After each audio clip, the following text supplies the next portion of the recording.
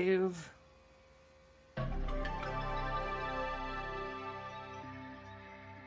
Okay. Okay.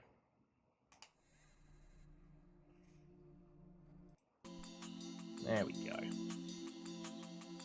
Kakazi, Icklebeans. Watto and welcome. Hello, hello.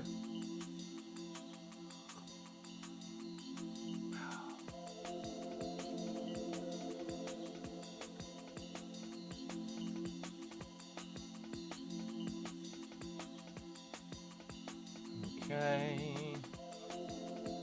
Getting everything ready. How you doing? Dustin? First! Oh, sorry. I'll have another go at that in a second. Reactor online. Sensors online. Weapons online. All systems nominal. And Dustin, number go up. Number go up. Do you check out that funky fresh longship?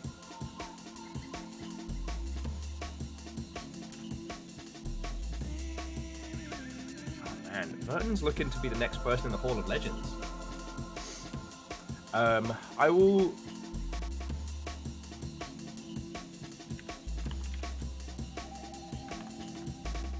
Okay.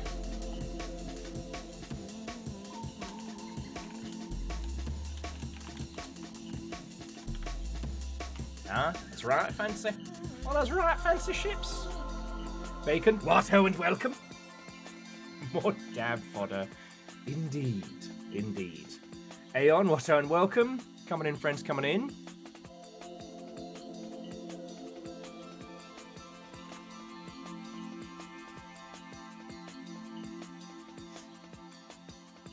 Oh yeah, and I got to do. I'm gonna work out good old Clip of the Month Club. So the Clip of the Month Club rewards will be pending. Okay.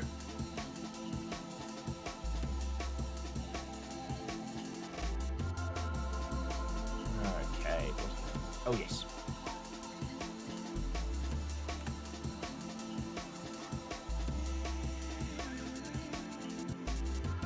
Coming in, friends, coming in.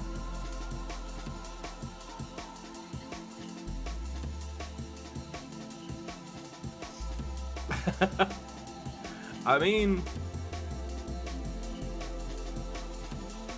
it's all about who gets the most. It's all about who gets the most. Hang on. Let me get everybody in, and then we'll go over Clip of the Month Club. We've got all the news from yesterday, which we can kind of like speed shotgun. And there's a couple of things today.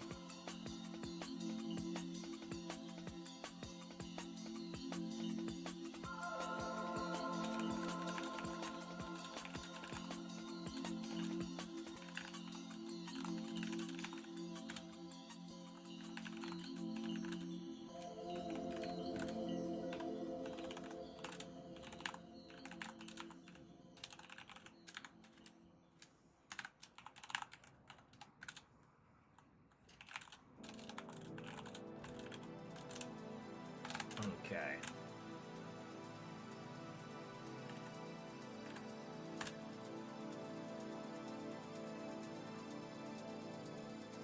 Jimami, Watto and welcome.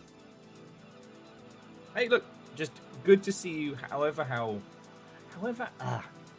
brief. Good to see you. Watto and welcome.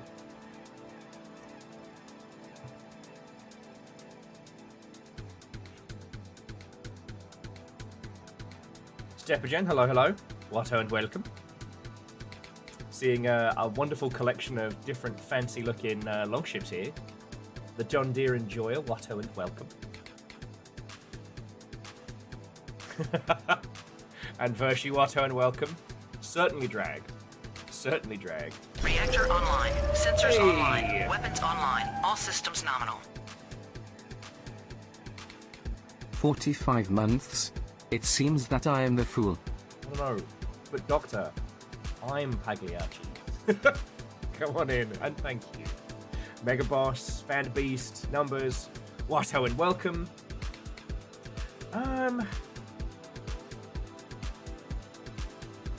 Numbers, thank you for asking. Look, we got a big week, we got a long week. All right. Life is changeable and rearranging. And if there is a philosophy that has kept me sane over these years, is that there's one good thing about bad days, and that is that they end. Alright?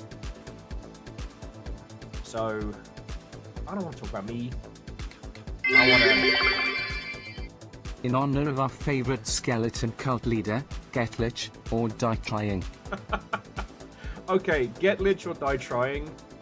I know that's got to been using like 50 different D&D campaigns. Fuck! That's good. That would be the Calcium Bonio-ness. Oh, fuck, I want those.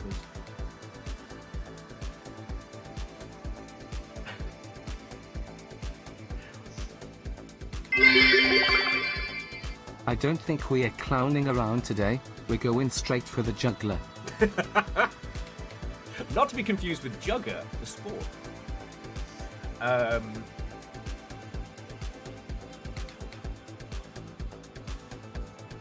What I will say, Numbers, is that Racoin, the coin-pushing roguelike, is exceptional.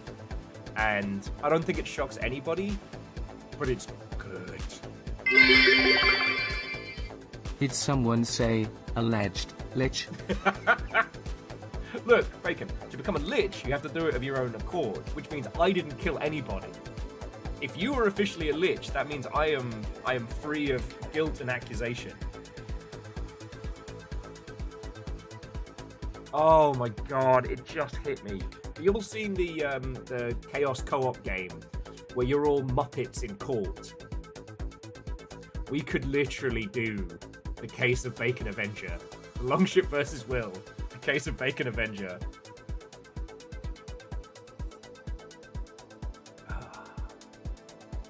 Rod, sir, what ho and welcome. Come on in, friends, come on in. And I'll tell Blue Sky in just a second.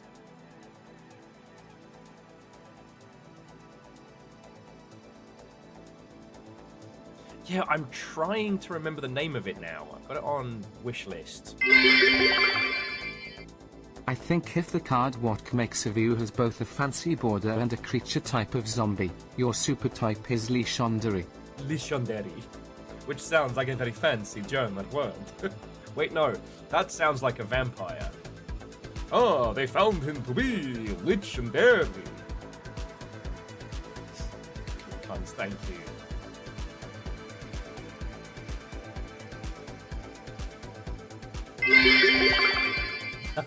I once lived near a family that all died of head injuries. It's a bit worrisome since they were only a stone's throw away. Okay, Ehrman, that's very good. You'll need to start writing books.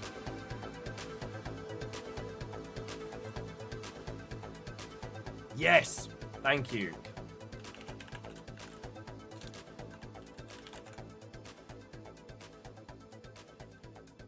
Yeah, so the game in question is called Guilty as Sock, where you all play sock I don't puppets write in court. books, the novelty wears out quick.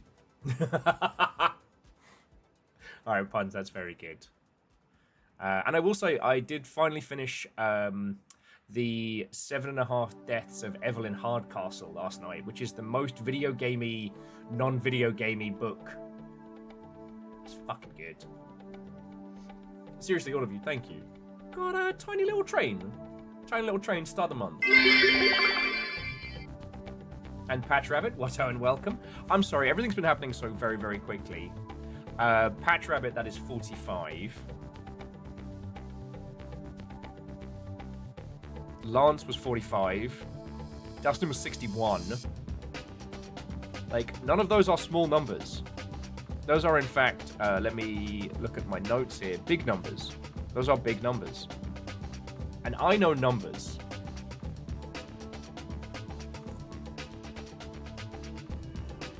Okay, I don't know what this trailer is, but it's not doing the job. Okay. But yeah, this is Guilty as Sock. Each of you play different members of the court.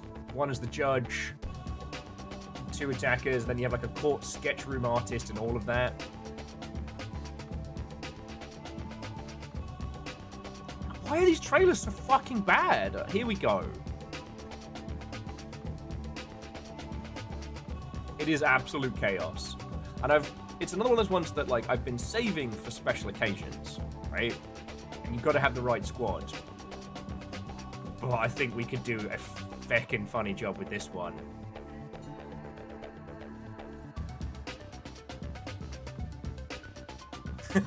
Puns with, I feel like they're courting disaster.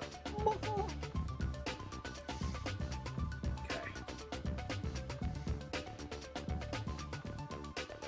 So yeah, let me I guess I'll prepare for it.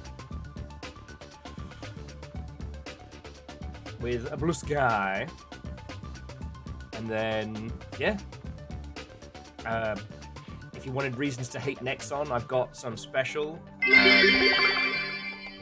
Is it a roguelike? Is it trial and error?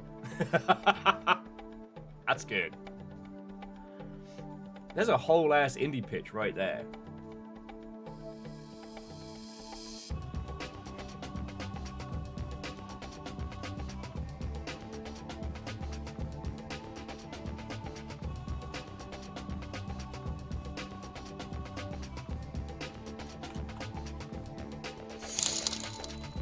Fucking what? Fake train contribution.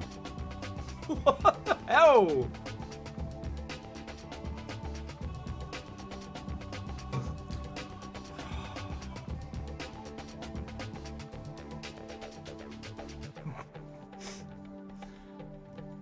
Sorry about that. I'm still getting used to a new mic setup. I hope that wasn't in anybody's ears there. Holy shit, Stepagen, thank you. What the fuck? That is a very, very big help. I am still not talking about stuff and things today because that's not what we're doing today. But just... Alright. Nearly unseated Nexus, which is massive.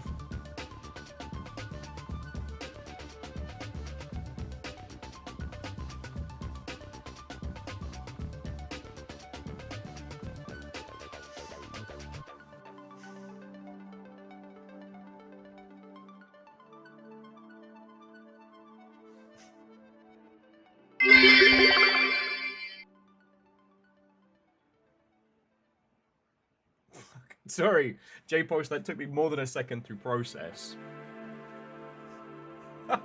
Fucking thank you. I guess this is popping off this morning, alright.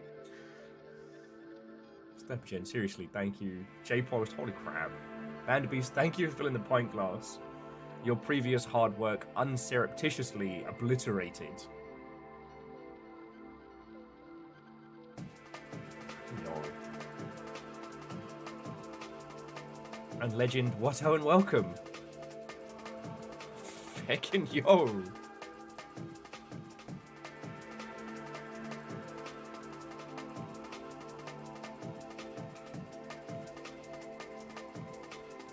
Reactor online. Sensors online. Weapons online. All systems nominal. 40 months? That's like 5 weeks? I mean, Legend, it's closer to 6 weeks than 5 weeks, but yeah. Seriously. Like, none of these sprees have been shorter than 40 months. 40. I don't know how to process that.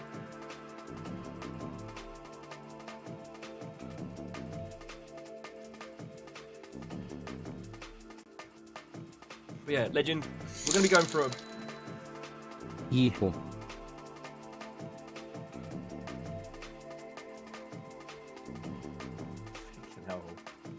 Hershey.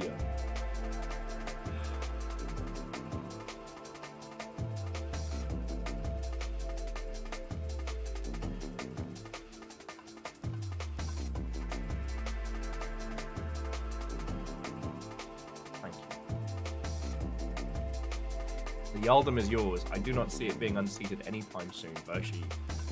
What is your decree? Your Jarl's decree?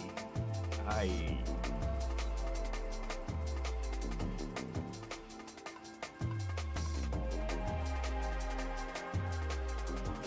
The Jarl's decree, eat a spicy thing for dinner.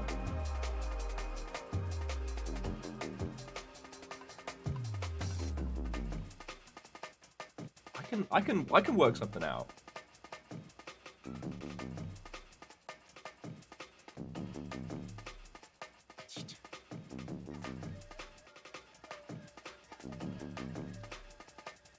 Thank you. All right.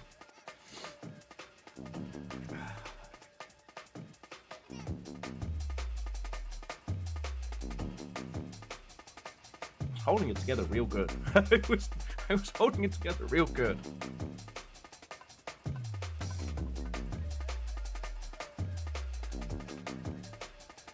Thank you. Debagen, Hershey. Thank you. You're not talking about me today. You're not talking about me today.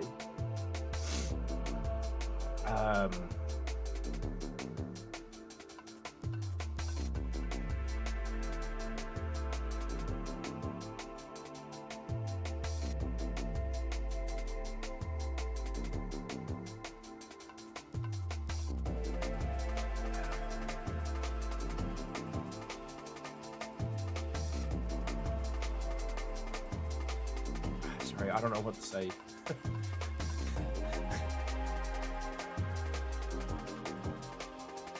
Yeah, we'll try and make something cool and spicy.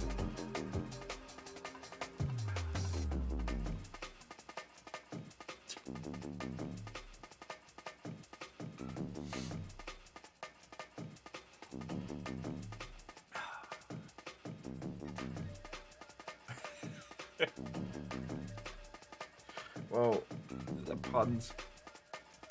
I guess the crux of it certainly is you'll decide.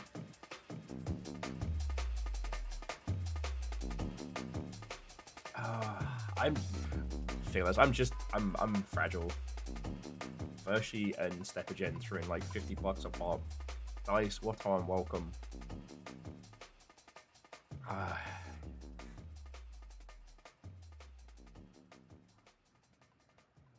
Thank you. Reactor online. Sensors online. Weapons online. All systems nominal.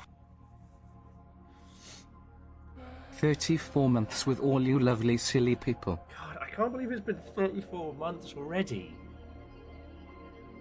Feels like Nick introduced us like 2 weeks ago, and simultaneously like 5 years.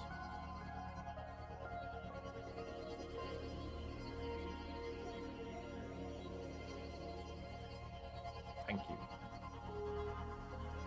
Thank you. The train conclusion. Yay! Train, yay! Oh, and friends, if you really like the new plethora of longships available, the new school ones are the indomitable work of the Dice Goddess.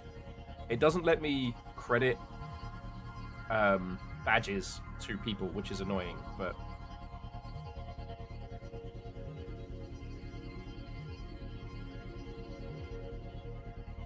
just thank you all.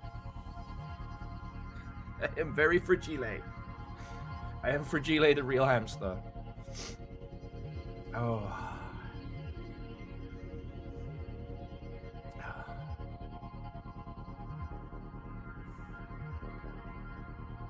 Just thank you all. Okay, just thank you.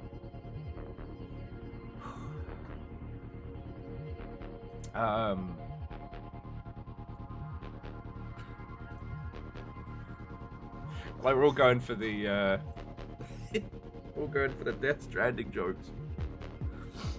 I'm looking forward to getting back to that. And Fearless, you now have plenty of time to catch up, because, well, we'll see. I technically have earmarked next Tuesday as a day off after Longship Day, but we'll see how it goes. Maybe we'll have a little unofficial Sam Porter Bridges Trundlethon. Because I will admit that game's intellectually got its little claws into me. Sorry, friends. I don't want to. I can't. I have to. All of you, thank you for the train. I know times are fucking hard, and the fact that some of you are still choosing to put that towards keeping this going is wild to me. Again, Stepgen and Vershi, it's a fuck ton of cash. Thank you.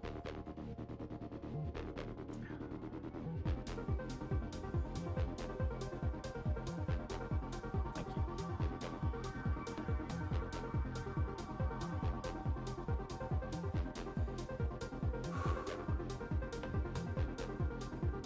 Yeah. I guess so. Oh, I guess so. There are very few games that bore me, and there are very few games that I don't like. I think whenever I talk about games that I do and don't stream, it's not do I enjoy it, it's do I have something to show you, do I have something to bring to it? Like, I'm not going to be streaming Coin Pusher. Alright? This is Coin Pusher, no, Racoin, the Coin Pusher roguelike. If for somehow you haven't seen this, and it was doing the rounds, the lovely people over at PlaySim sent me a copy of it. Specifically, my buddy Ward. This game's a threat, and it's brilliant. It's genuinely brilliant. But I know if I streamed this, it would just be me sitting here just like... just drooling out of one side of my mouth, getting more and more confused.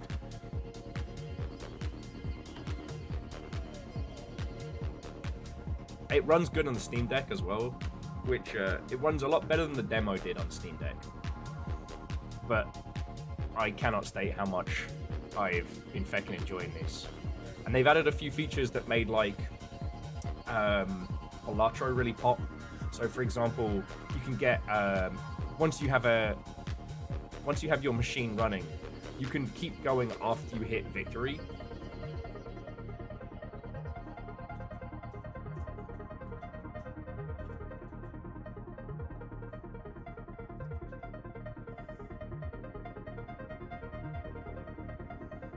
And Jonas, I mean, you and I both know this isn't gambling.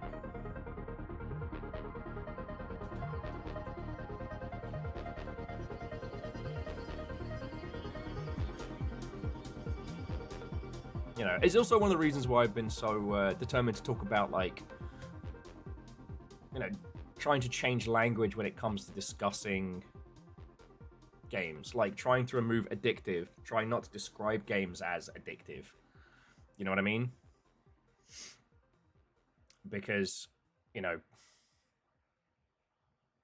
like any game that has like gacha mechanics and a resell is gambling, essentially. But something like this is, you know, it's compelling with a physicality. The fun of this one is that where you place those coins can make or break it. So, whereas Balatro is 1000% like, you know, planning plus luck, there's luck and a little bit of skill. Once you learn how to ping two coins and like catch each other in the air and then drop.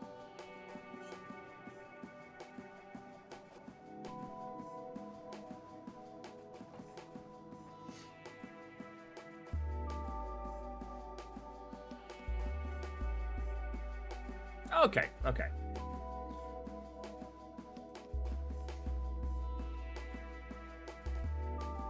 Yeah, well, and now the other thing being is like, you know, the goal is to break the system. You know, it's the opposite of gambling where the house always wins. In this, your goal is to break the house.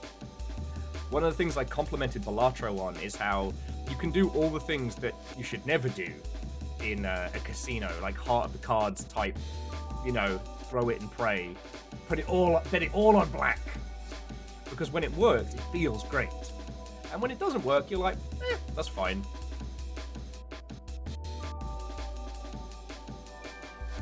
Yeah, and Phyllis, a few people have tried, you know, Pachinko roguelike. Peglin is still the one I enjoy the most. Like, I'll be honest with you, if somehow I stumble upon the, you know, the bag full of bearer bonds from the seminal movie Die Hard, I would get a coin pusher machine. The physicality of it is fun. You know, the fact that that physicality is often used to get cash from people is what makes it, you know, gross and weird. You know, honestly, like, I know I talked about this a lot, but last time I was actually in a casino was fucking Minecon 2012, 2013. It was the first Minecraft convention, and it was in Vegas. And a bunch of us decided to you know, go on the casino floor. Because the whole thing was at the Marriott, I think? Marriott Marquis? And what we did is we went to the roulette table and we hit it like a Warcraft raid. We picked classes and then picked areas. You know, none of us expected to take a single dollar back, and that's the mentality, right? Hell, a multiplayer... I think that's where Bingle Bongle kind of failed. A multiplayer roulette roguelike could be very fun. Oh yeah, Jimami, those 2p machines were like... Sorry. Those coin pusher games are very common in UK seaside towns, and depending on your level, they're either like 2p coins, like big copper coins, not actually copper, but yeah. Or if you're like flush, 10p machines.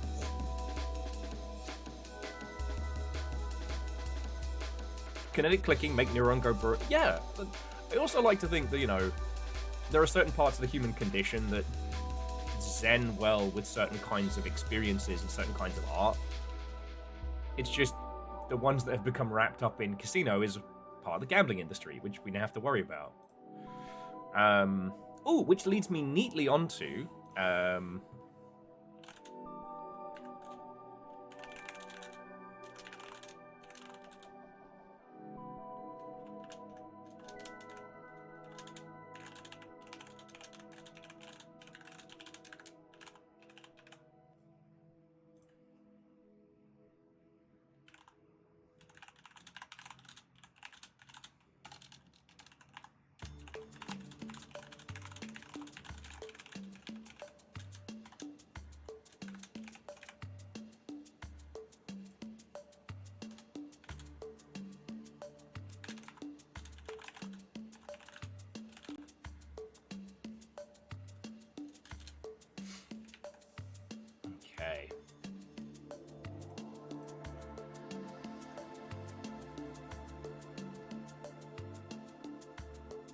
I see Aeon. That's super cool.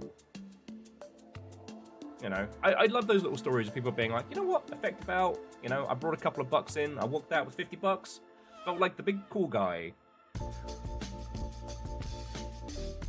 But it also kind of hits at that thing of like, now I have never ever consumed illegal substances in any way, shape or form. Nor would I admit to having done so on this Twitch.television. But if I had, there are definitely some that are more harmful than others, and I have known folks who have dabbled, and it hasn't really, you know, destroyed them.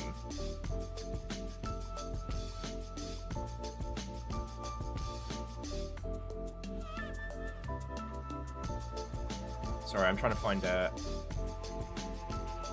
There we go. A very specific image. Okay. Oh, yeah. Scotty was saying they used to work at a seaside arcade, and the old people were way worse for bumping the machines. Yeah.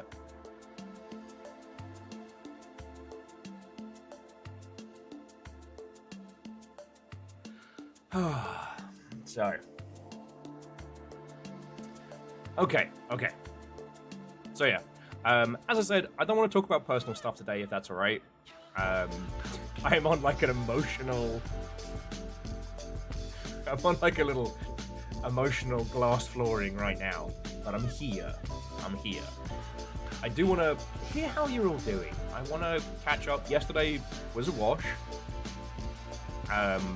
Like I said, all I have done since last you have seen me, I finished Racoin, the coin pusher roguelike. Sorry, I finished The 7.5 Deaths of Evelyn Hardcastle, which is a great book. I played Racoin. I tried to play things more involving, but you know how it be some days.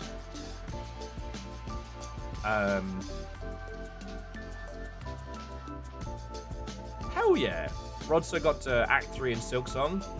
Hell yeah. I guess I can tell you all. So, we have an official date for the Silksong and Wine and Cheese night. Touch wood, touch wood, touch wood. We should be having a nice little, like, round table banter night with Dan Floyd, Dan Jones, and Dan Olsen. That's right. I got 3 Dans deep for our Silksong and Wine and Cheese night. So I'm really excited about that. That's going to be on the 17th. So you don't have to drink wine and consume cheese. But I will challenge you to make your own fancy beveragino. Now, that'll probably just devolve into the 4 of us just talking about, like, the best bits of Silksong and spoileriness. So many Dans at a time. The night of Dan Dan Dan. Yeah, like a dramatic introduction. Dan Dan Dan! The thing is, it's not about not making Dan jokes. It's, can you be the first original?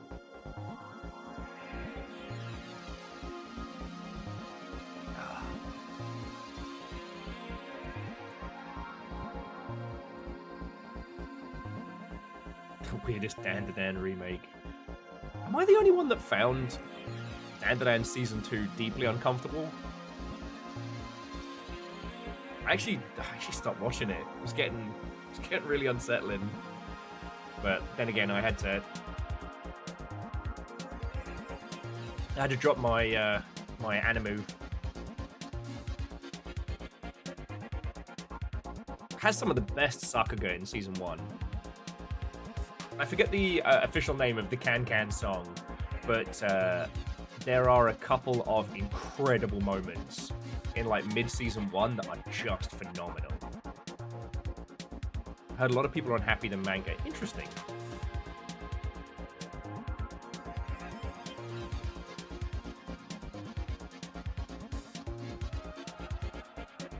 Can. God damn it. Get out. Please come back. Okay.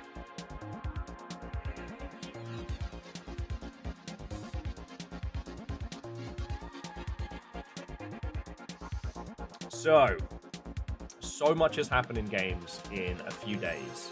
So I would try and condense it to the bits that are worth knowing, and then the stuff that we can be like, huh? What? Huh? Stop that incessant clicking. No! Fearless, that's really kind of you. Thank you for gifting that to Chaunerus. So you have to worry about ads coming in, because boy howdy, the ads are bad. Oh, I did watch a little bit of Invincible yesterday, which is apparently my misery show. Okay. So,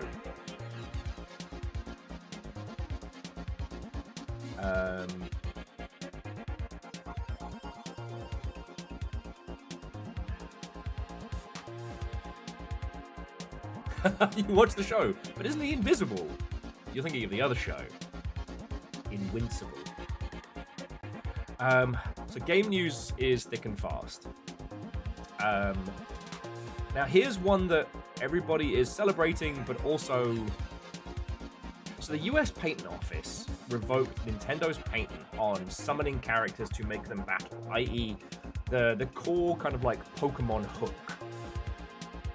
And everyone's like, fucking yeah! And I do think, you know, patents on game mechanics sucks, and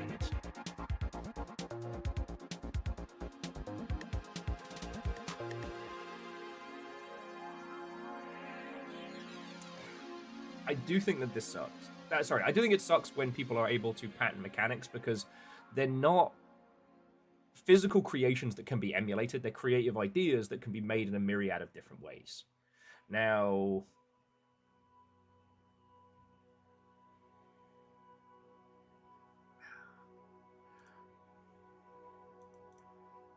okay.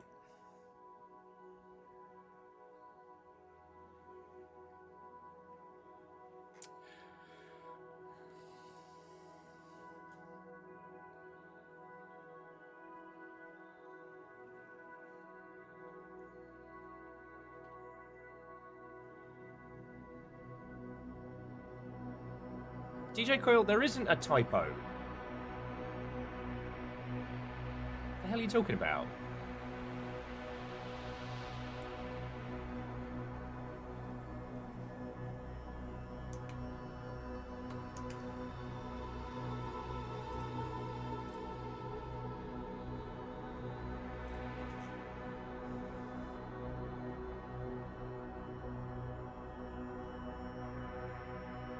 Oh, all right. No, we're doing this. Okay.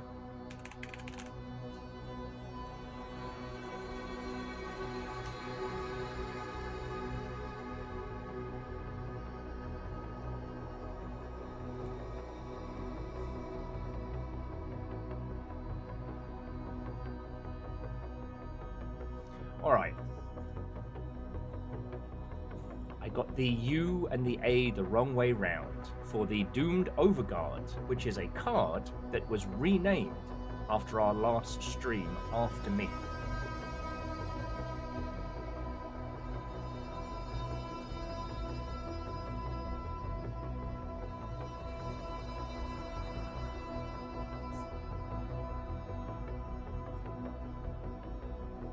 I'm good.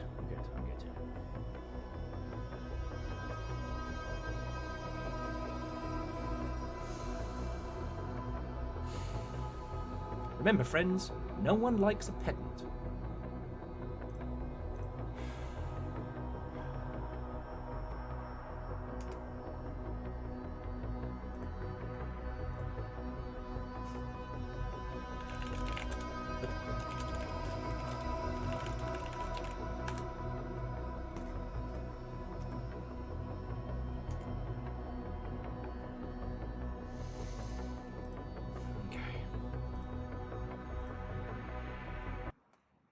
Let's change vibe.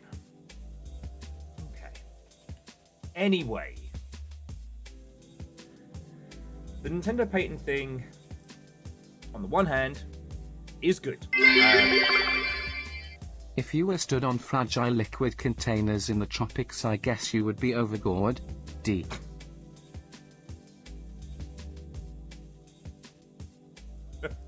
And Scotty, thank you for the bits. Okay, so firstly, the Nintendo thing, they still have 2 months to appeal it, and they made poor lawyers on it. The second thing is that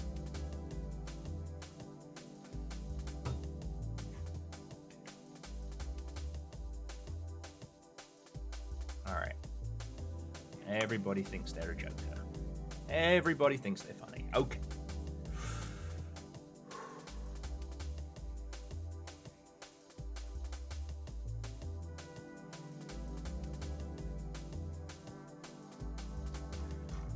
Look, I'm going to try and get through this. So the Nintendo thing, 1, hasn't been succeeded. 2, I do not know how much the US Patent Office is tied into the current administration, but the current administration has been heavily using Nintendo iconography for propaganda.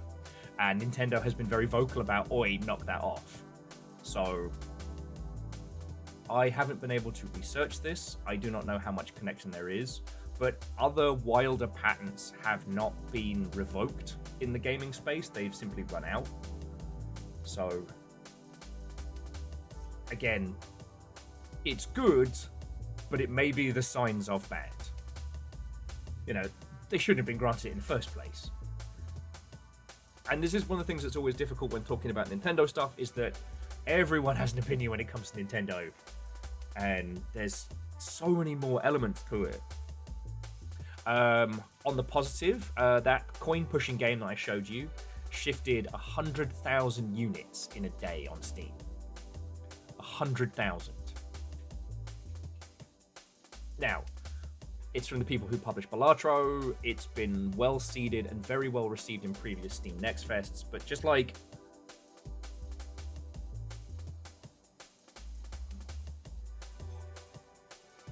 yeah, that's a lot of raccoon money, and that's a sensible build. Making it so other people can't make games with cool mechanics is patently bad. Puns, and thank you for the bits.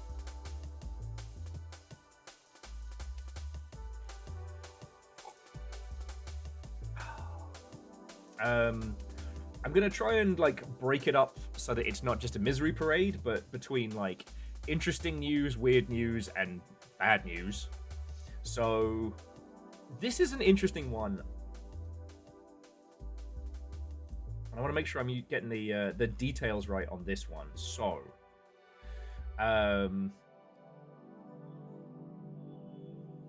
the former Zynga vice president, Marine Fan, and the former technical director, a former technical director at Pixar, Larry Cutler, teamed up with the Madagascar screenwriter, Eric Darnell, to make a media company. Not usually something we talk about, but Boabab Studios is their name, and they've recently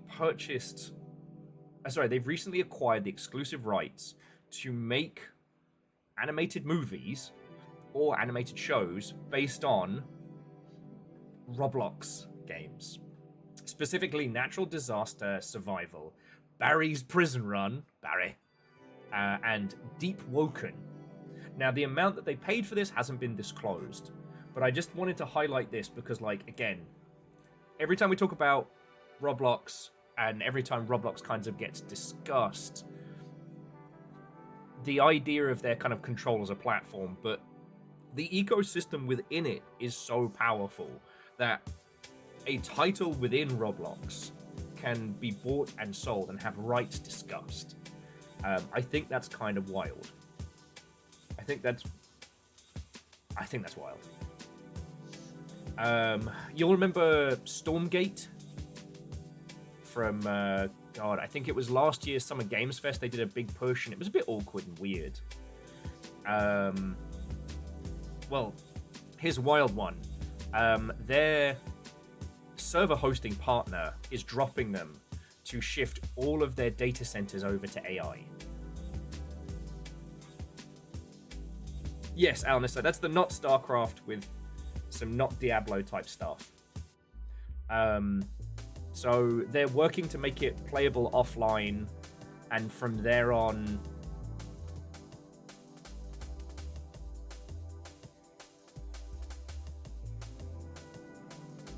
yes, the former StarCraft devs, they had a very, very weird pitch. It was kind of almost like a less interesting Airframe, but I'm not a competitive RTS player, so if you are, like, it might have been like the coolest hot shit. I don't know. For me, StarCraft was always a story game first.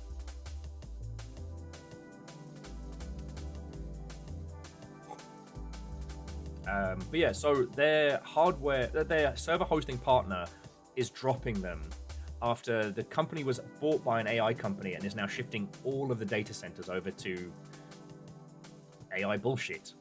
It's also the same server hosting company that Splitgate uses. Splitgate haven't dropped any announcements or discussions, but Splitgate is desperately trying to launch their next game to get Splitgate 2 just out of the way and hope that we all forget about the MAGA hat incident.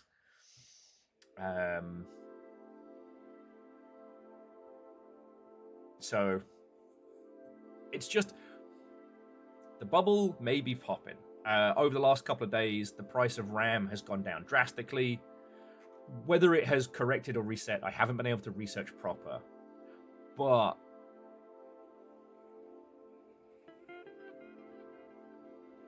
it is wild in the sense of there are still some entities making some very big pushes. Okay, yeah. I mean, that's the story that I heard as well, Numbers, but I haven't been able to research it, so I don't want to speak with authority. That OpenAI cancelled a bunch of RAM orders that caused the price of RAM to drop significantly for at least a hot second. Yeah, and Fearless, I feel the same way. Like, Splitgate killed any and all interest and support that it might have had. And I have no sympathy. But they haven't made any statements on it yet. On the subject of AI-flavored horse shit, Arc Raiders. Ugh. So Nexon have Okay, it's a bit of a mouthful. TLDR is that Nexon are investing heavily in an AI solution called Monolake. And they will be putting it, at least according to the CEO of Nexon, they will be putting it into every facet of game creation. And the dude even goes on to say that Arc Raiders was the Trojan horse, i.e. that it snuck in with a little bit of AI stuff and everybody loved it. So that means it's okay.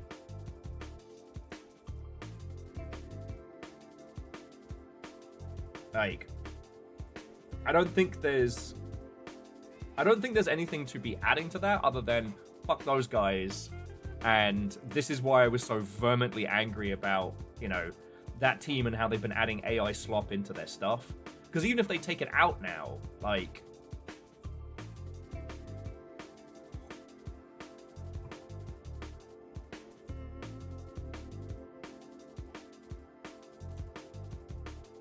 Yeah, Alnus, absolutely.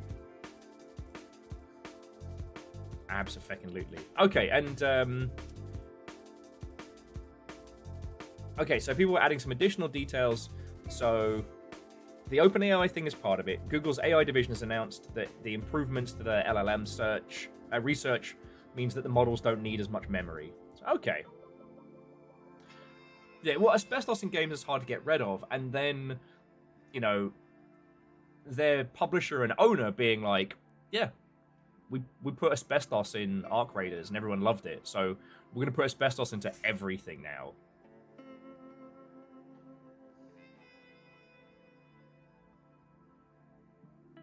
No.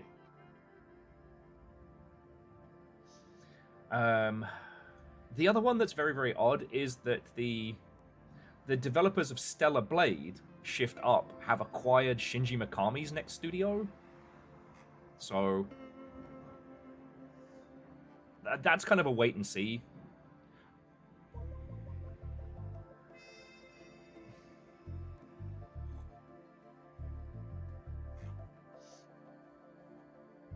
Like,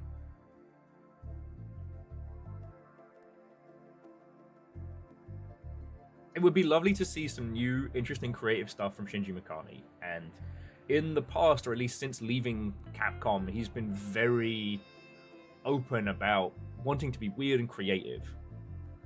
The Stellar Blade...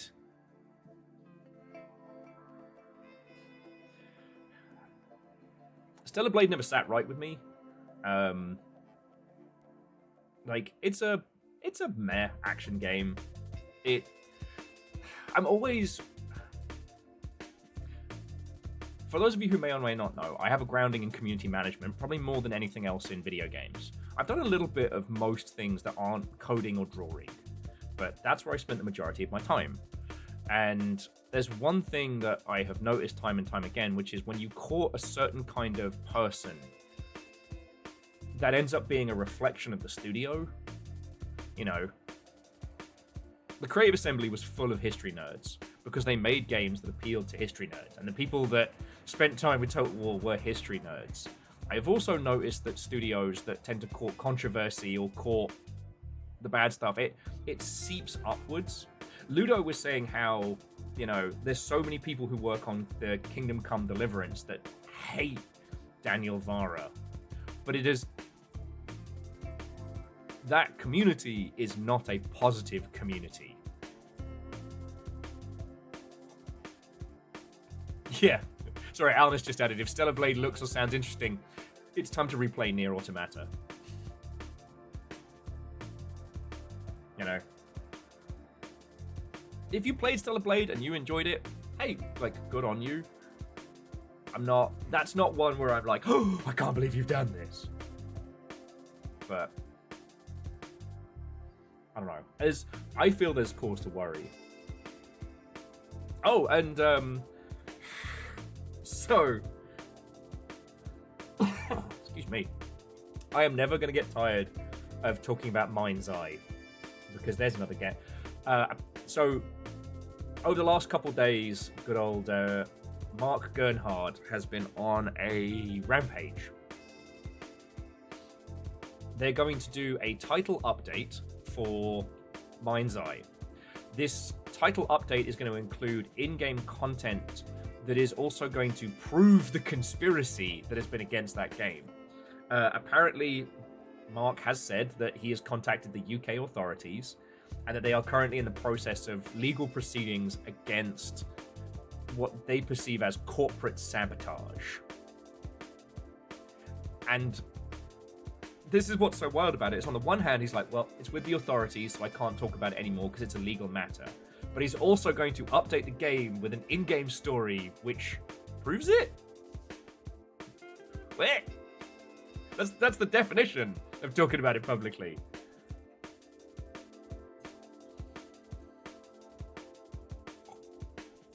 Please don't put in the game that I was mad.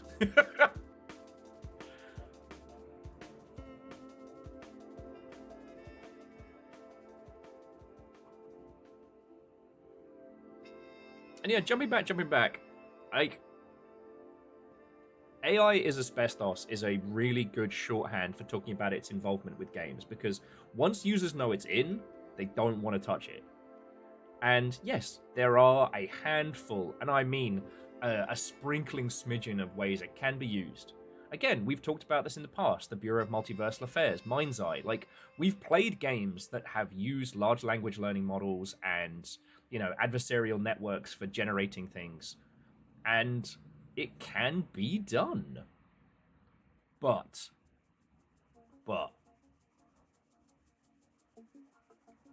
the indie friends who have worked with it will tell you that it is too expensive to use live, and the results you get from using it for like creative output are bad, and we know users don't like it.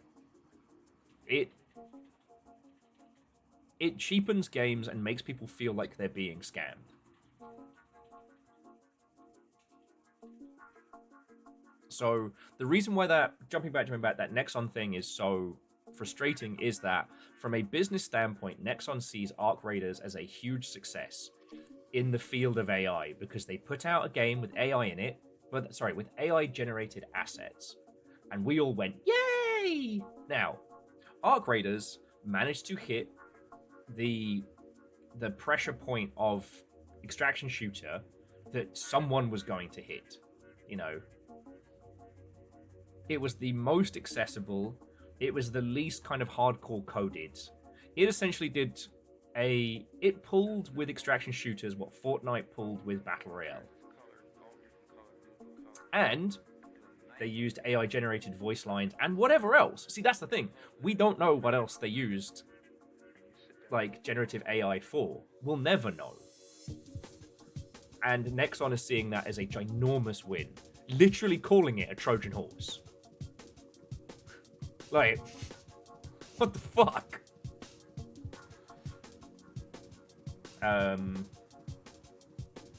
Now, jumping back to yesterday, there were a couple of things that I don't know if are worth talking about because they may just be rumblings and rumors, but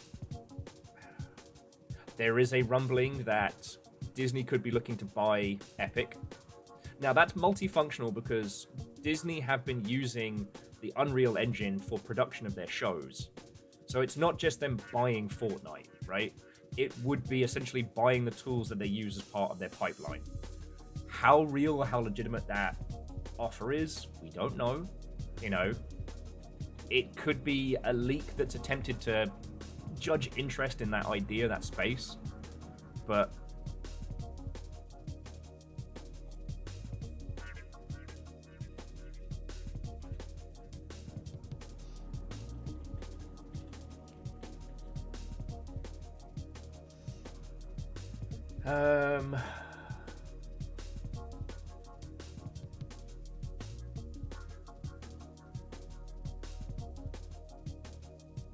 on the subject of Kingdom Come Deliverance 2, there are rumors that they want to be doing a new Lord of the Rings game. How you choose to see that is... I don't know. Kingdom Come Deliverance 2 has a huge fandom, and a lot of people have thoroughly enjoyed it. I wish Daniel Vara wasn't involved. I wish I could just play it as it's supposed to be, a quasi-historically grounded, you know, first-person RPG. But I can't shake it, you know what I mean? The first game's excuses for being whitewashed and things like that, you know, his continued involvement, like, I can't get the grossness off my shoulders.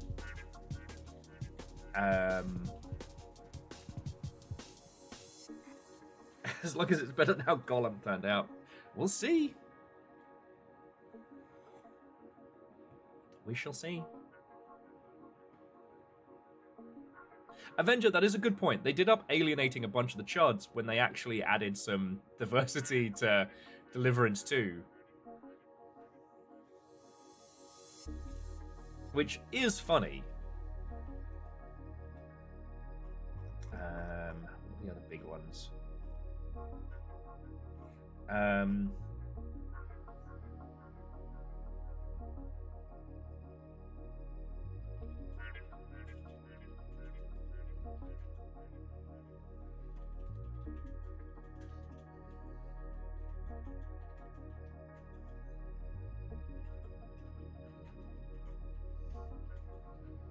But I will say, Kingdom Come Deliverance, the first one, did give us a great excuse to talk about like the blind spots of history and things like that. So I'm always down to talk about that. And hey, you know, we may spend, maybe if something, and I would never wish harm on another person. If something terrible happens to Daniel Vara when he goes over to Hollywood, like he does, like, I don't know, explosive cocaine or something, I don't know. We'll have a run of Deliverance 2.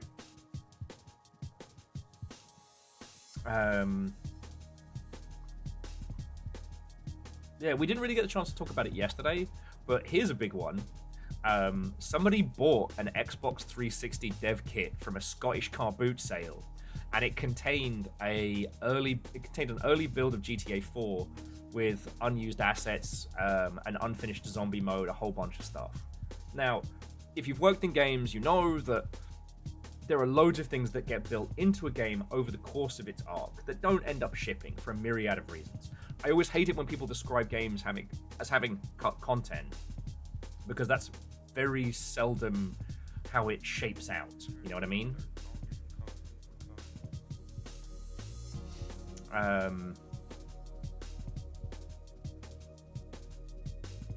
There's usually a reason for things being cut, usually so that for things being dropped, usually so something else can exist. And Fearless, to be continued. It was just very interesting because, one, those 360 dev kits are not supposed to be out in the wild. You don't buy a dev kit, you lease it. And when a project finishes, you are supposed to send all those dev kits back. So that means somebody at Rockstar just took a dev kit home. Good on them. In local news, Rec Room and the team behind Moss are having a hard time. The Moss studio, I believe, is laying off a whole bunch of folks. And Rec Room is being... So, Rec Room, the game is closing.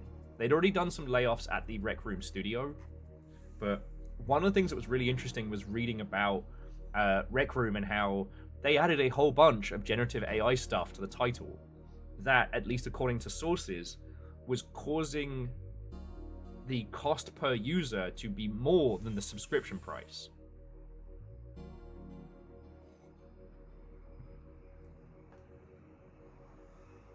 Wait, they made a sequel to Artemis? No, I have the weirdest superstition with this. There's this British thing of whenever you start to support something like a sports team, the moment you start to get invested in it, it will go wrong. The moment I start to get excited about this manned moon landing is the immediate moment it will go wrong. And yes, that is pure superstition, but... Yup. So I'm just going to keep talking about game stuff.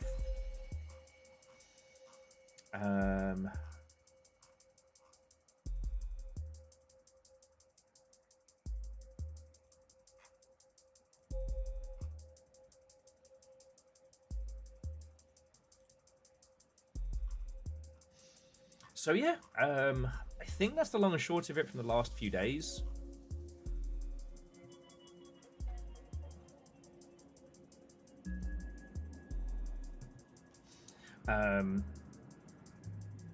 A24 dropped their trailer, their proper trailer for the Backrooms movie, and it looks really good. And I think there's something to be discussed about how two of the big horror movies of this year will be The Backrooms and Exit 8. I think more cinematically inclined minds than mine would be able to give you a little bit more info onto why that's happening, you know.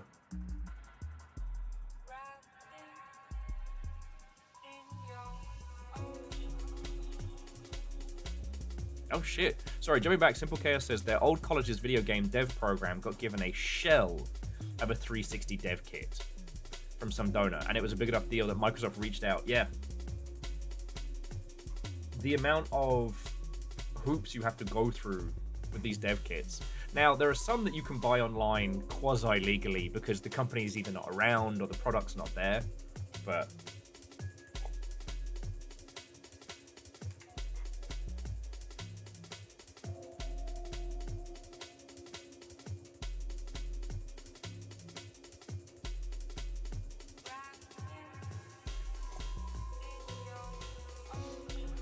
Okay.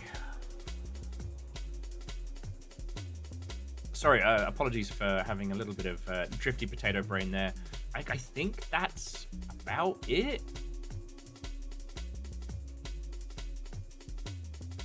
Like, it's obviously sad to say there were a bunch of layoffs in a myriad of different spots. The wheel has not yet stopped turning. Just quickly rechecking the hot sheets.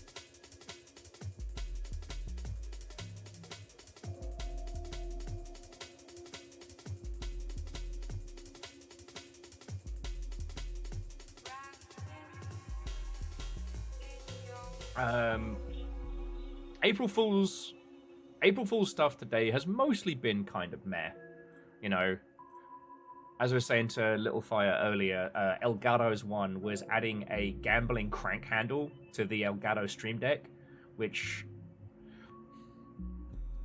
it's not gross enough to be like, ugh, but it's like, homies, come on.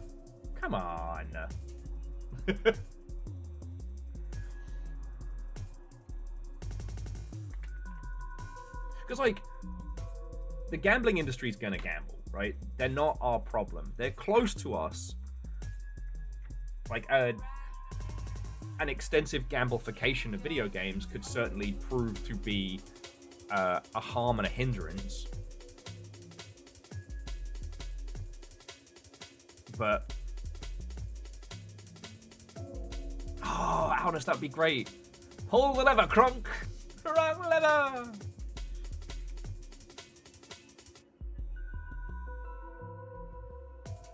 That could be good. But... sorry. But it's an industry that's over there. On a DJ Coil, it could be... you know what? Yeah, I dig at gacha pull streamers and things like that.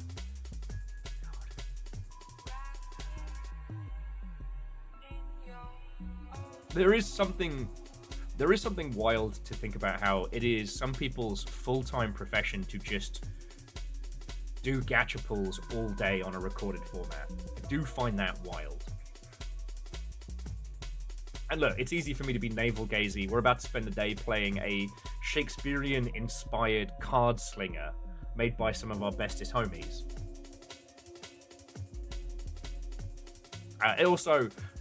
It has been patched a fair wedge, so I might actually be able to beat the world's most offensive-looking clock. And then we get to fight Many Horse.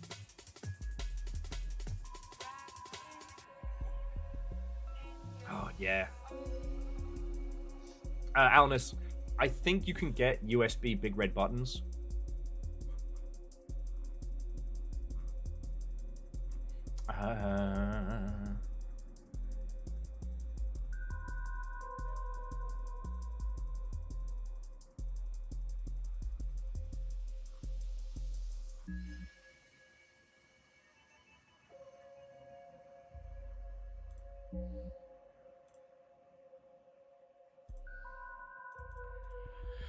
Okay.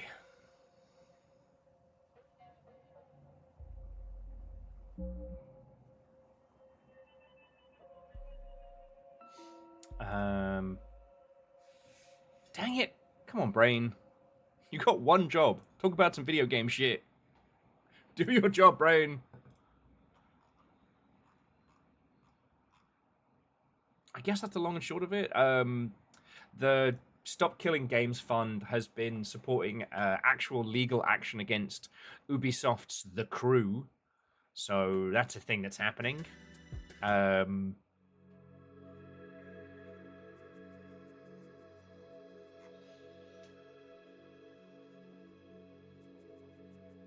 guess that's the long and short of it. God, I actually got through it all. Hooray! Video games!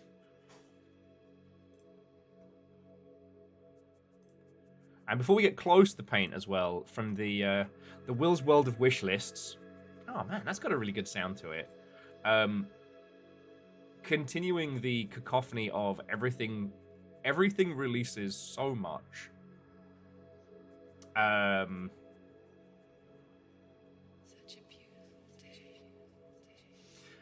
Okay, so where we last left our heroes.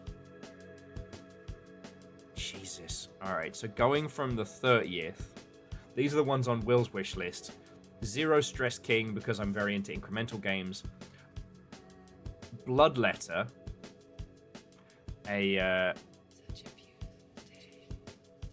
Steam, you good?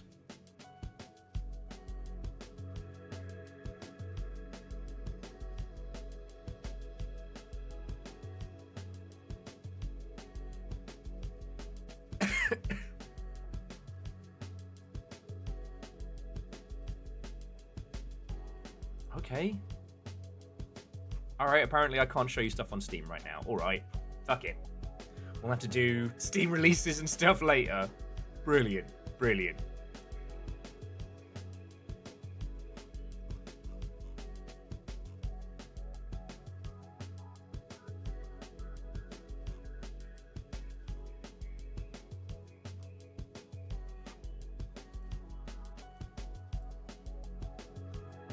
Ah, pool. Okay.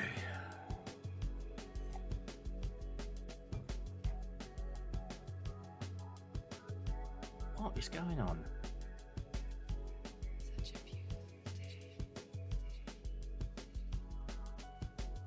Yeah, I guess Steam's gummed up or something right now.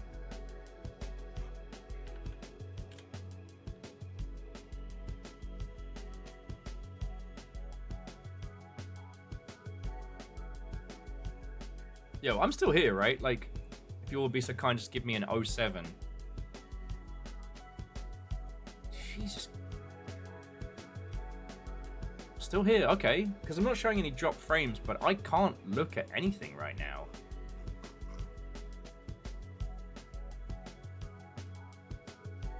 I can't even get to speed test to test the speed. Damn.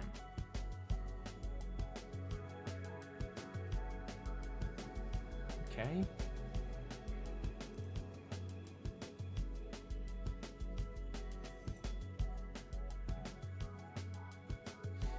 I mean, we'll be able to run the Killing Stone, which is what we need to. Okay.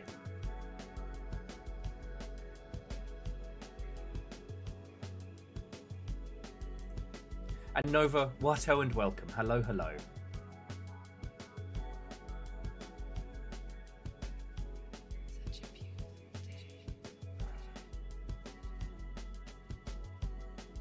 What is going on?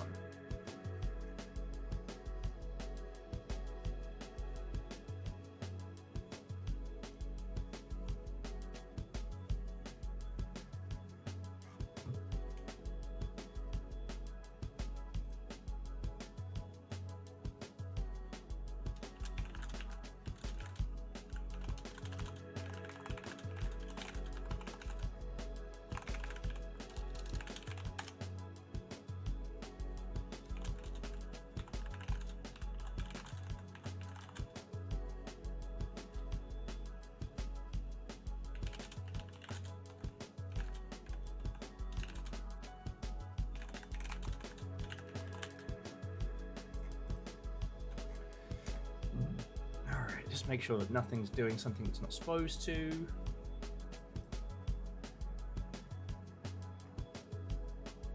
What are you up to?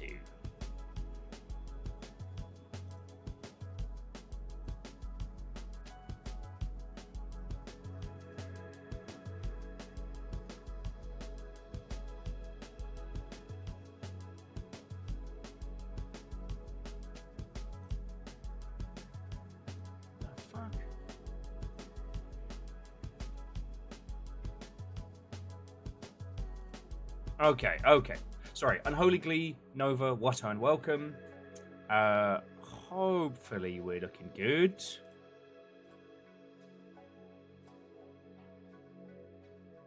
Okay, I think we might be back. Alright, alright.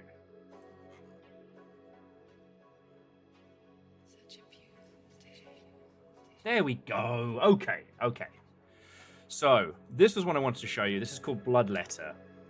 And look at this art style. I know we're not hurting.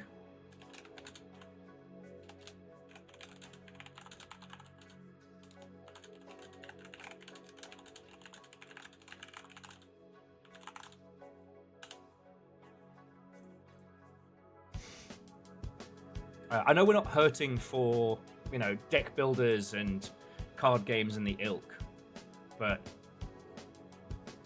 if after Slay the Spire and the Killing Stone have exhausted your interest, like, look at this. You know?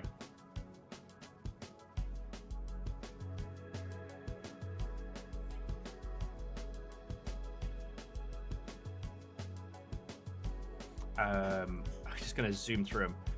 Oh, the house inside me is one that Little Fire found, and it looks thoroughly unsettling.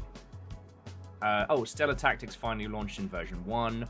Put Down is a shooting horror game about golf. No, not that shooting horror game about golf. The other shooting horror game about golf.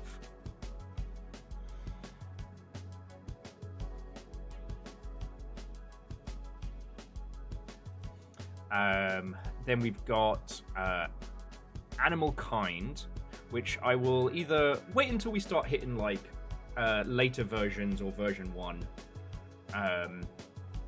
But this is one I've been following for a long time. It's cute as all hell. And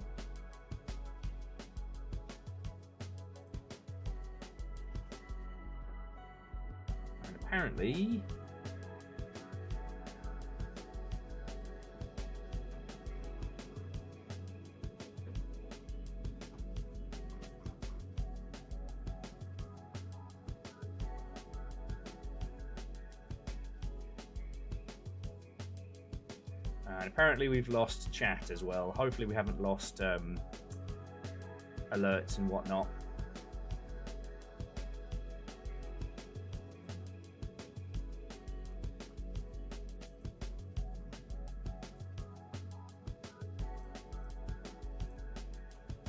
There we go. All right, we're back. Yeah, so you and your friends can be a little corgi or a little raccoon, or I believe that's a little cat, and you trundle around in power armor doing some cool kid shit. And Bacon, thank you kindly. All right.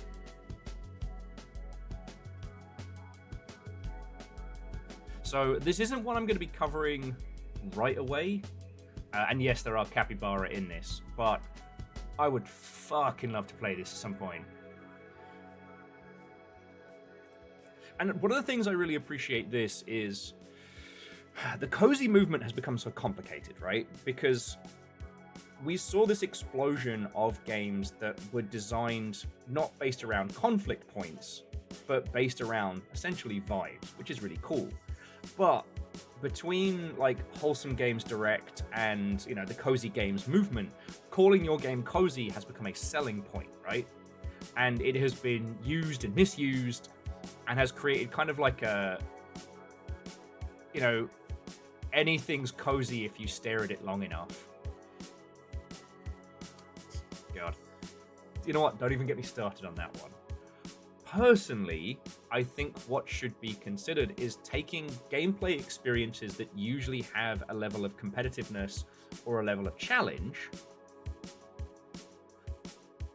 and making the focus around exploration, companionship, construction, but not conflict. Hey, puns, may the cards be forever in your favor, and thank you. Thank you for the jokes, and thank you for everything.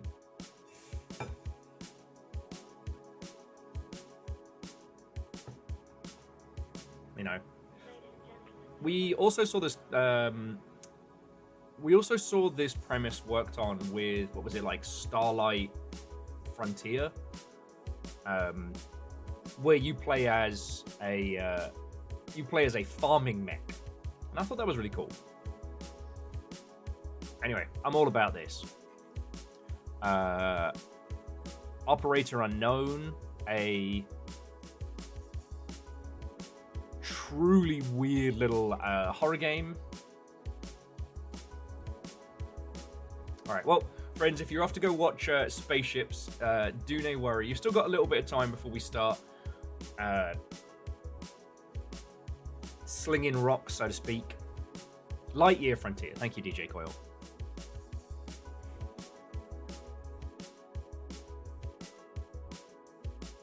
Now, I haven't been able to do much of the way of like Longship After Dark, and I have some absolute bangers to share with you all. One of the things that I do find interesting is that horror is one of the least technical game genres to get into, but the most dependent on creativity and care. Subliminal dropped today, which is another like liminal space horror game. I haven't had the chance to look into how it's done. And Last Man Sitting finally dropped.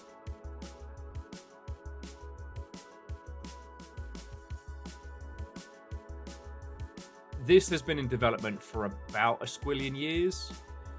You and your friends zoom around blasting robots whilst on wheelie chairs.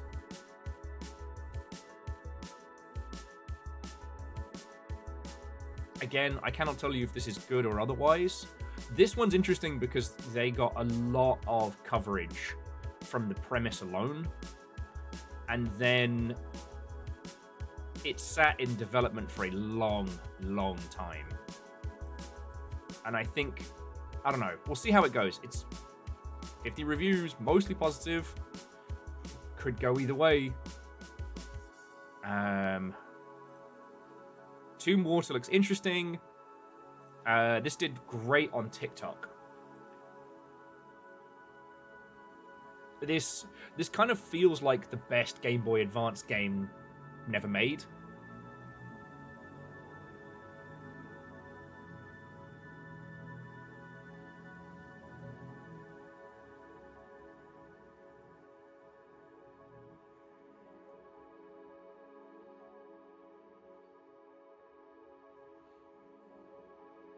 Like, this is kind of like the, I don't know, the Dark Golden Sun, if you will. Sans the turn-based combat. And I know a bunch of you are exactly the kind of sicko who would love this. Because I am. Let's see what else we got on the stock.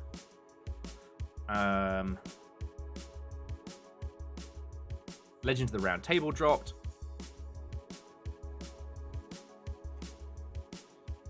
Another fascinating little I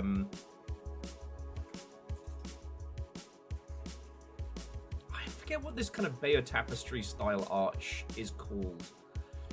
But it is a hand-painted RPG, and it looks fascinating. Considering at some point we'll have that hand-stitched the hand-stitched game coming as well. Now, what's interesting for this one is that they hand-painted the UI and the elements, but then created 3D assets that look hand-painted, which is very, very smart. The individuals who have hand-stitched their game, I don't know if that's the smartest maneuver, but I appreciate the creativity.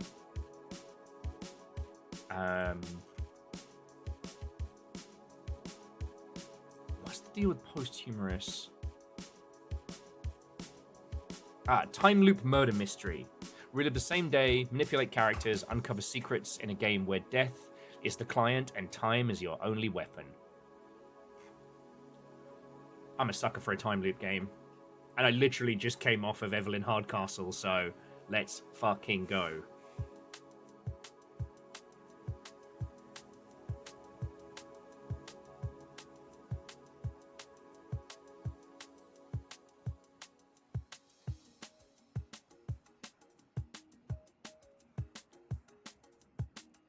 I still haven't found a way, though. Sorry, this is apropos of nothing. I still haven't found a way to marry the two concepts of games from a consumer standpoint and games from a business standpoint right now. Because I keep wanting to talk about, like, what we've talked about, the quality threshold, right? That users are so down to play video games. But there are so many video games dropping at once that... That's it. I'm done.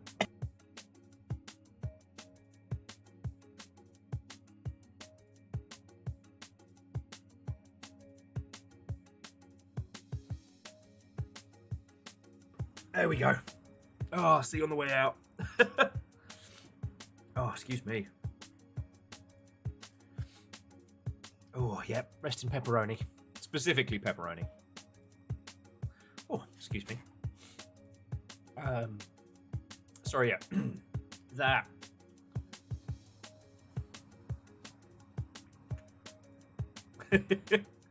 They're certainly bad for your diet, Alness. But my point is like, the posthumous investigations looks fucking brilliant, right? But the speed of which we are receiving games, especially ones based on, you know, detective stories and the ilk, it's so fast, right? We haven't even scratched the rat line yet. Or that, oh, The King is Dead, where we played like the investigator in kind of like a quasi, like Redwall Northrend kind of realm. Like, back in the day, just having this like black and white film noir aesthetic would have been enough to stand out.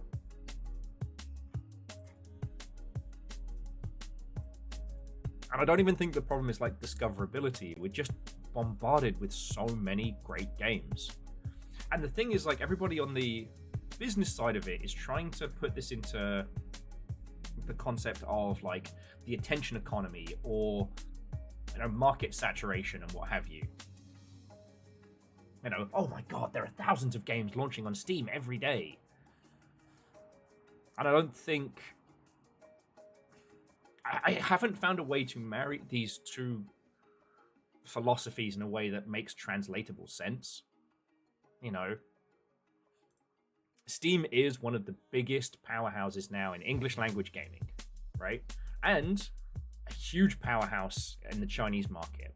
And Steam has one thing that no one else has done, and that is a maintained storefront. You know, I know this feels like I'm saying the obvious part out loud, but I don't think our industry friends contemplate this as much as they should. Like, the PS5 store and the Switch store are slopfests, right? The PlayStation one's been cleaned out. To my knowledge, the Nintendo store still kind of sucks. But there's not just one Nintendo store. There is an online store for the hardware, specifically for the Switch or specifically for the Switch 2. To my knowledge, these aren't married. But in the same breath, like, the online store for the 3DS is just, I mean, to my knowledge, it's gone, right? Steam has been around that whole time, and new users are coming onto the platform and going, oh wow, look at all these games, what should I play first? You know, oh, you like building games?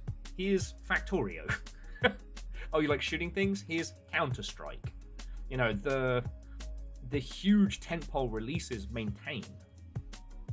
Like, if you could play Halo Reach on every Xbox console as it dropped without having to buy another copy, there's no reset, there's no change. New titles coming into the environment have to step to that level of quality or that level of creativity. just good doesn't cut it. And the reason we're seeing this kind of like indie explosion is because when you don't have to maintain a studio of 50 people to make your game, the stakes are so much lower and the chances of success is so much higher. Which is why I wanted to roll into Blood Facsimile here, which is somewhere between, like, I don't know, Cruelty Squad and GoldenEye. You know, I always hate it when people take the most obvious visual elements and describe something thusly. Like, this has been described as, like, David Lynch's Cruelty Squad. Now, is that because it's 3x4 and on the sides there are red curtains reminiscent of the Red Room? Like, is that all it takes to be quote-unquote Lynchian? But that's just me being a snob. But, you know, this is an indie shooter. It looks very creative. You know, this may end up being like a weird indie Wednesday banger.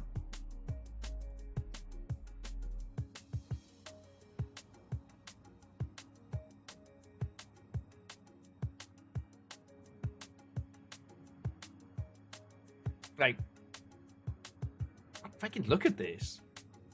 Neo Shadow, Watto, and welcome. Could this be the Dark Souls of GoldenEye? Avenger, I'm going to be taking 2 internet points away from you for that comment.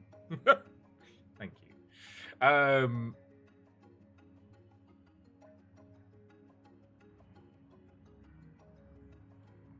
Anyway, my point being is that, like, a title like this can be wildly creative because it's one person, Renee McCarthy, who has made no other games on Steam. Now, it's in early access, it's $13, which unfortunately puts it into the same price bracket as Project Silverfish. Hooray!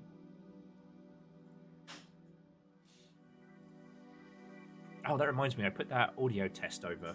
I did play a little bit of Project Silverfish the other day, and I'm trying to chart all my adventures, no matter how big or small. But that's okay. Price point is a whole nother matter. It's just one of those things of like,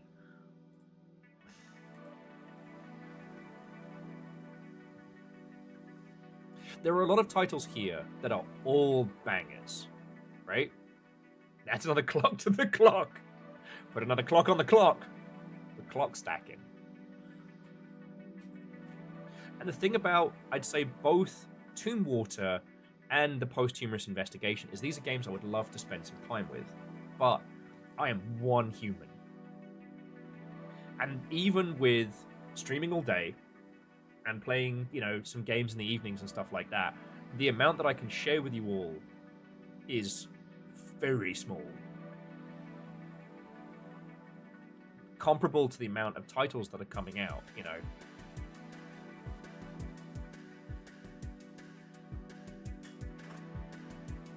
So yeah, I'm trying to find a way to... I believe Nova it was 3 corgis, but yes. If occasionally, if you ever see me pour coffee into the middle one.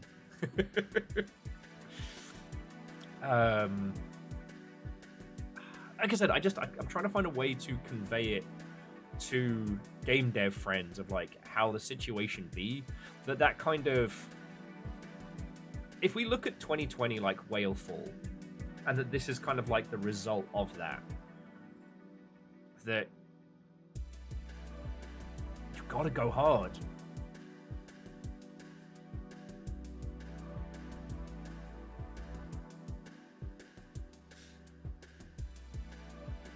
It's also worth noting that there are certain games that work on certain platforms. You know, Steam loves a deck builder. Steam loves a roguelike. Steam loves a crafting game that you can spend a lot of time in.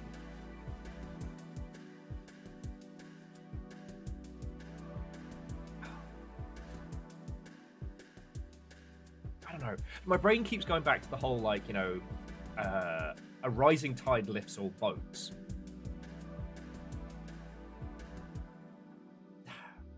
But the people in the boats are users, consumers, players.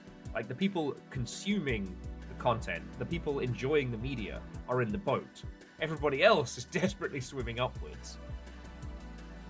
Don't be silly, Nova. Who can't afford a trench coat? I've never looked good in a trench coat. Believe me, I tried on a lot throughout my life. I've always wanted to. Everybody wants to look good in a trench coat. Okay, no, there was one coat that I looked good in, which was a replica trench coat, like a literal World War I trench coat. I looked great in that, and I nearly passed out on stage because it was so warm. Because it's designed to keep you warm in a trench. That's another story. Oh, you're right. I wasn't wearing Neo's glasses from the Matrix. God. Will yearns for the Somme. Dark place indeed. Yeah.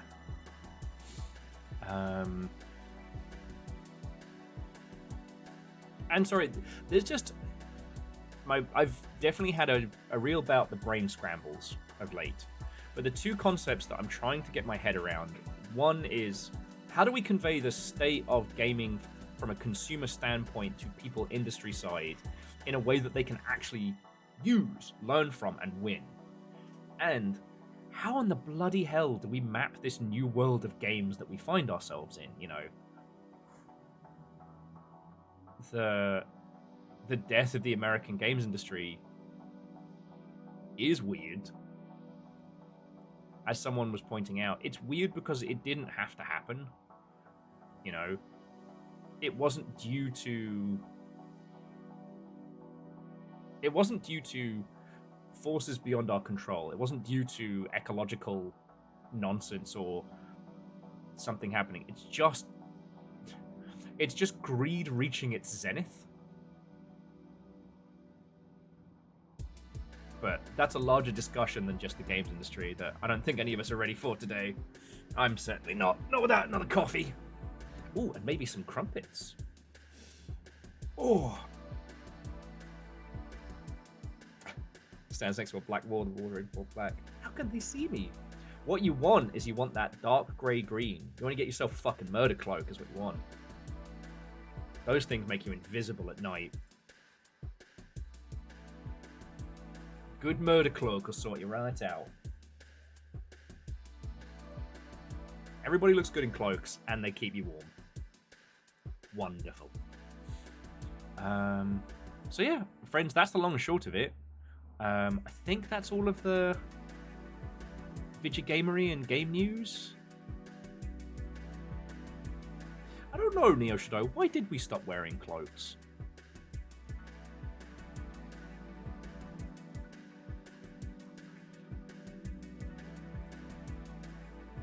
Crumpets are just silly English muffins.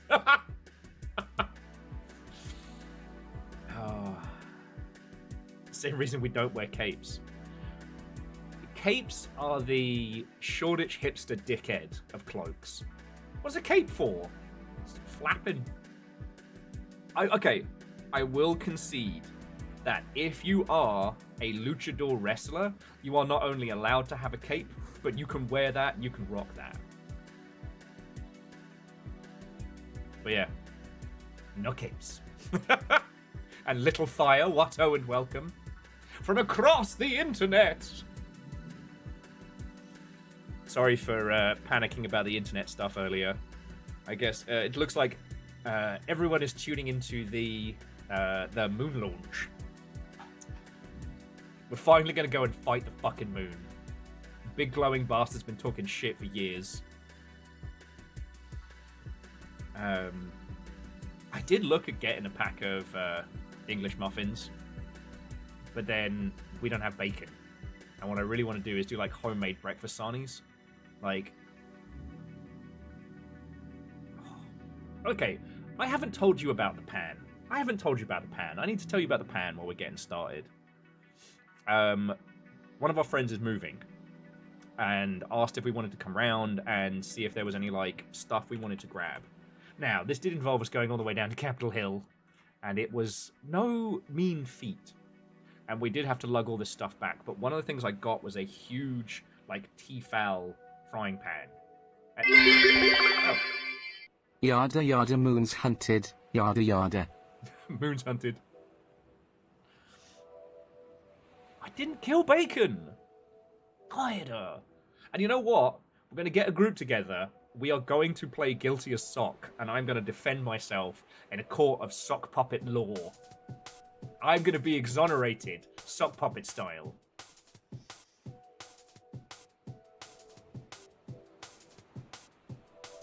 And Simple Chaos, on top of, like, the fucking huge donation. Thank you. You're keeping us the fuck alive. I think the Longship recognised that court. I will find someone to be our judge puppet that the Longship would recognise. Going down, sentenced to sock life.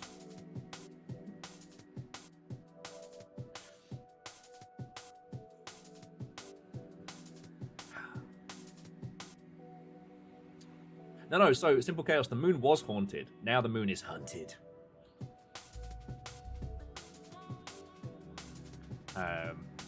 But yeah, so I don't like talking about, you know,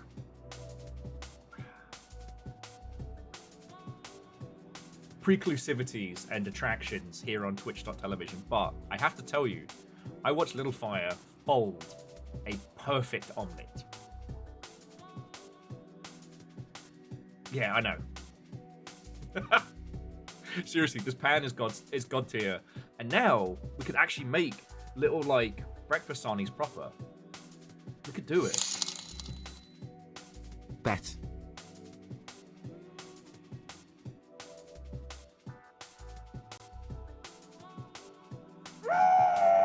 What the fuck?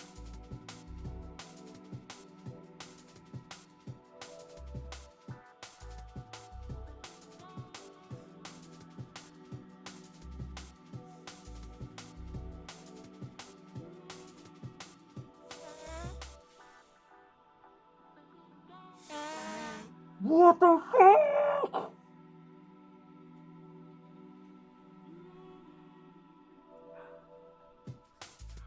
What did I bet? What did I promise you all? Hang on. I'm gonna stop. Hang on. What have I promised? Jesus Christ! J-Boost! We weren't supposed to be feeling things today! This is Roman Gundam? Okay. What did I promise here? Gotta unmute my own shit. Okay. God darn it. How much to stream wearing that in a Roman costume? $500. Done. Oh no! Where did you get them? The clip? What did you promise them? I promised them I would stream in the Roman costume and the Gundam at the same time. We have 2 Gundam streams. You really need to finish the body. I guess I fucking have How are we to. gonna put that? Okay.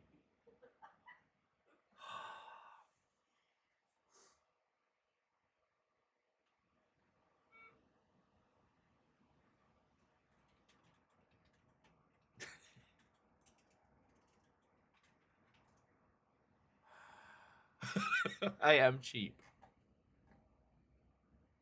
Fucking hell.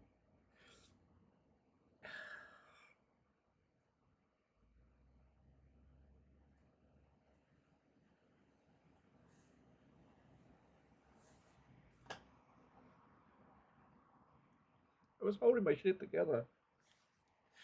I was really holding my shit together. I should fucking...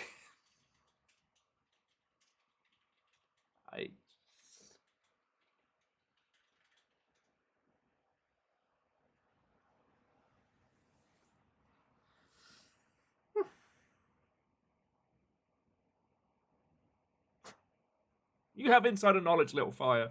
You're not allowed to use that. Oh. Does J-Post get a Jarl's decree? Sure.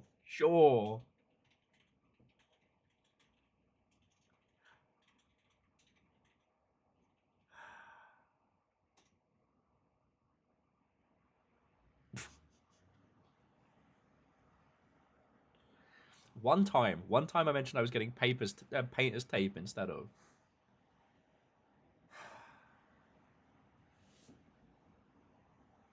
But J-Post, I made a bet. This is Gecko Insurance. We need to contact you about a car you destroyed. We need to know how many zombies you ran over. I am sorry, Akari. I didn't realize they'd get all caught up in the engine. I'm sorry we had to walk. Thank you for the bit. Pet tax. It's been pulled. All right.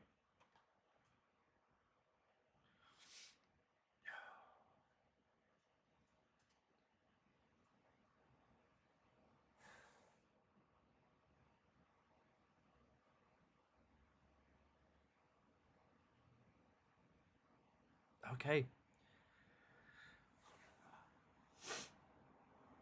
Oh, so J-Post, how soon do you need me in the Roman outfit and the mech? Because the mech needs a little bit. But we can...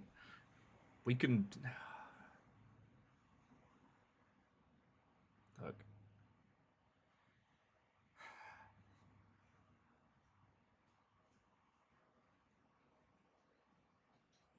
Okay, look. I'm just...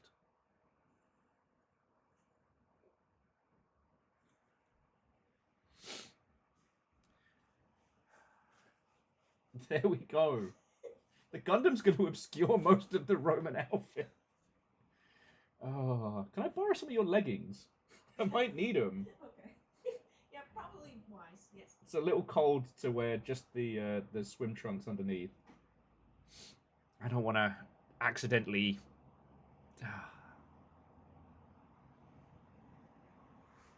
Essentially, no. Essentially. Look.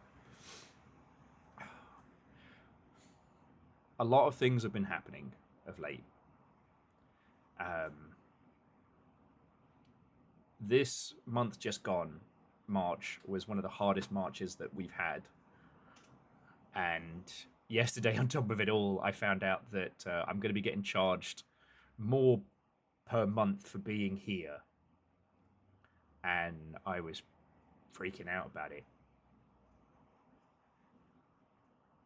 Like, you lot put in so much, and I've...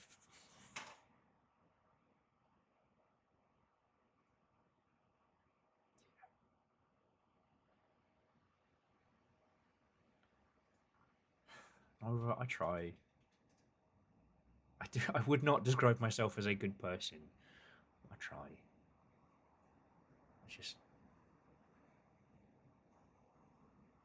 I already have good things. My fear comes from losing good things, from failing good people.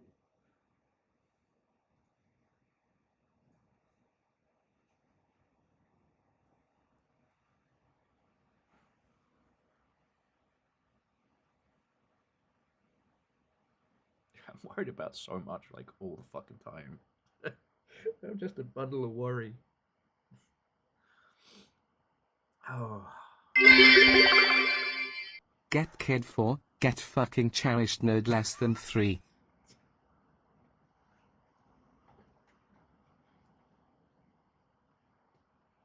It's just hard, you know?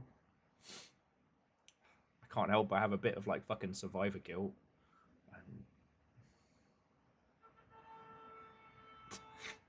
Stop talking mean things about our friend. He knows what he did. Okay, Graphic, seriously, thank you. Yeah, this will need a... Look, J-Post. I will add the... Stop that incessant clicking. J-Post, thank you. Like...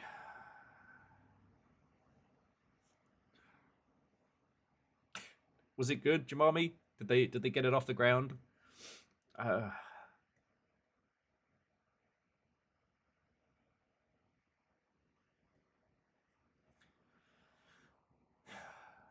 I'm sorry, it's in spice. J-Post, seriously, thank you. I didn't want to talk about any of the stuff and things because, you know, long ship day's on Monday. We're all meeting up for a pint on Saturday. With everything going on, like... I want all my homies to be doing well, and I can't help them. I want, you know, the person nearest and dearest to me, to my life, to be doing well, and I'm failing.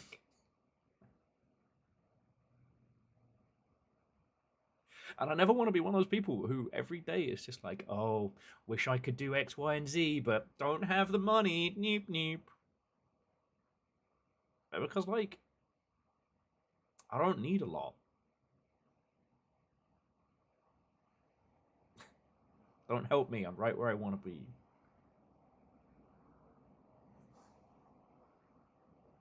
So thank you.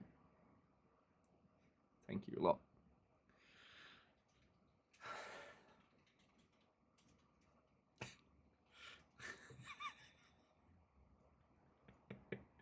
Smother him? Okay, I'm gonna go out like the Terminator. Right, well, I mean, no ask me to. Alright, come here. Go to sleep. Forever. Just... Don't help me. You want to have burgers later? Yes. Let's get burgers later. Okay.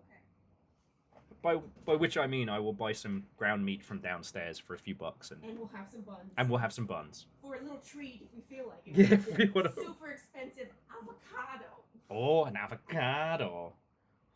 And this is what I mean, like, we don't live expensive, you know?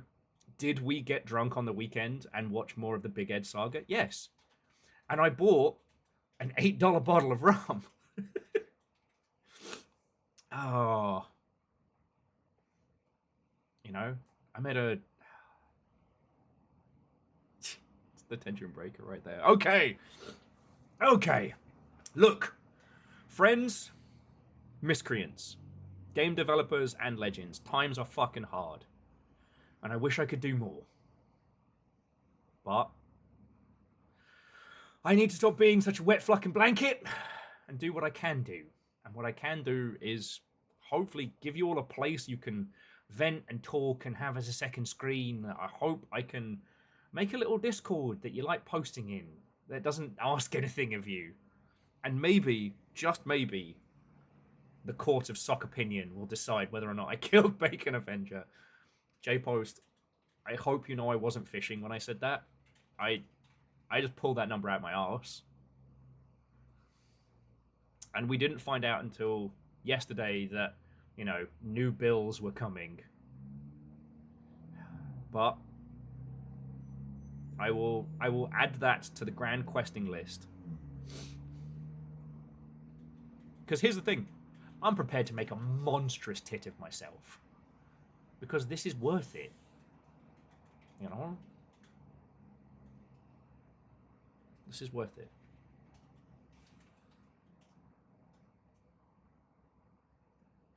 Will is actually Umbrella. Can you imagine? We've been working on a new variant of the Wesker program. It's turned into... shit, a fucking numpty. Oh, God. The numpty sys program. Will Spencer confirmed. I'm the other Birkin. My sister does have clearance and work at a medical research facility. My sister's working to cure cancer. I'm here on the internet. Is that my next spy name? Agent Numpty. Does my little sister work for Umbrella? Now we're asking the important questions. Just look. I'm not naive of how everything is, and I know a lot of you here are going through some really hard shit. The fact that you lot put cash into keeping this going is huge. I'm sorry I've been a wet blanket and, let's be honest, a bit of an arsehole. Thank you. Thank you so much, okay?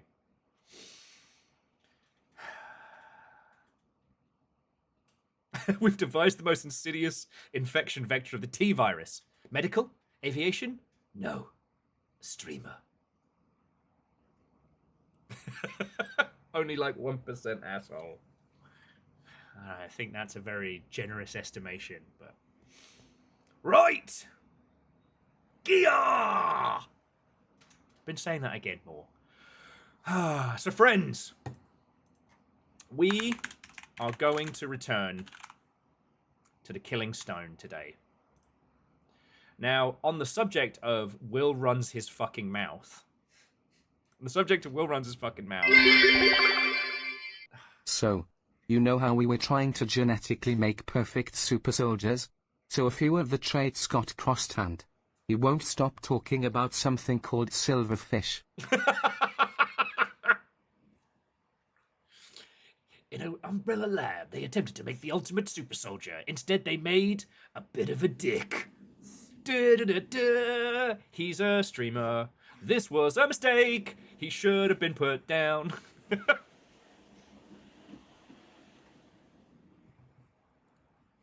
No, I do like to think that if I was an Umbrella creation, I have unnatural luck.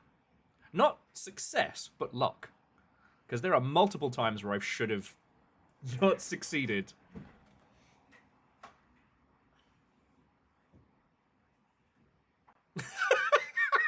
No, lads. On the plus side, we had a truly dangerous amount of $6 rum sitting around. And now we have a disposal solution. We had my liver as part of the Nemesis program. Okay, so, me... Null says I'm renaming you, B. Okay. So, when last we left our hero... on the subject of, and then Will runs his fucking mouth. For the launch day stream of The Killing Stone, I kept talking shit about, what was it, the Null Sprite. Because it was wrecking my day when it was on the other side. And Null said... it was the Null Sprite B. I'm renaming you. You are now the Doomed Overgaurd. God, I'm wearing the same hoodies. No, yeah, I just got this Jira through. It says you want to rename the Null B into the fuck you, specifically Will Overgaurd and only him. Can we do that? Is that going to translate? Do we need to call localization? What's Chinese for fuck you, Will Overgaurd? No one has actually told me what Chinese for fuck you, Will Overgaurd is. Do you want that in simplified Chinese, or...? We'll make it the bearded shark, guys. Thankfully, there are still no sharks in The Killing Stone, but... Viral says, Will, how do you feel about stars? Stars in the sky, stars in your eye, celebrities...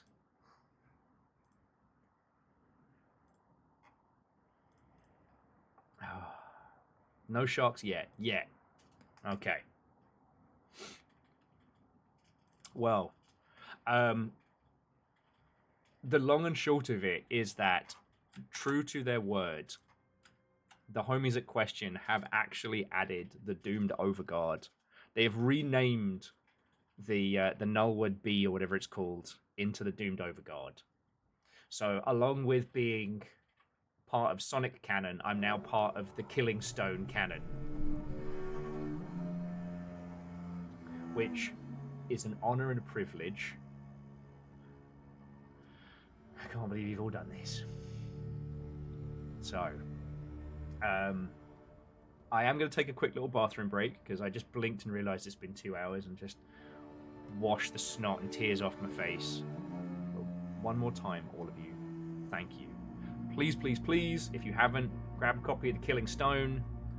You're going to have a great time with it. And that's what we're going to be doing today. Yeah, okay. I just realised how scrambled I am. I will be back in just a second. Alright, friends?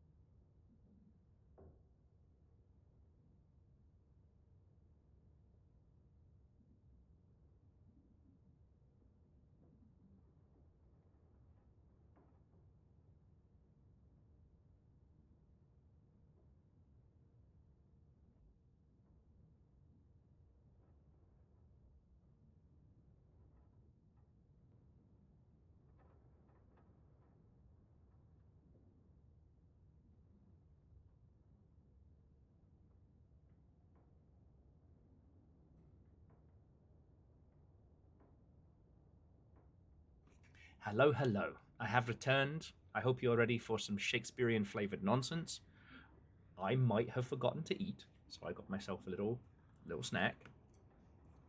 But just one more time, just all of you, thank you so much. It looks like I'm going to be doing a whole stream in a sexy Roman Gundam costume combo. So we'll see how that all pops off. Is this actually a barbecue roguelike called The Grilling Stone? I did actually go to a place that did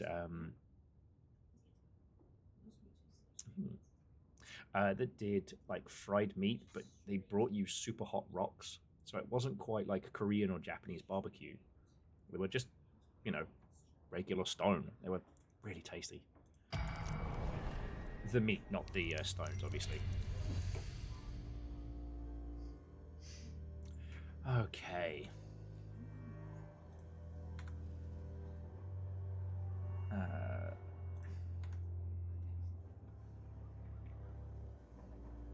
Due to player feedback, it is now a cozy game called The Chilling Stone.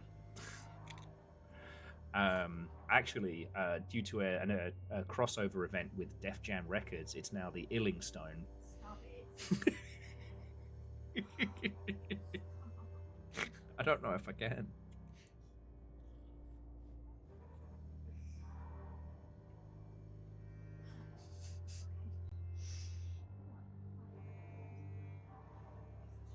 And J Post, on top of that huge donation, thank you for the tiny cheeky 100. I'm leveling my yard to put down a new patio, so I went to Home Depot and picked up the filling stone.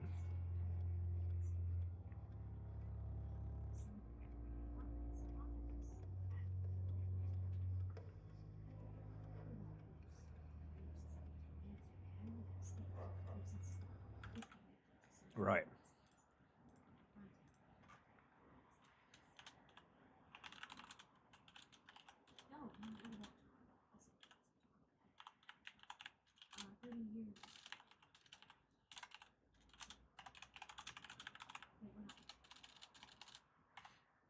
Okay.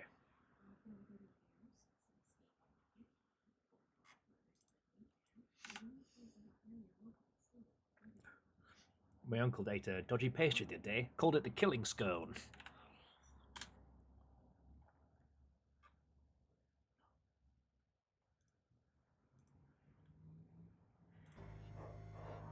Okay.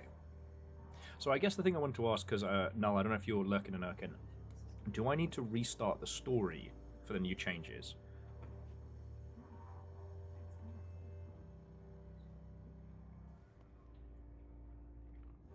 Okay.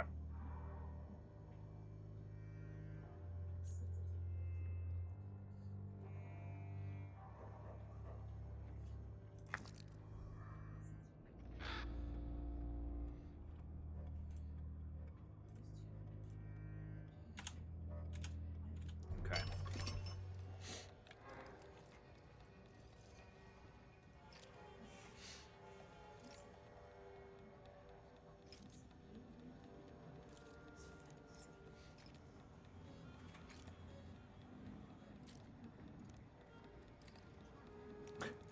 This rock isn't the best, or the worst. Kind of bare average.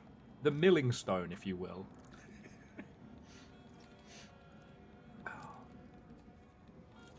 Okay. Oh, does anyone need a primer on this game before we get stuck into it?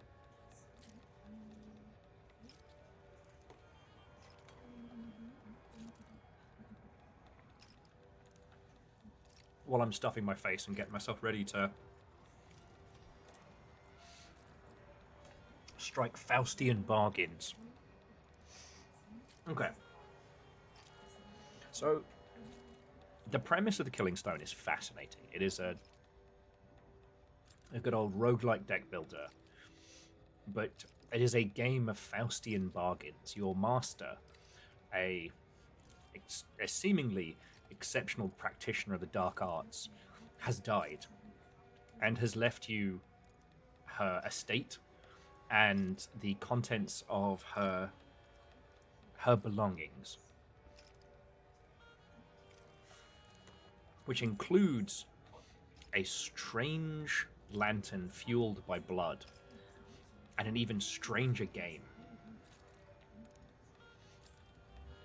It seems that this game of killing stone, is something that she has used to great lengths to bargain for power, bargain for life, and allowed her to sell not only her soul, but the souls of her closest family. Now it falls to us to basically pay the bar tab. We must do battle with demons to win back the souls of everybody beneath this house. Except for maybe the dog. The dog is perfect and has no flaws.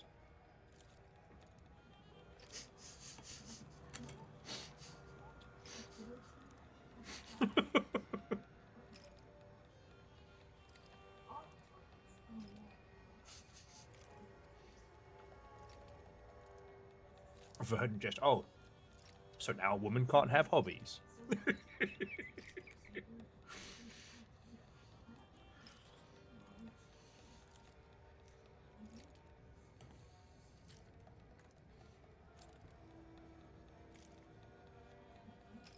But there are many strange things in this house.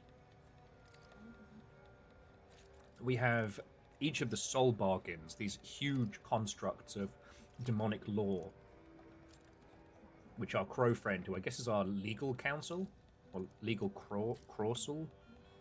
You know what? There's a Corvid joke in there. I'm scratching at it. But also, our old master lies beneath, dead as a doornail, and yet we're still able to commune with her in some fashion, some echo of her.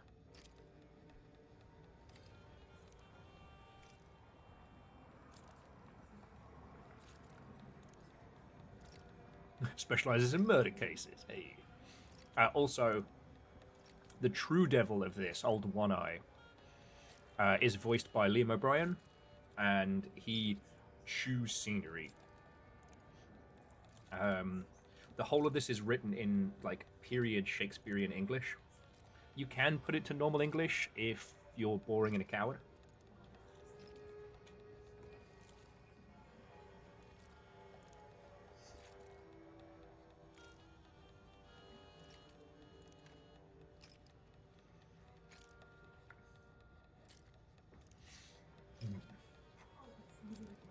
So yeah, one of the big parts of this game is essentially the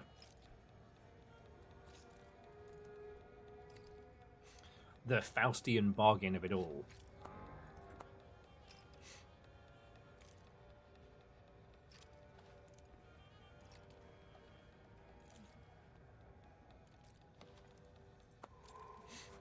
So here, essentially, you and the demon take turns bidding on what boons and banes that you will suffer. Right now, we have the offer of 2 more max health, or heal 2 every time we run out of cards and shuffle.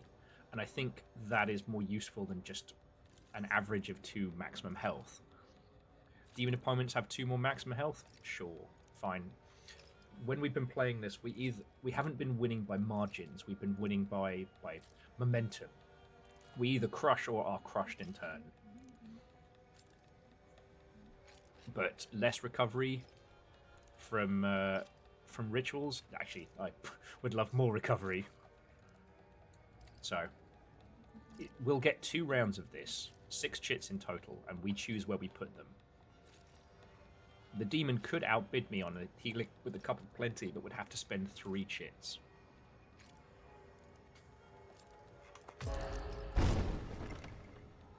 Okay, so he desperately wants his 2 max health, and if it's tied, I believe it does not come to pass.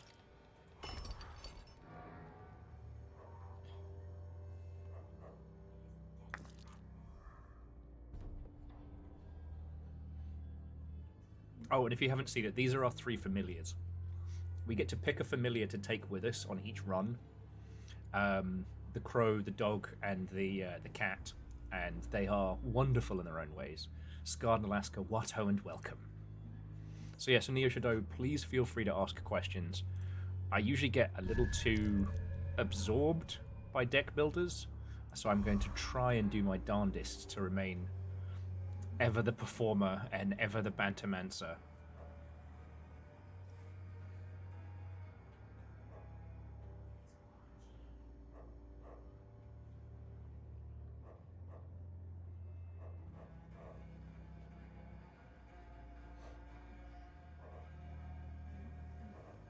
Okay.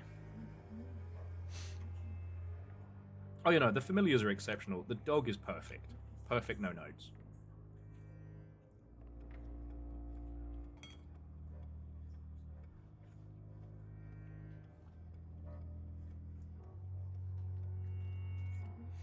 I think what I love about this is that in a world of deck builders, that the game holds weight in its game world. It really brings me I don't know. It takes it from just kind of play to obsession. Right? In Slay the Spire, you're playing as a character, and the cards are a shorthand for how your character progresses. Right? But in this, you know, the pieces, the cards, the deck itself, the eyeball that you have set into motion, which, let's be honest, that's clearly one eye's other eye that our master stole. But up here, we've got the mechanical eye watching us as we move around. So now we have to choose between a pact exchange, a boon to see us through the ritual, or choose a forging to improve a pact within our deck. Pacts are sets of 3 cards. So if we go over this side, we could exchange 3 cards for 3 other cards of equal. If we flip to the other side, what we can do is boost the mojo.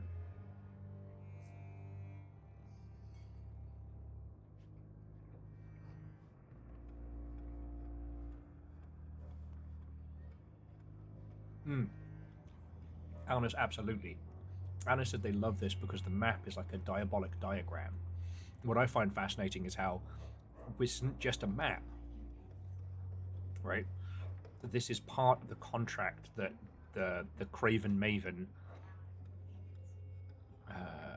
You know what? I'm going to improve some cards. That the Craven Maven decided to sign.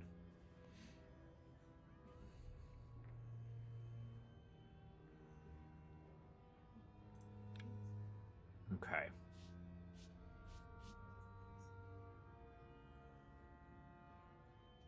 In consonants? Oh, and this is the thing. Each of the pacts reflects the personage. So we have hesitance, childish denial, childish mischief, burned fields, and forgotten losses.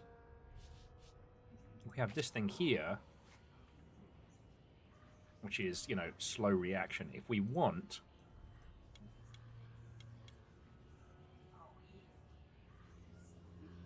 like, we can get rid of this card now.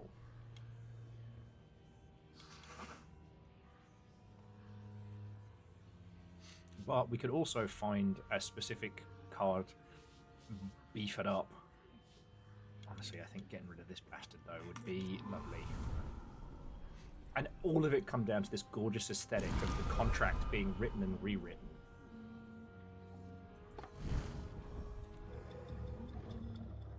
Art thou finished rolling in the mud? May we now to business, leaving by childish frolickry.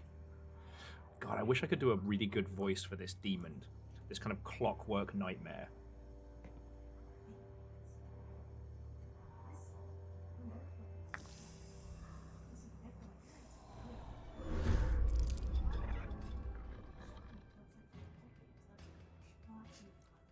So for once, you're not the strong bad voice. Vivigild's visage has no mouth to discern, and yet, if a sexless blonde creature could smirk, it would. Now, those of you who have played a whole bunch of it, and know this game better than I, please feel free to make suggestions and otherwise. I am going up against Null's creation, and where Null has the power of many eyes and whatever unworldly tethers gave him power, I have the power of friendship and the Thomas that I found.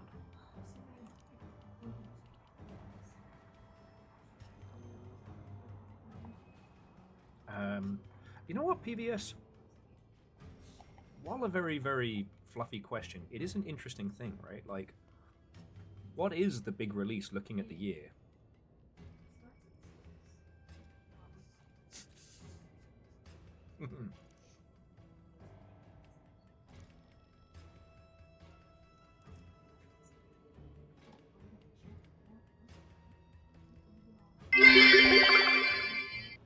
Pro gamer tip: in a fight to the death, try reducing your enemy's health to 0 before they reduce your health to 0.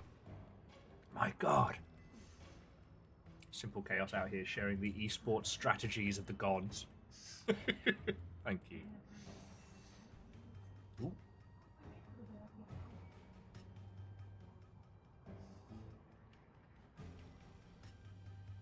By the old gods.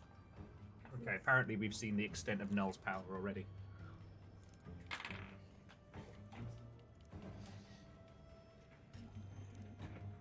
Oh, God.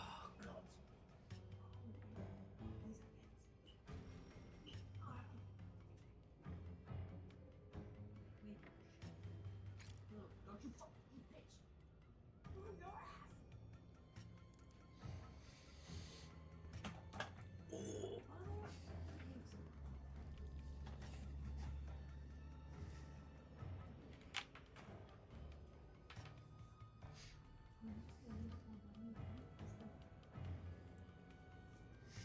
Okay, so Patch Rabbit.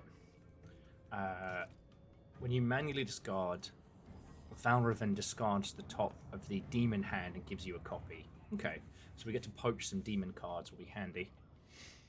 And Simple Chaos, seriously, thank you for the bits. Null was just adding that it's pronounced Vivigild, but Vivigild or Vivigild as a drag name is really good. I'll take it. Okay.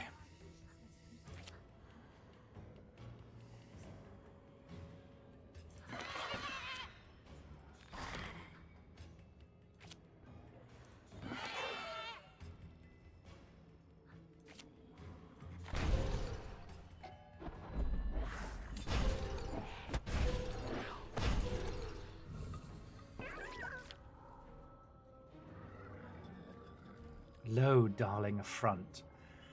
Yet, what wilt thou for it pay? Okay, gotta try not to make Vivigild too flirtatious now that we've gone for the drag style. That lamb don't look so hot. It's fine.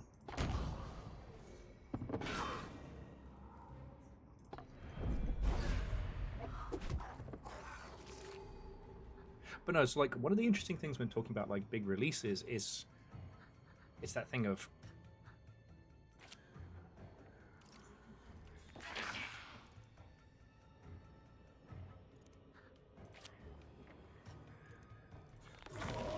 ooh. I make a nightmare creature.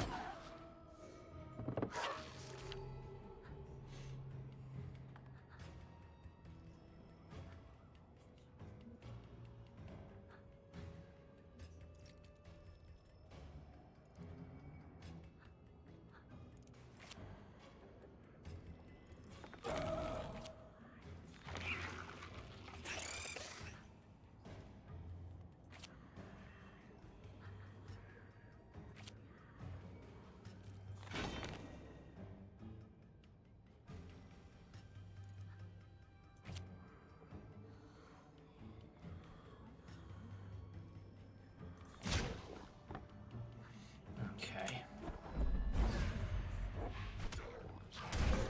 Oh man, he turned him inside out, like that film, Inside Out. I never actually saw that movie.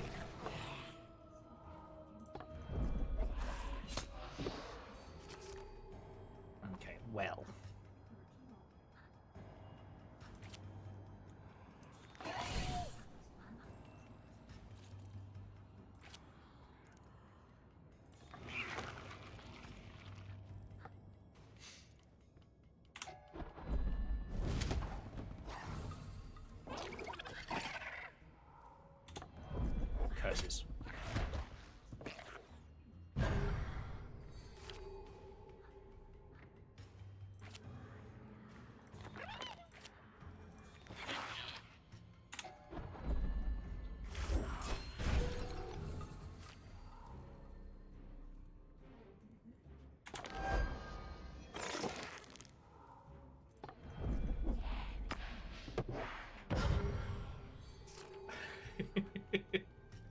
J Post, seriously, thank you again. I asked Little Fire on break, it's like, how do they know? How do they always know?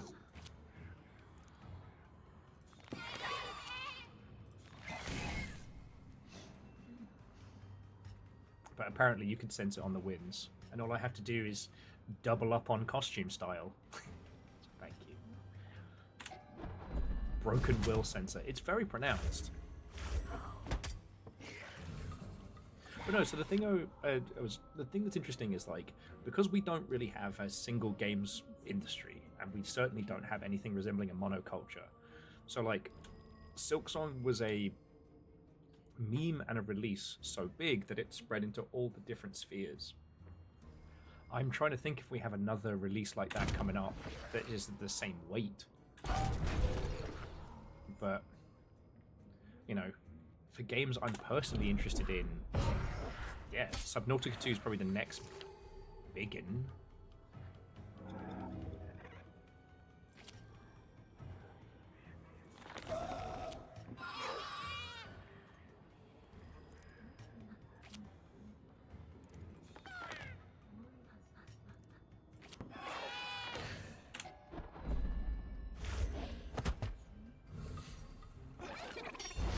Because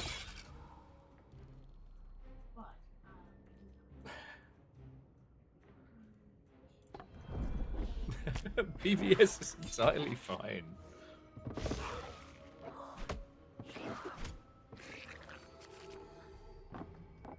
God.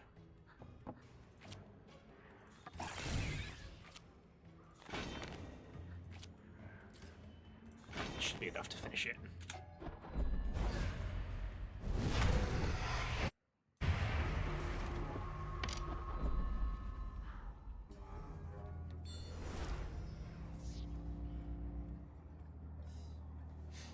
You know, Grand Theft Auto 6 is definitely... Sorry, to Natuk Freak. I read this really interesting thing about a month ago, which was a breakdown of what the game industry was like for realsies in 2025. And there was this one slide in it that I'm still kind of obsessed with, and it says that there is not one games industry, there are many. Grand Theft Auto isn't a game, it's a monument. It's an impossible thing.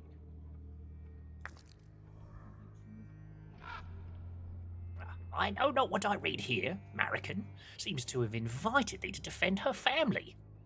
Giving thee tools the effect, yet 'tis also in her hand that this new inheritance clause, like unto some parent-trapping spider, was penned. Why? By merely observing the list of her sins that your client must ritually swallow at the end of the vigil period, we have revealed another for which they are liable. I failed thee. I did not foresee this, and we must needs forge away these new cursed packs as well.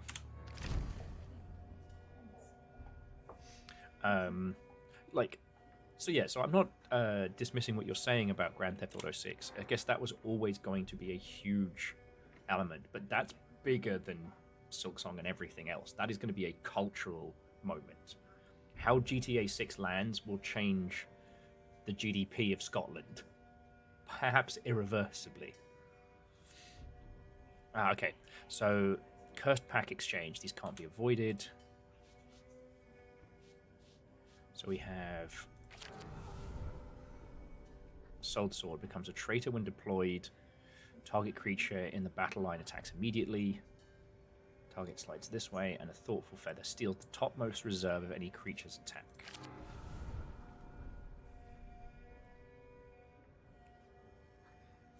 The Compounding Lasher is very powerful. It's a blocker that can hurt. But this one, the mutated Echo, when deployed becomes a demon-controlled copy of its previous host.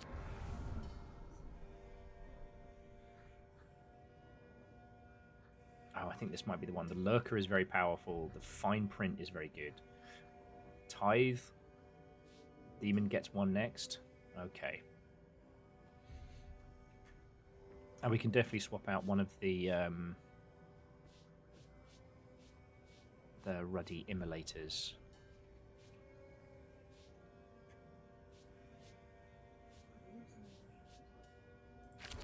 A lot of childish denial to get rid of. Scotty has a confession. Has never played GTA 5. It's fine. Look, this is going to be my old man Will moment. Like, obviously, the Grand Theft Auto games are cultural touchstones. It's not really about like liking them or disliking them. Grand Theft Auto 4, I think, is still the best of the lot. Vice City is the most fun because it's all the fun bits from those like 80s action movies and 80s gangster movies and whatnot. GTA 4 is probably the best story they told. You know, they do such a good job of giving you someone with drive and with purpose, who is simultaneously very ambivalent. Nico Bellic is simultaneously a kind person who does good things and an angry man. Grand Theft Auto 5, what they tried to do was split the narrative thread into three characters who embody the three elements of Grand Theft Auto: the gangster fantasy, the car driving fun times, and then the absolute lunatic. And by doing that, I think they watered down a lot of what they were trying to say. Aeon says Grand Theft Auto 2 is the only one I've ever played. I'm so sorry. Yeah. It's just... Grand Theft Auto 3 was most people's first encounter with a big open-world 3D game, and it changed how people's brains thought about games. You know. Sorry. And again, I'm not trying to, like, diss on anything. Like, Littlefire and I sat down to play the newest COD because of reasons that I can't tell you. But we had a great time with zombie mode. The story is apparently absolute horse shit. And as a piece of software, it is incredibly bloated. But the thing that's always interesting is that Call of Duty came from emulation of a different time. It was the World War II shooter, and it was only their articulation into a subversion of expectation that turned it into the super franchise. And I think that's worth talking about, studying.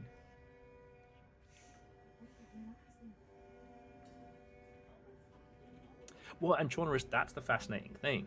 Chaunerus was just saying that it wouldn't surprise them if there are a lot of people who never played the story to Grand Theft Auto 5. They have just played the online mode. And that was launched like a good year after.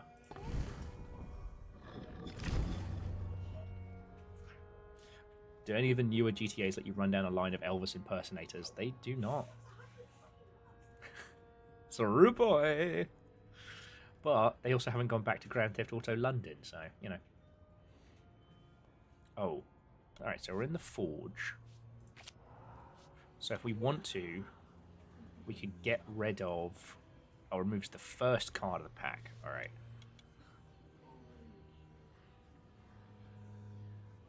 The Damphir. Duplicates the second card of the pack. Okay.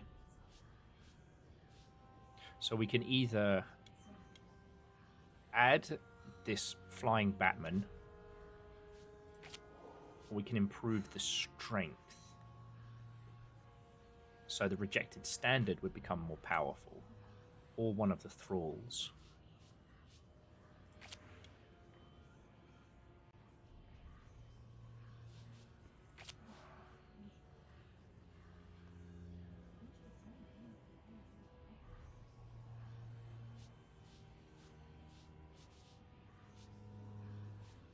Okay. I'm going to try and turn the Lurker into like a super beast.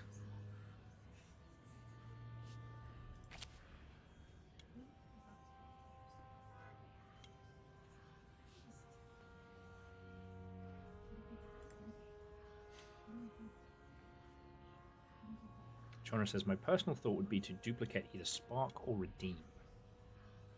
Oh, you're right. It's a duplication, not a... It's not a... Yeah, honestly, duplicating spark is very useful. For some reason, I thought it was an improvement, not a duplication, so that's why I'm glad you're here. Art thou finished rolling in the mud? Maybe now to business, leaving by childish frolickry?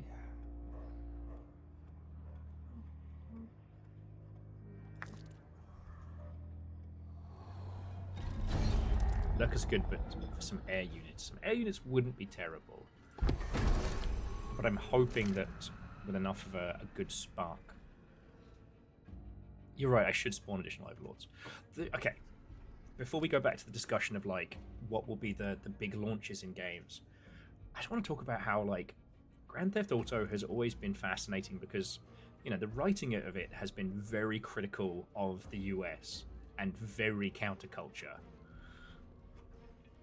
I'm really curious to see how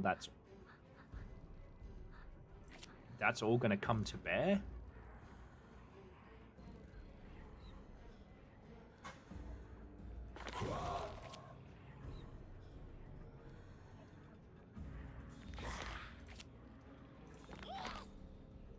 Because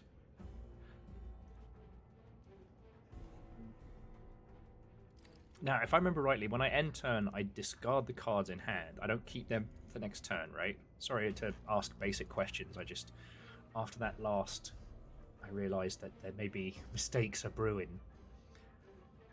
But jumping back, it's like, if you go back and play, I mean, any of the Grand Theft Autos, they are incredibly satirical and incredibly biting. And this time it's in Florida, and I don't think anyone has anything bad to say about Florida. I didn't say anything. But Grand Theft Auto 6 is about to say a lot about Miami. And you have no thoughts and feelings about Miami.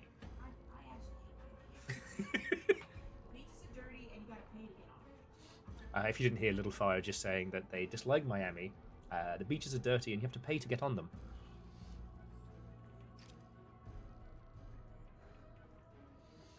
Yeah, well, so one of the things that's really difficult when making games...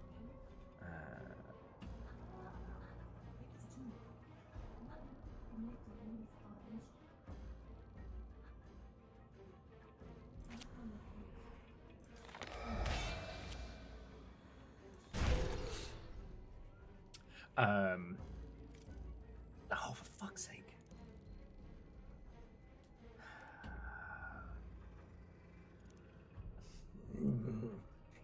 Sorry, bear with me a sec, friends. Oh. Well, I have to pay your money.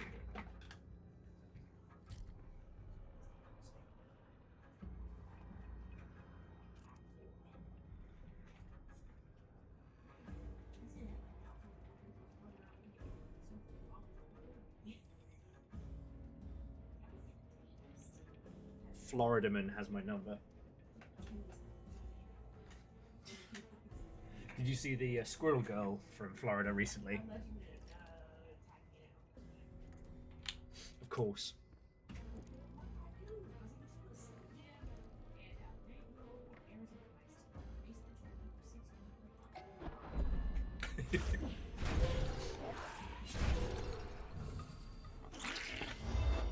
But yeah, I'm trying to be very polite about how I'm saying this, but yes, it's going to be very interesting to see how this Grand Theft Auto goes down, because this is a Scottish dev team who will be making some very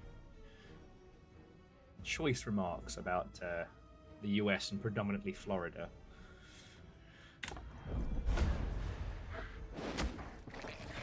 Jesus twatting Christ. Quiet Dread, what the hell?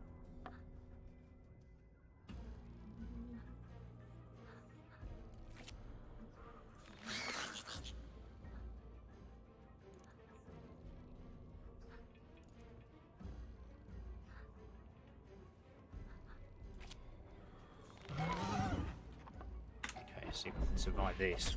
And caffeine, hello. There were, and I'm going to have to combine the Roman costume and the Gundam costume for a future stream. How are you holding up?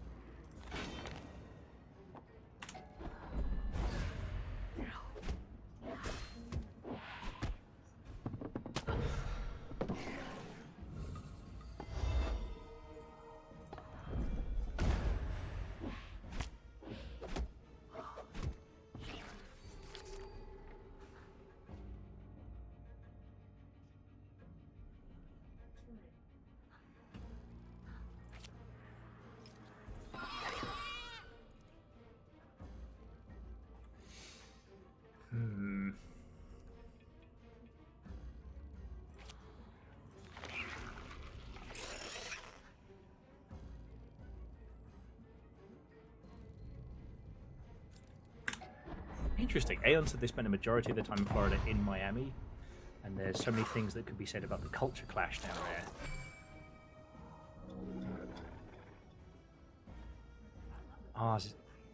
Yeah? I hear the food is phenomenal.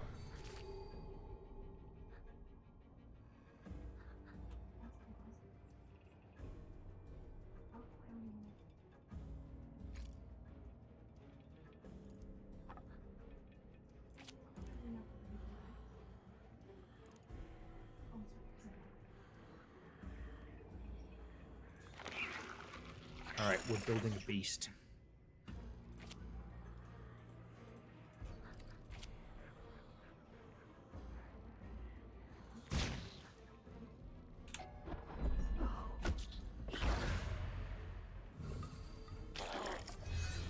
Shit.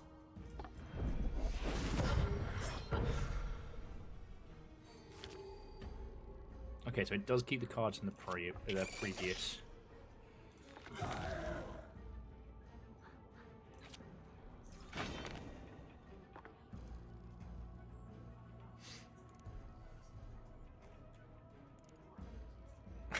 Dustin Watto and welcome. Yes, I talked shit and now I have been handled.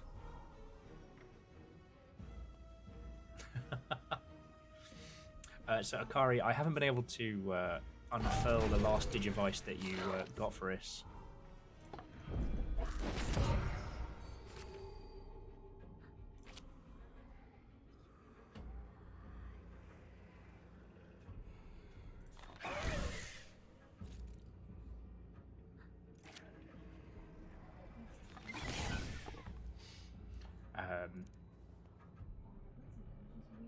So yeah, please don't feel like you got to grab me anything from SakuraCon, but that's very kind of you to offer. And I hope you have a really good time this weekend.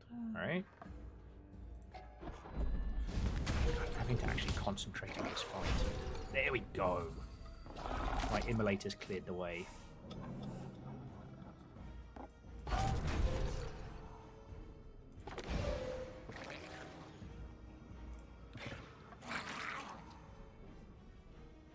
What was that? I didn't overfill the battle line, they did, and it got rid of my one big bastard. Look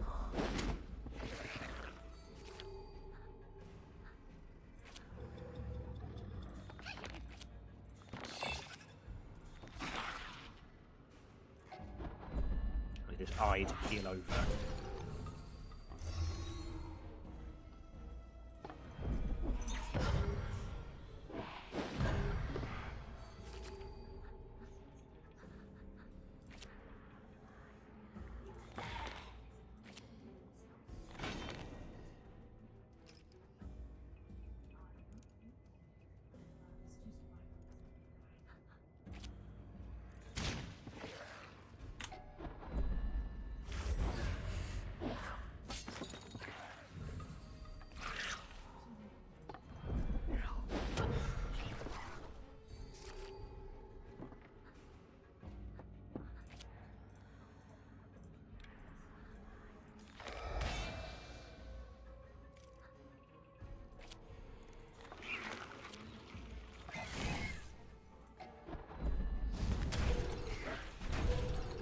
Okay. And yeah, you're right. It is. It is begging for some kind of like brutal combat. Okay, so jumping back in the back, kind of lost my train of thought a little bit because this game is very good and is very much in the habit of consuming my attention the good way.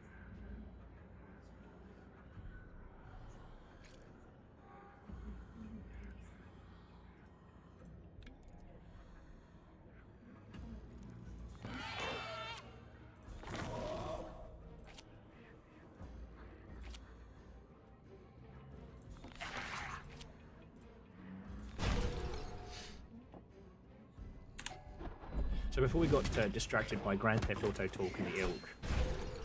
Oh, almost. That's the interesting thing is, like, what is the next big game on the horizon? One thing that I think is really interesting and kind of indicative of there are now, like, 50 different games industries and not one, is look at how well Crimson Desert has done. And it's not... I mean, it's fine, right?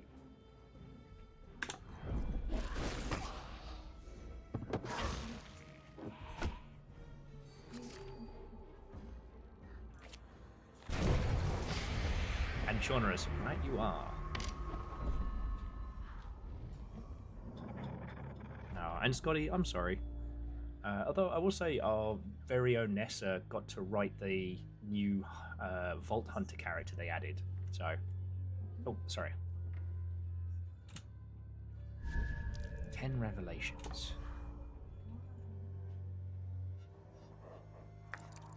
Okay, my deck does not feel like it's strong enough to be able to take Vivigild, but give it a shot. Smarter than thee, me, withdrawal and sundry, doth think himself Vivigild. More merry, we, for if 'twere not so, no devil whosoever, deal. 'Tis our charge to tempt his ilk betwixt their own temptations, straight into the honey trap.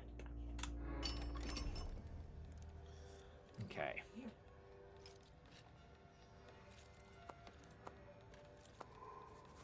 So he can have his extra maximum health. And then while it looks like we'll lose, they won't get the Nightmare Collection, we'll get to keep Cup of Plenty now.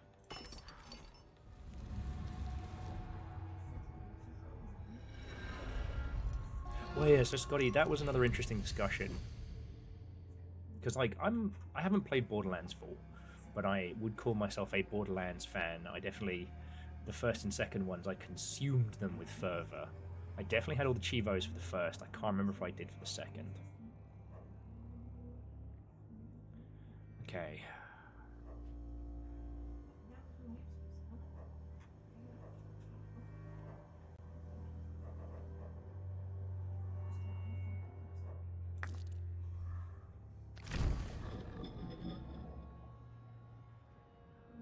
Okay.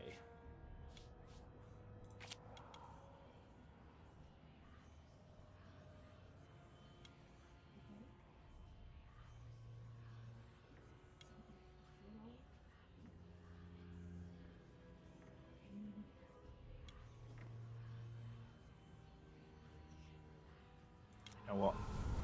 Actually, I'm just going to add Redeem, because that's 3 more attacks. Who doesn't want that?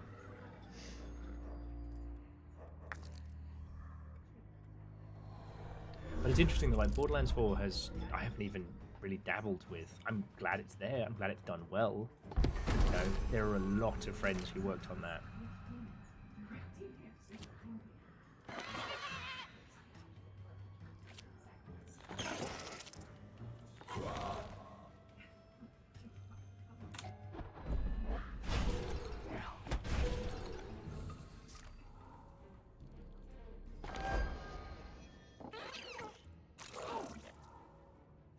Jesus.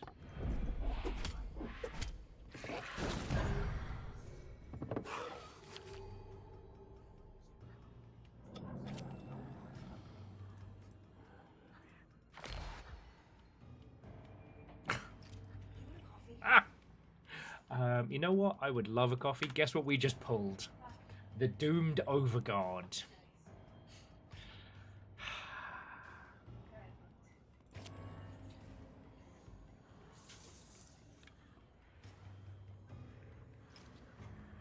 This is my legacy. This is here we are.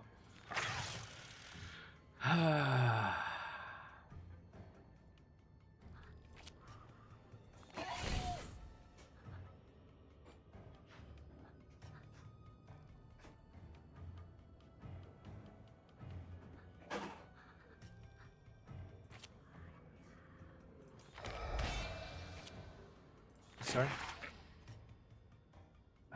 The metal one. Thank you. Oh, well, Dandelion, thank you for popping on in. I am failing to hold a conversation today, but I think it's because I'm not very good at the usual TCG flavored nonsense. There it is, the doomed Overgaurd. Watch it destroy my shit now.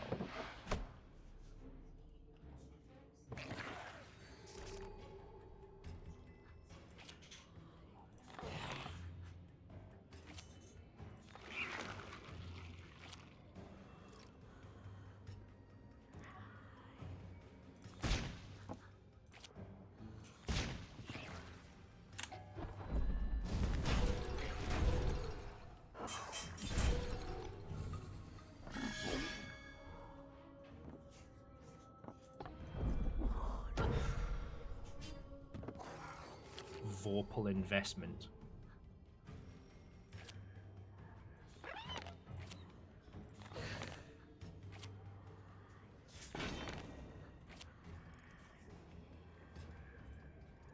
Oh, wait.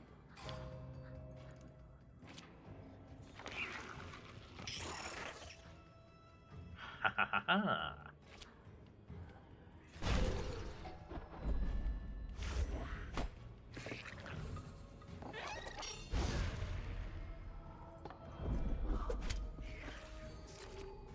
Piss.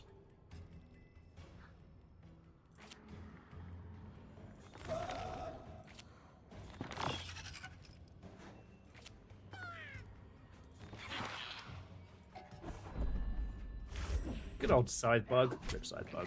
They know what they did. They know the crimes they have committed.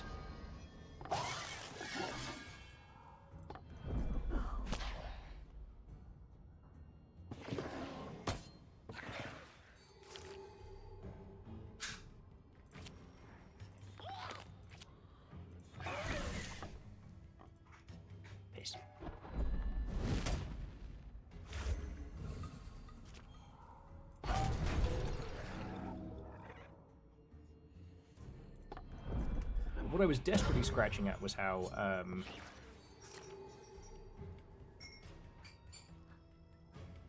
it is extremely curious to me how.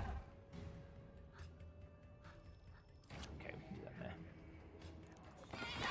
It is extremely curious to me how, like, Crimson Desert was able to do as well as it did. I think is something that hasn't really been discussed as well as it has, because I would be fascinated to put Dragon Age Inquisition sales figures next to Crimson Desert sales figures, but I don't think we'll ever get like a clear picture of it.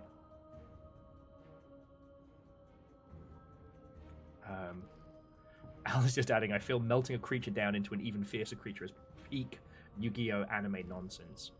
Well, this is, I mean, this is it, right? Like, this is the Faustian bargain. This is the, you know, betting your life on a children's card game, but it's a grown-up card game.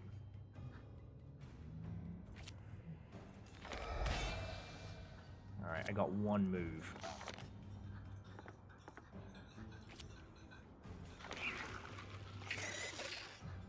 I got one move, and that's it.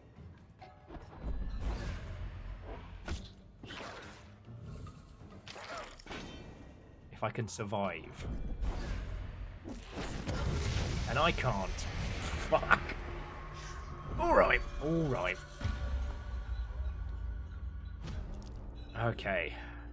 So we can continue, lose some bargaining power, continue play, so restart the ritual. Now restart the ritual. Okay. We're doomed. Scotland.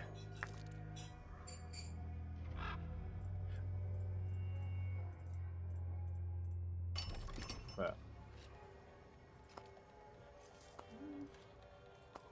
Oh, thank you kindly. Coffee. How's your stuff going? It's a little chiller than I thought it would be, but Okay. I'm failing to converse whilst a demon hands me my arse in a game of cards.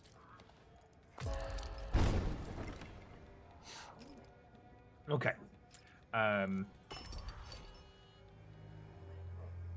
Sorry, and I don't mean to be so airheaded about this conversation, right?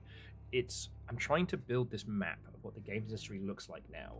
And it's really hard because it used to be it's all about the US. It's all about the US. And then everything else is fine. Like, obviously China had a huge has a huge games industry, but it never really crossed over. You know, a lot of their prior investments were very odd, very strange. You know, and Tencent operates in a way that only Tencent can. You know, their goal is to buy whole successes.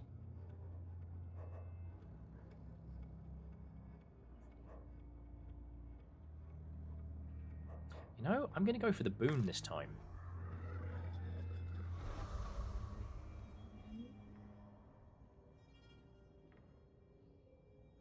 So the rebound ring, first time you take damage, gain more next turn, which gives us a little bit of a red rushdown style.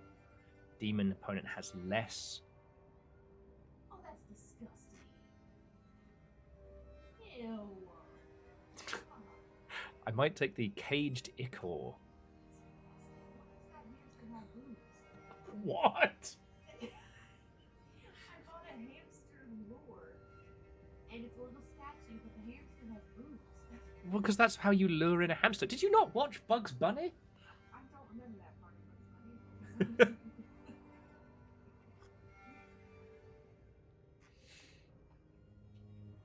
Bunny. If any of you have any recommendations on boons and not on boobs, that would be great.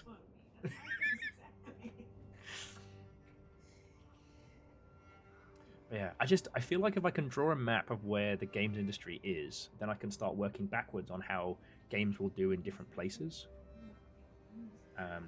Okay, Chaunerus, I agree with you, so I'm going to take the caged ichor vial because, you know, I almost won were it not for 2 points.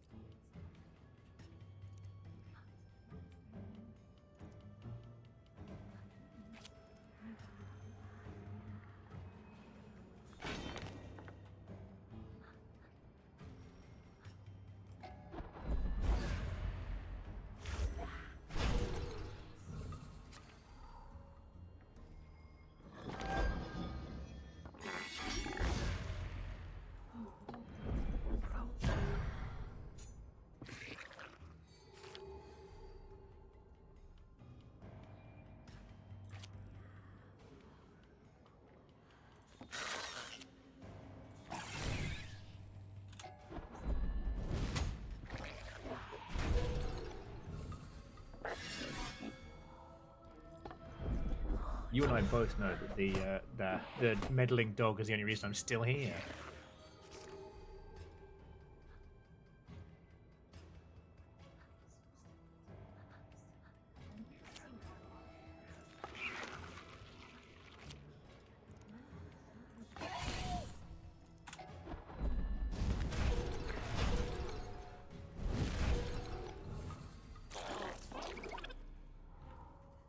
Oh goody.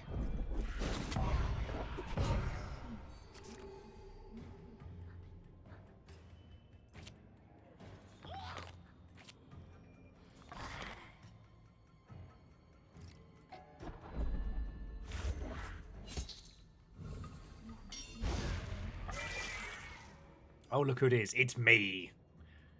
A lethal tunneling creature.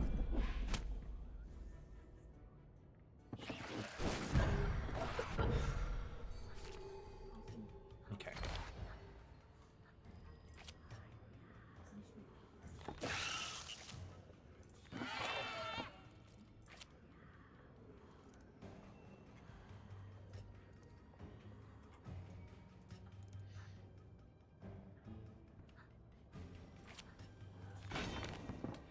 no harm in making my lamb stronger.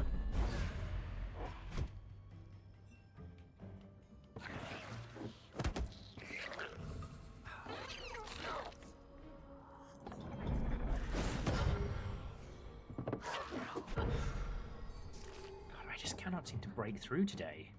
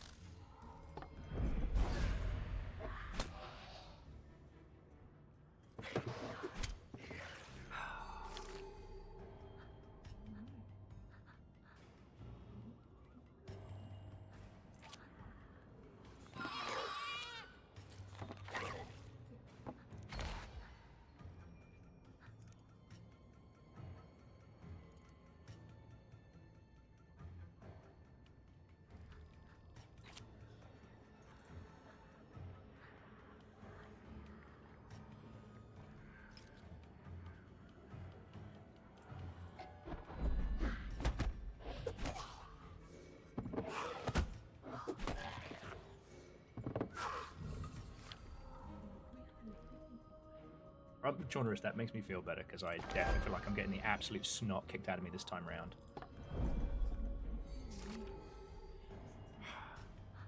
Because it feels like it would be cowardice for me to set it to...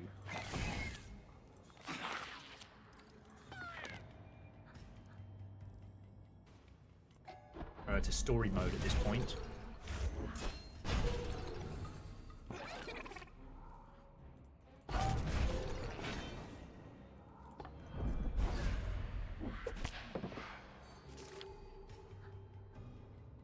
Oh, but I've got enough sparks to just end it.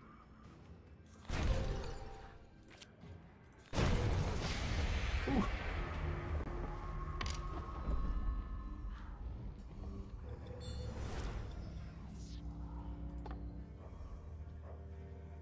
Okay, and now we have to take on a cursed pact. Fucking Maven. Okay. Destroy an allied creature. I feel like I could use Banish, but I get 2 doomed Overgaurds.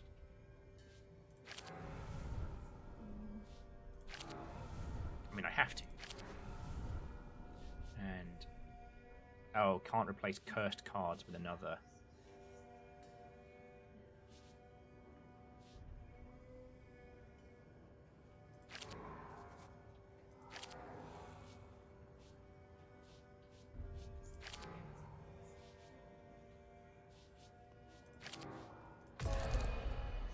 Double doomed Overgaurd.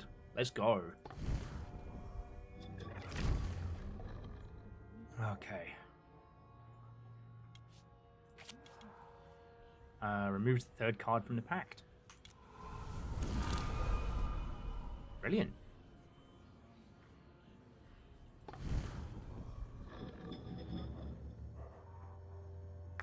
I say, that may come up rather useful.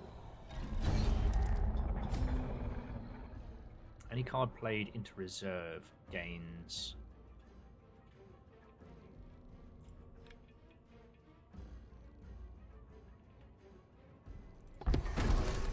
Now, is that for us both?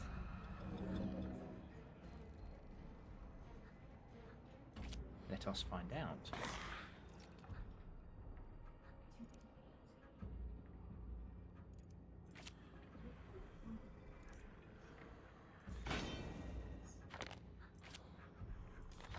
Might as well go for a nice little strong start. Let's punch some faces.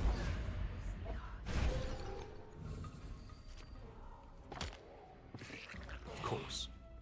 Of course.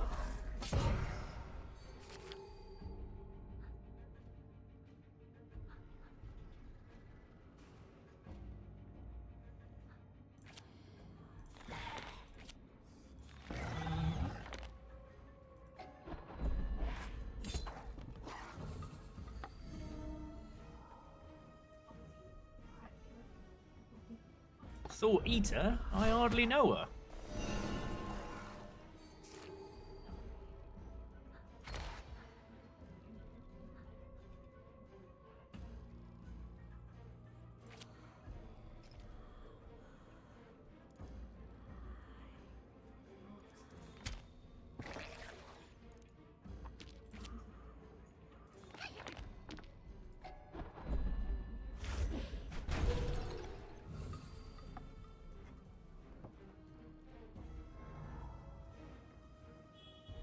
Flankers can attack from reserve.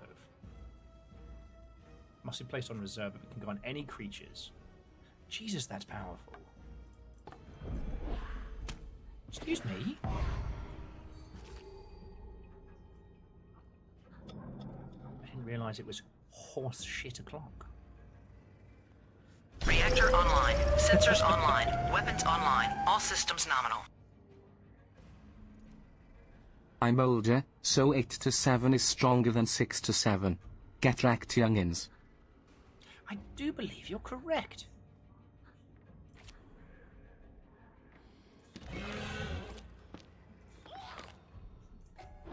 Puns, thank you for 87. I mean, thank you for everything.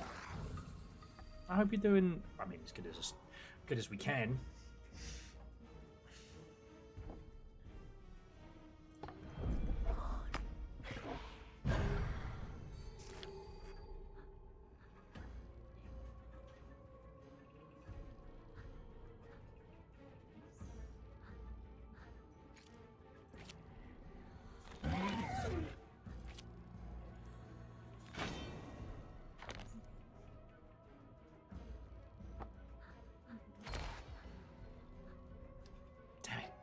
Lost toys would have been great. I gotta remember to discard at the beginning so I've got more toys to play with.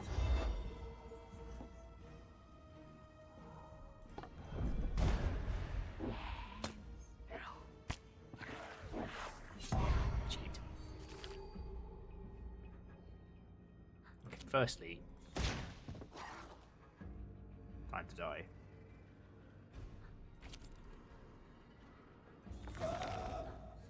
Secondly, time to beefcake.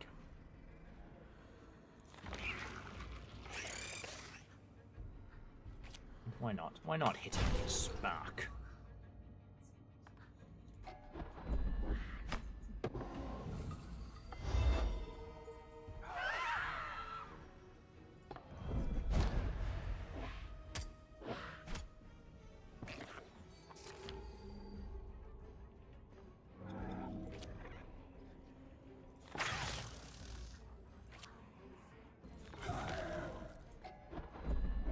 Doomed Overgaurd working for me? Delightful.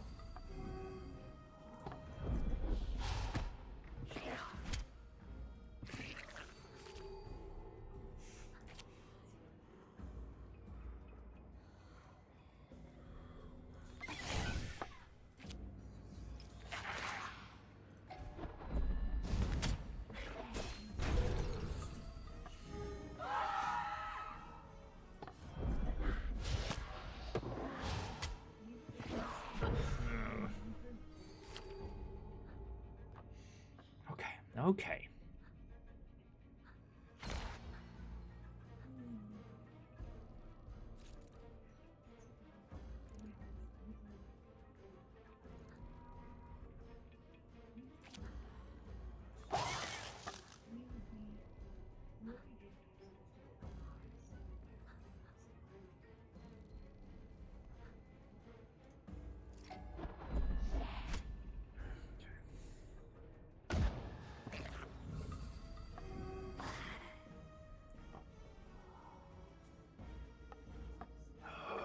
Killing me s'mores.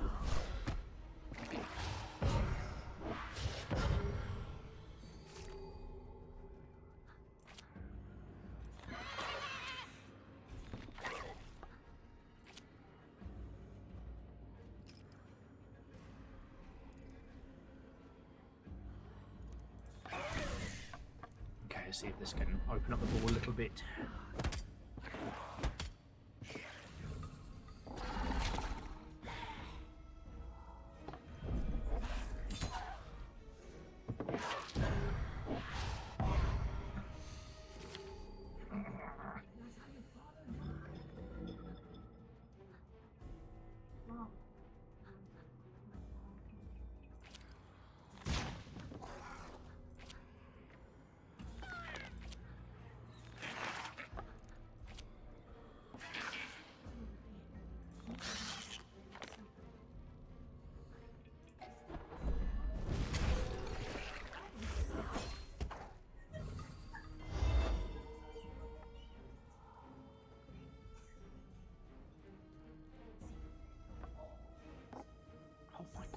What in the Elden Ring finger nightmare am I facing here?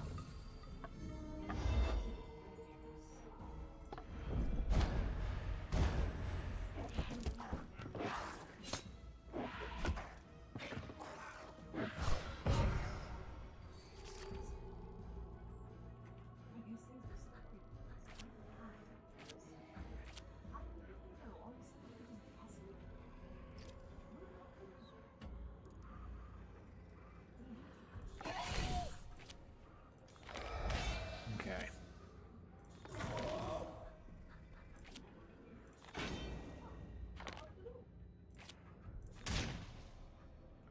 Okay, I'm getting my arse handed to me here, and I'm hoping somehow I can begin to claw this back. No, just kidding.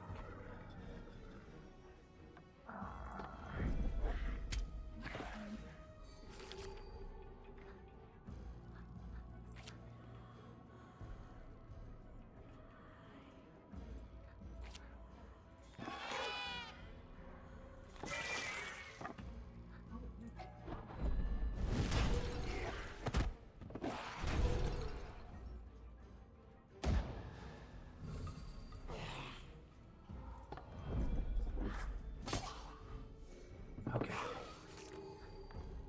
So then...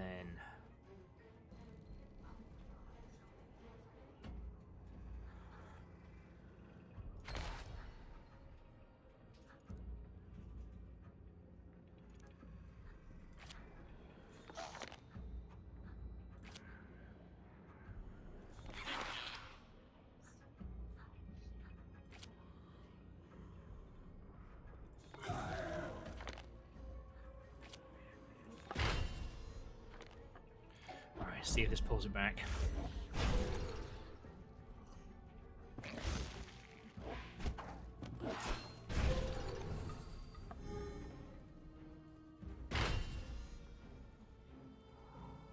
Yeah, so it does appear just like enemy units from reserve. And oi! Damage taken by the host are redirected here instead. Oi! You hit me! Redirect my arse.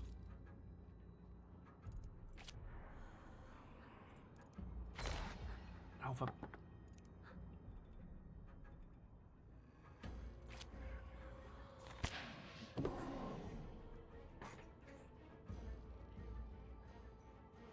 Okay.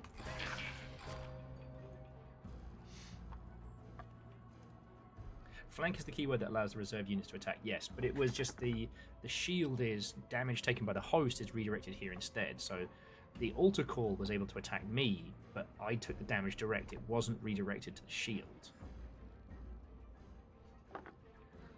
Trusting in the... Okay.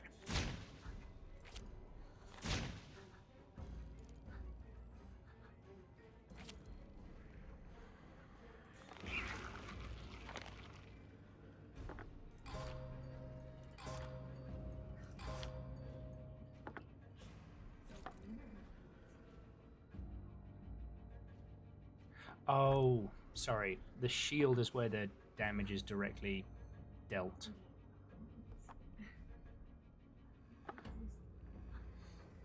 Okay. I think we'll take a little banter break after this, because I think I'm about to get my arse handed to me yet again.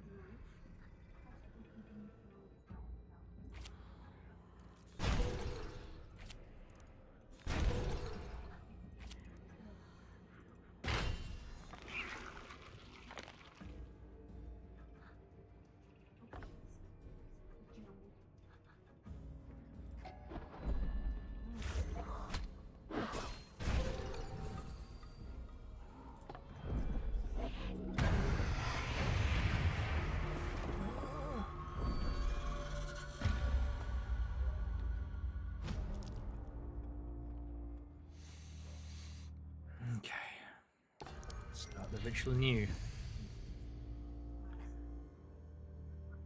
Annoyingly, we can't. Yeah, restarting the ritual just brings us back here.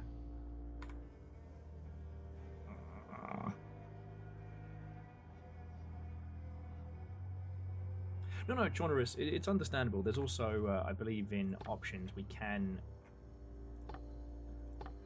Oh.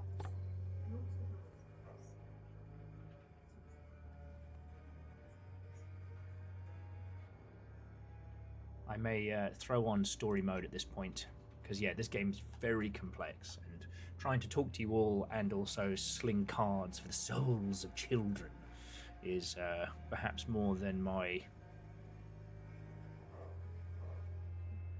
poor noggin is able to command at this point. So this says no penalties. So I think that means we can just continue at loss without, well, loss. But we've kind of gone all three routes now. We've gone the boon route, the pact exchange, and the forge. The boon felt like it was just a fart in the wind, which was one of the original Elton John songs. Not a lot of people know that. It was rewritten for Princess Diana as Candle in the Wind, but we all know.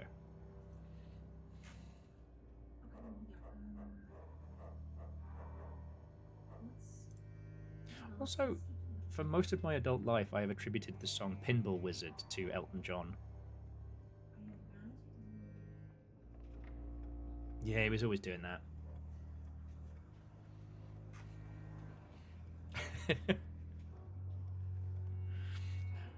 I actually have nothing to...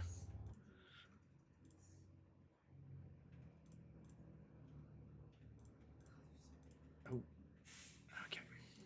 There we go. You're right, Noel, there is a lot of story.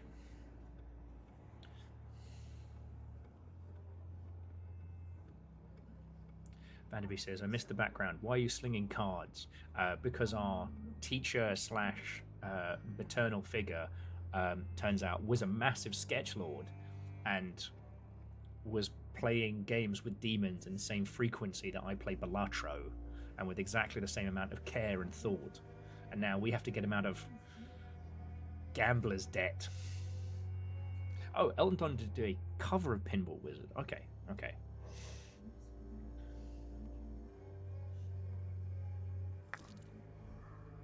I will say, though, if you find yourself having a hard day and you want to...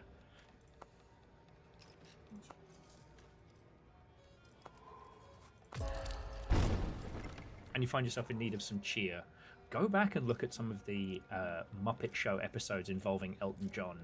He's having such a good time. Same with Shirley Bassey as well.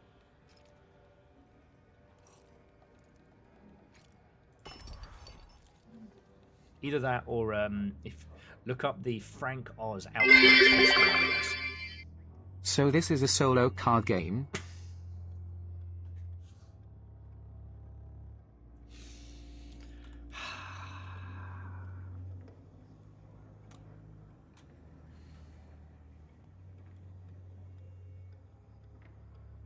Vanderbeest, I have no way of returning the damage that you just did to me, but thank you. You fucking terror. Okay. Well, we have to get our revelations first. Then we have to decide what we're actually doing.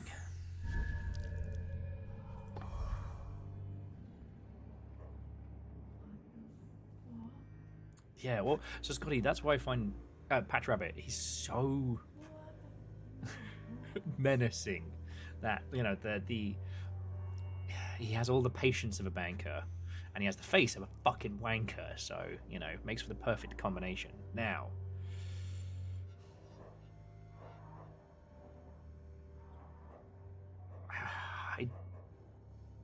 I do think Pact Exchange at this point is probably the best for us. We need things with just more power. Because, like, heal from damage if your back line is empty. Rot Cherubs kick ass. And the Legion is fine. 2 failed projections and some extra redeems, but also 2 doomed overguards and a retribution. Why is the doomed overguard so powerful when I select it?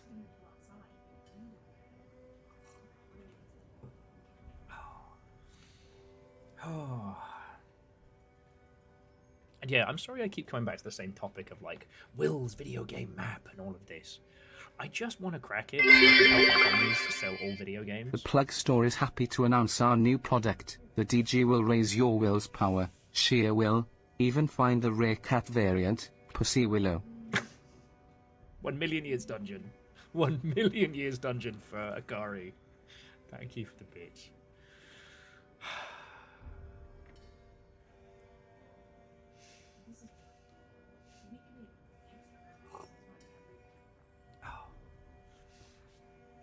I kind of feel like Legion and the Rot Cherubs is probably better for me, because this allows me to turn things around if they don't have flyers. As much as I would love to take 2 more cards of my namesake.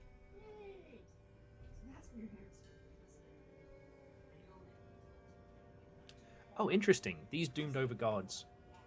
So, the Doomed Overguards do a guaranteed... They are guaranteed lethal, but they're lethal for 2. The Rot Cherubs are a 1-2 with flying. So yeah, as much as it pains me to say goodbye to my namesake...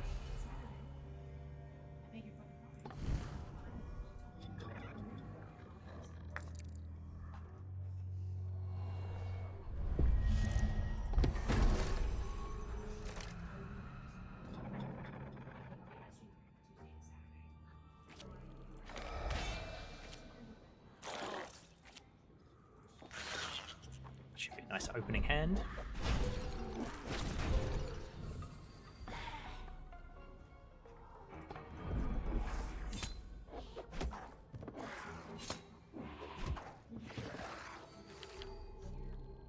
And my little spiky guy gets it done.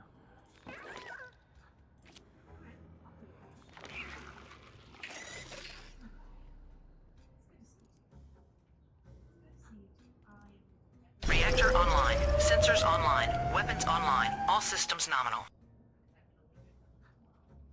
Well, at least Pussy Willow is better than Busvert and Flow has been banned.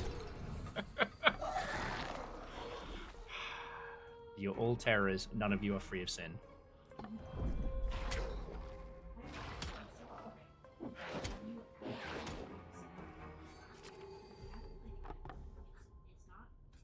I need a spark to do far more damage. Being free of sin sounds kind of boring, not gonna lie. That's a good point.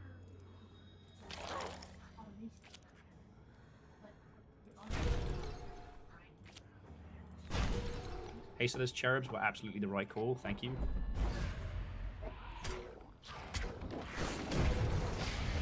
Fershi, I'm free of sin. I'm excruciatingly pure. Honestly, maybe even purer than Artemis himself. Did you notice the coin that fell down there?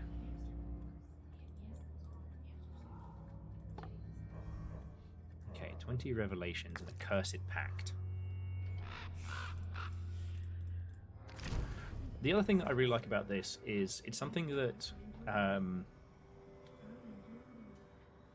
Inscription wasn't able to do, is that there's parts within this that are very much narrative. So this pact exchange here is a curse that Maven has written into the very fabric of the construct, i.e. through the process of trying to fight for this little shite, Maven has left us a tiny curse.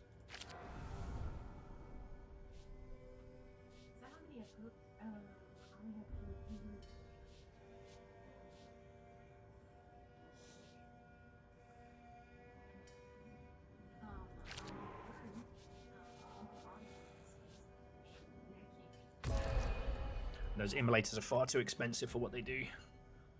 So, sure, we've got to deal with the tithe, but there we go. Okay, remove the 3rd card of the pact. Honestly, we'll just get rid of tithe. Bye.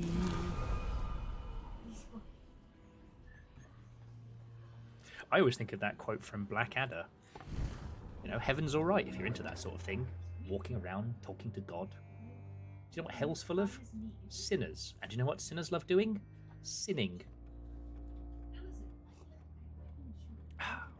Paraphrase a little there. A small curse, so like, fuck.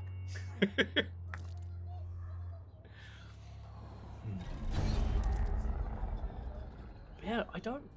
Like, aside from Subnautica 2, I don't know if there is a big release this year that we're looking at. Because didn't Grand Theft Auto move to next year? Restless Reeds. Restless Reeds? Do you eat Restless Reeds? Hello, Watto, and welcome. Thank you. Young Eagle, how goes it? Come on in. Restless Roots. I got to catch a little bit of your Jedi swinging nonsense, but I didn't get to stick around for very long, so I hope you're doing cool.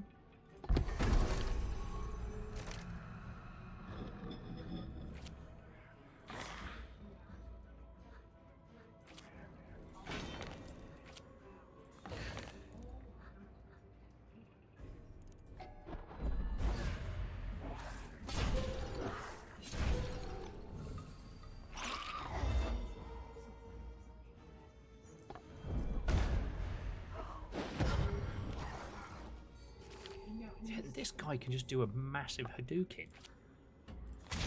Plus side is he can rest in piss.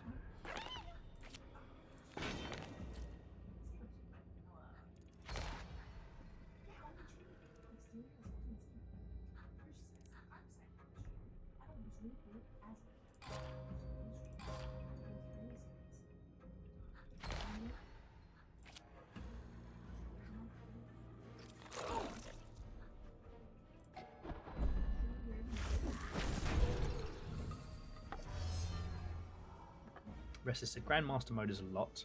I plan on doing some optional fights, but tonight we're doing more tactical breach wizards. Lovely.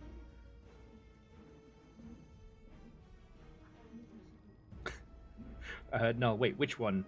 You love more than several blood relatives. Oh, tactical breach wizards. Ah, yes. Do you know Tom? I wouldn't claim to know him. We're not like close homies, but I've gotten to chat with him a whole bunch. Heckin' cool guy. I actually haven't gotten to do tactical breach wizards as much as I might like.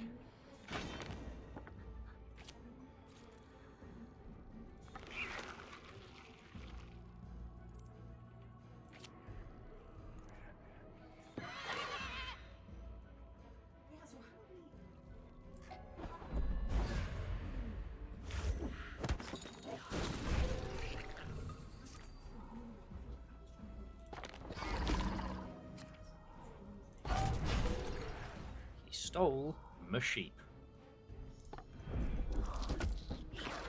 Which frankly I'm going to take very personally.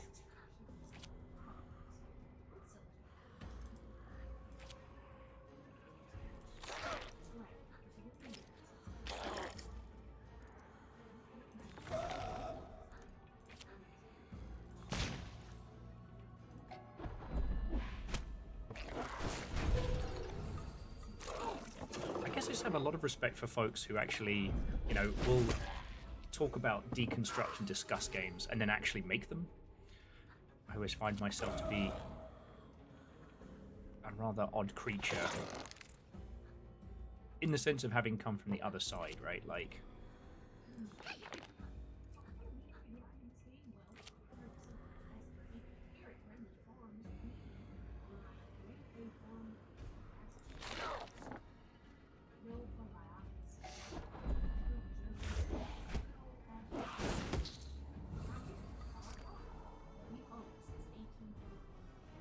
it's like I haven't got the chance to meet, was it, I forget his people name, but Yahtzee, who is someone who I would usually hold in much higher contempt, except for he has actually made and released several games.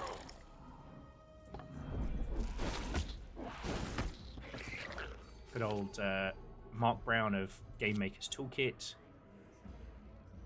Oh.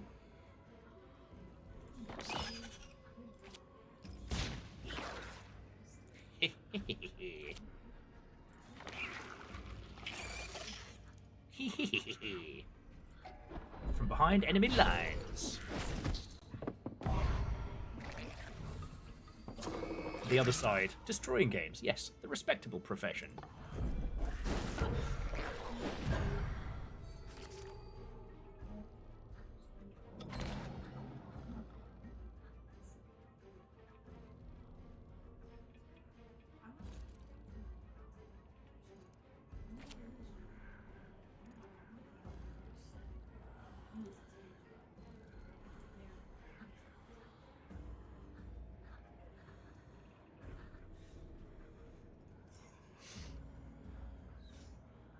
I guess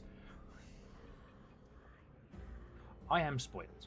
I'm spoiled in a lot of ways, and one of those ways is that I spend my days talking with you lot, and a lot of you have made video games. Some of you, and friends, I hope you're sitting down when you hear this news, may have worked on the very video game in front of us.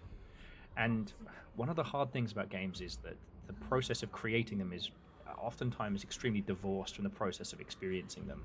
And there are only so many times one can hear a YouTuber go, "Oh, lazy devs, what were they thinking?" Or, "This is the worst release ever." There's only so much you can hear about that from one side, especially if someone is particularly negative with their critiques of games. It can get more than a little grating.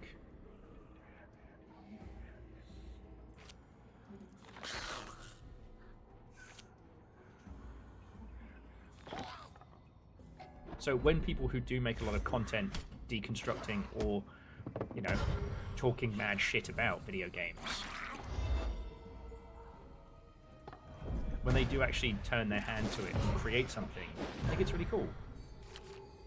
Everything these dickheads have just goes right round my shite.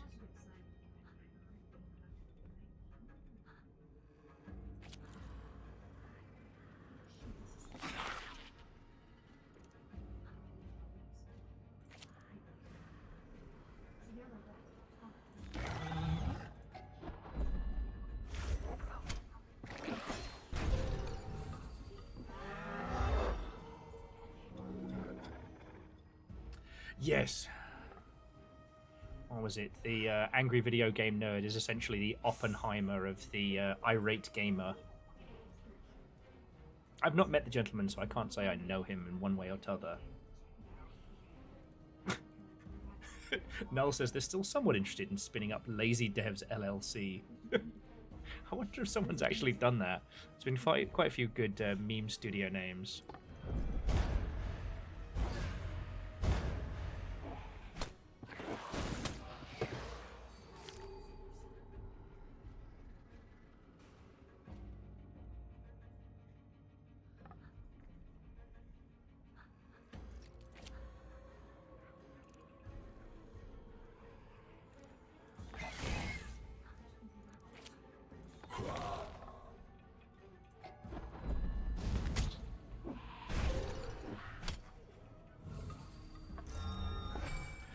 What we make, but spite is a... I don't know what we'd make, but spite is a hell of a drug. Absolutely.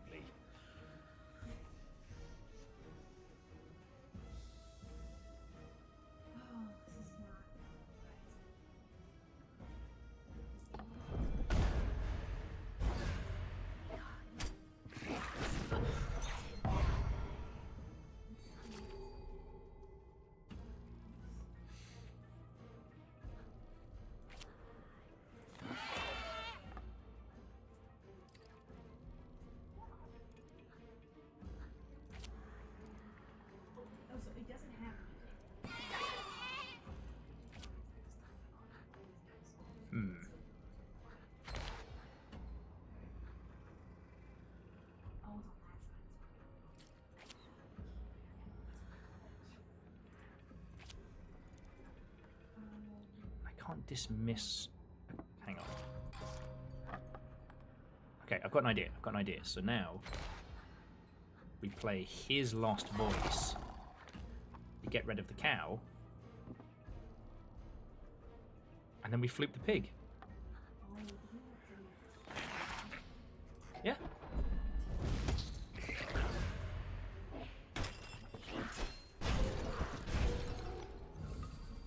Pig flooped.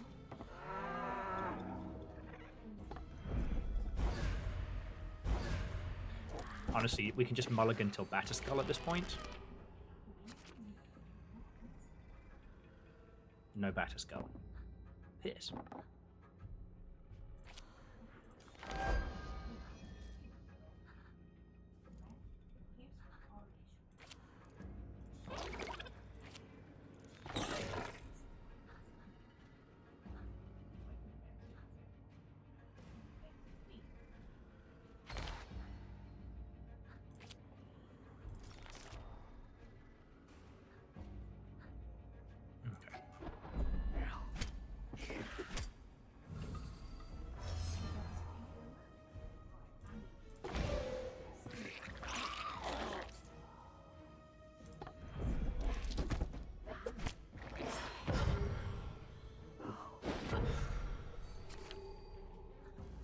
Kingdom for a spark.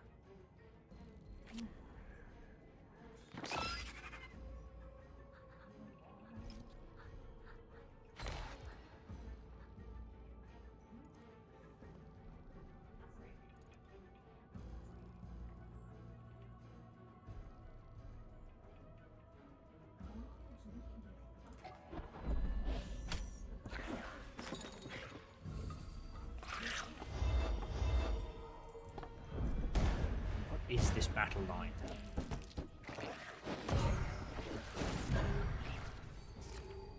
Oh, thank the fucking gods. Now die in piss. Sorry. A little spark of lightning later. But anyway, yeah, so Restless Roots, thank you for bringing your couple in. We have once again returned to the realms of the Killing Stone.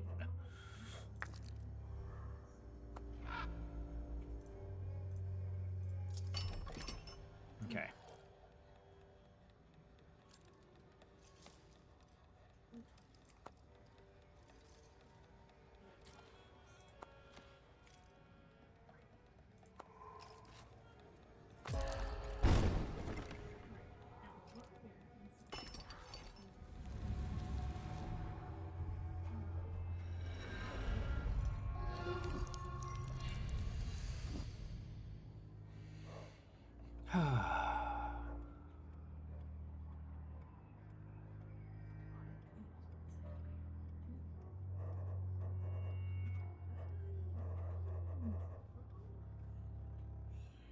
Actually, I had a question, friends, because I realized that, like, I don't have a background in, like, narrative or, like, writing, design, or otherwise.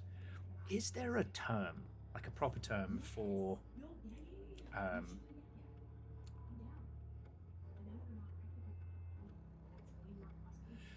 is there a proper term in narrative for, like, essentially a story, I don't know, growing too old in the tooth?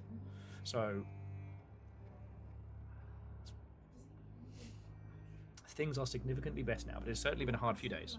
And I got watching Invincible yesterday, the newest season of it, and it's not bad. Production quality, great. Vocal performances, amazing. Like, honestly, I try and remind myself how wonderful it is that nerdery is what now gets the big budget and the great names doing incredible performances. But that story has gone on far too long. Far too long. I don't know if aged poorly, that tends to get thrown around when a piece of media has been made at a time, and, you know, I would say, I'm trying to give a good example, Ace Ventura has aged poorly. You know what I mean? It's where the narrative is being kept going beyond the point where the narrative stakes can support it. Bleach, I think, is another good example. You know, to come up with a whole newer, worser, badderer baddie from the last worst baddie.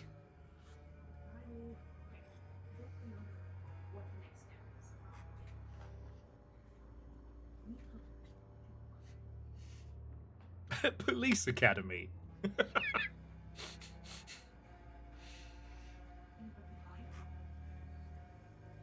Police Academy working in both.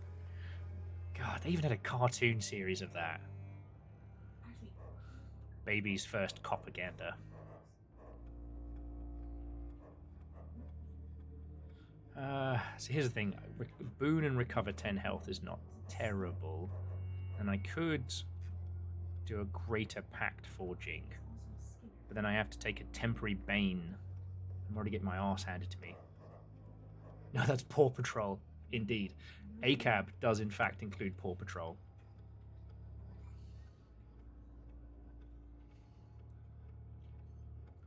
Null says, technical term, not what I've heard, but outstayed its welcome. Or a Shaggy Dog story. Okay. I like Shaggy Dog story. Because it's like, when the narrative can no longer support the weight of its own structure, then the stakes disappear, right? I don't know. Marvel fatigue is being thrown around a lot, but it's very hard to get myself motivated for the new Spider-Man movie because as much as I've enjoyed the Tom Holland's run, and they have been very, very good, you know, everyone has forgotten Spider-Man thanks to the mystic arts. It's like, okay, cool. We've introduced a magic solval, so at the end of this movie, everyone's going to remember Spider-Man again, and they're going to be like, oh, Spider-Man, we missed you so much. And he's going to be like, it's cool.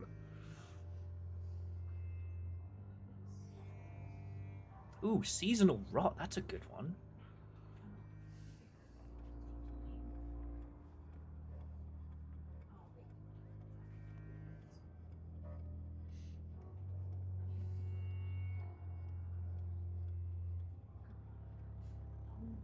Fascinating. Because that's the thing, is that I don't want to imply that something is necessarily bad. It's almost like it's been extended beyond the point that the narrative could really support it, right? I apologize for the hours that should be lost to mentioning TV tropes. Indeed.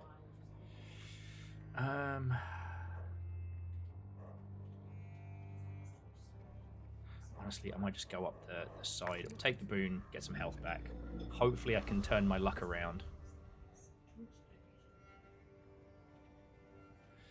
You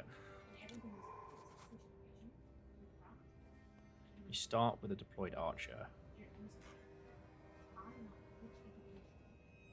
I mean, starting with an immolator is good, but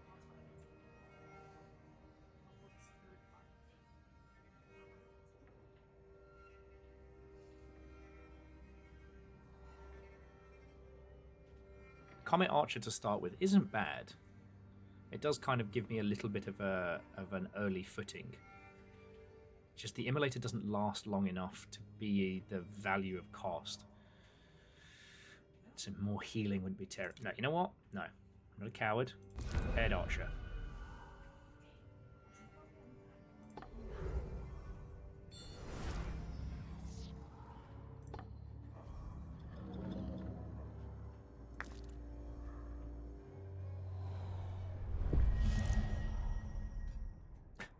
Supernatural is a very interesting one because that absolutely suffered from, arc rot. Honestly,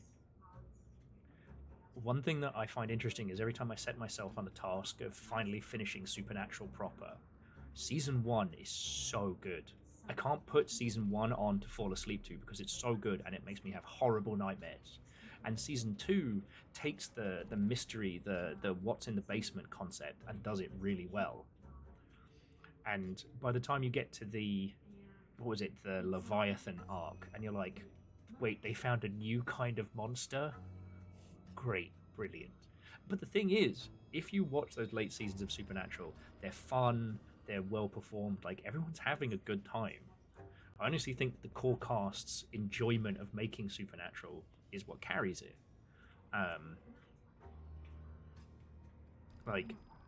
If you haven't watched it, I highly recommend iZombie, which starts very slow, but the core cast really enjoy it and enjoy the process. And, instead of it being a monster of the week, it's a personality of the week, which I think is a good format for telly. It's just, I realize now that we are... Okay, I'm about to say something that's going to sound really fucking obvious. but we are living in a post-video game world.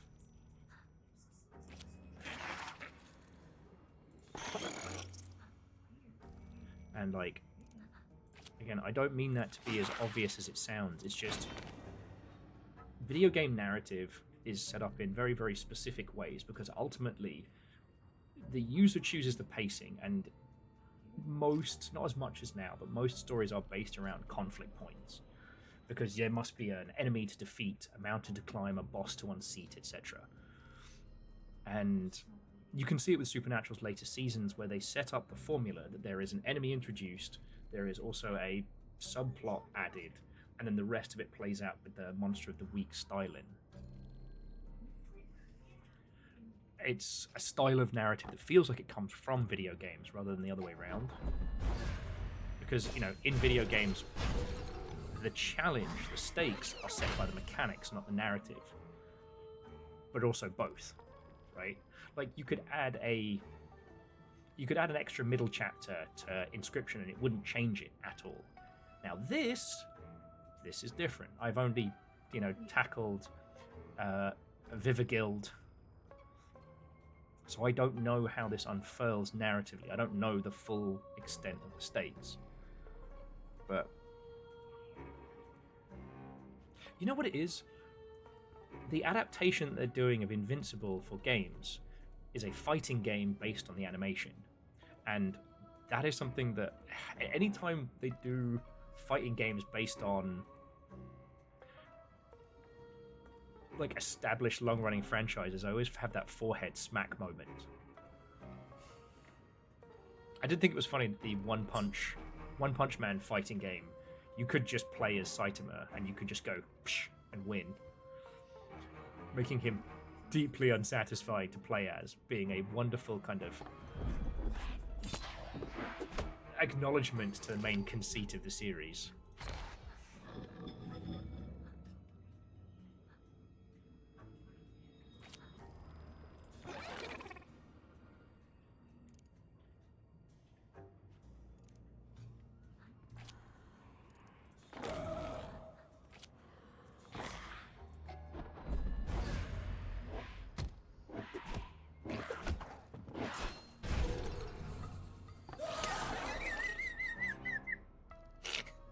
Null says Vivigild does a whole Jessica Rabbit dance number in Act 2, so, you know, look out for that. Chonish was adding that apparently if the enemy dodges Saitama's punch for a minute, he walks away and you lose. Because he gets bored, he has to go to the store.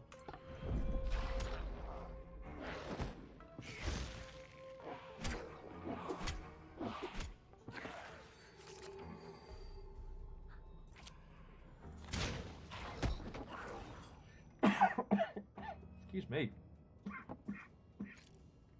I'm so healthy. I would appreciate just how healthy I am.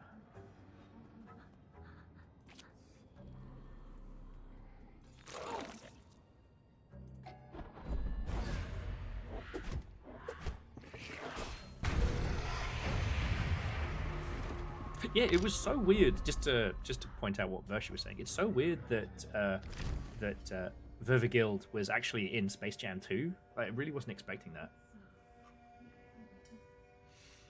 Okay, so we've got failed projection, and some extras. We've got... There it is. Oh yeah. Ultimate Foist. Caffeine. 90 months. 90 we've been doing this.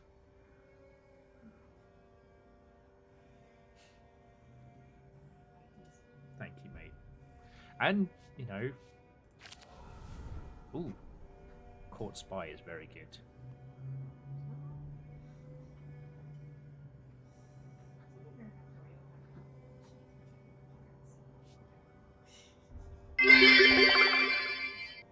Subheal. This is tiny little subheal and J-Post. There we go. God. 8 years, friends. 8 years looms. For those who don't know, this Monday will be our 8th anniversary. As in, how the fuck have I been going at this for 8 years?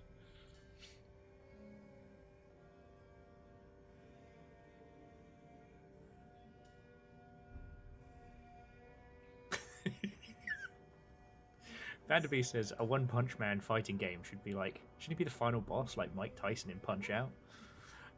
That would be extremely funny. You just have to not get hit.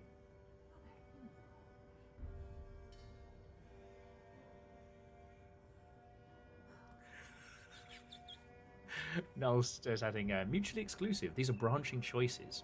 This is a Stop game that narrative. incessant clicking.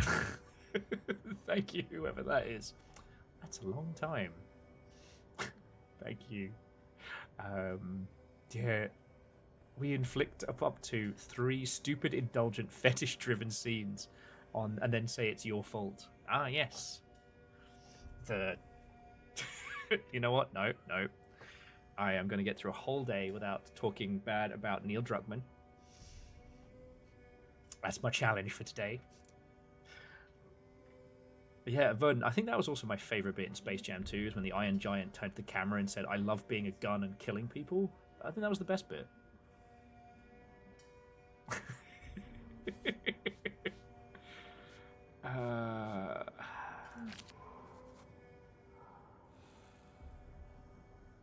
Yeah, I think let's put a swap out.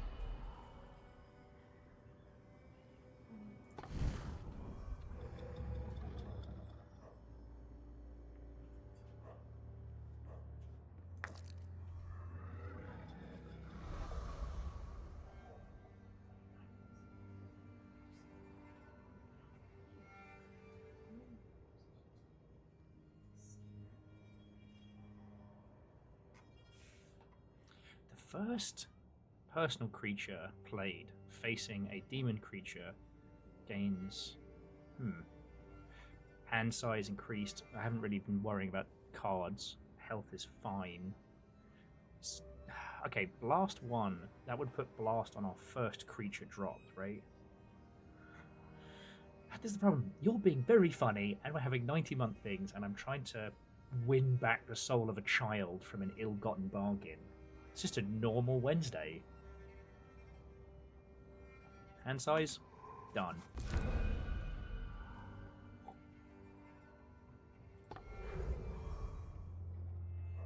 Okay. So we get to choose a Forge of Improving or a Greater Forge of Improving. But if we choose the Greater Forge, we have to get our arse handed to us. Whereas with this one, we have a minor battle. And then up.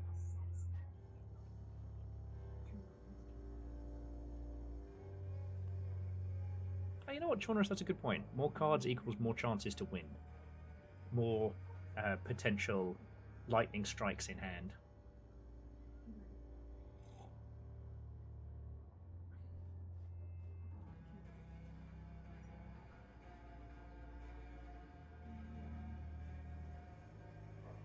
Ooh, now first creature on every turn would be wild.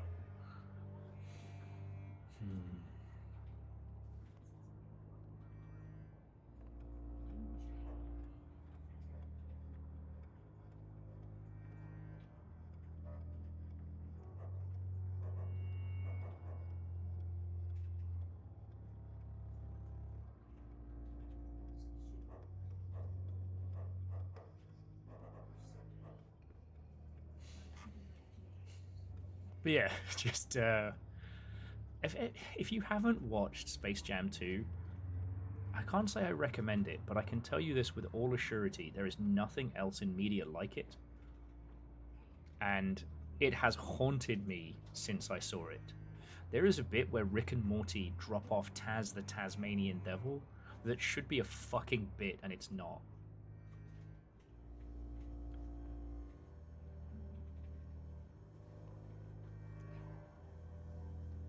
It's the crux of the story is between LeBron James and LeBron James's son, who is very into video games, except for it's the real LeBron James, but not his real son, and certainly not his wife, thus giving the very hook of it this weird impossibility.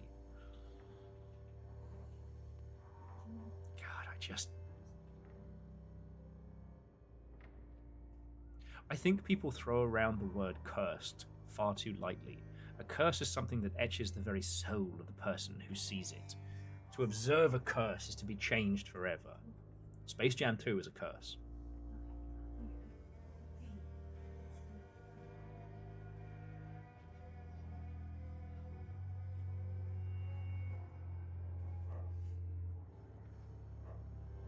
And that curse's name?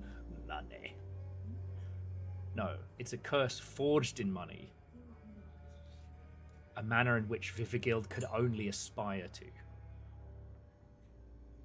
I'm learning so much about the deep lore of Space Jam. Oh, we haven't even begun to scratch at this little potato.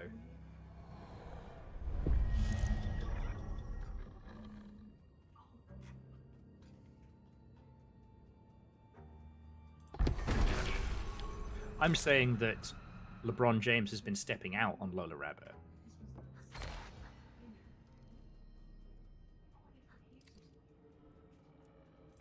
Take an overreach.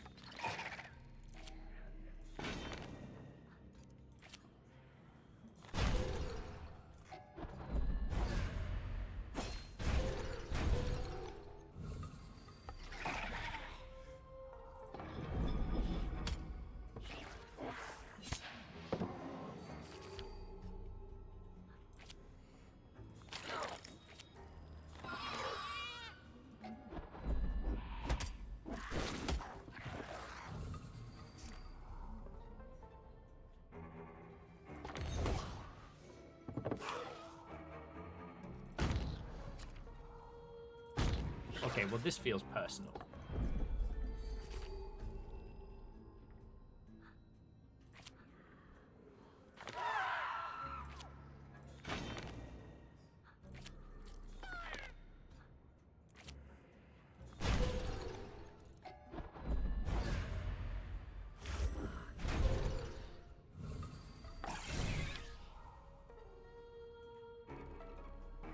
Yeah, that's the weird thing about going back to the original Space Jam is remembering how much of a phenomenon Michael Jordan was. You know, you can't have that now. Like, you have to have a monoculture to have that kind of.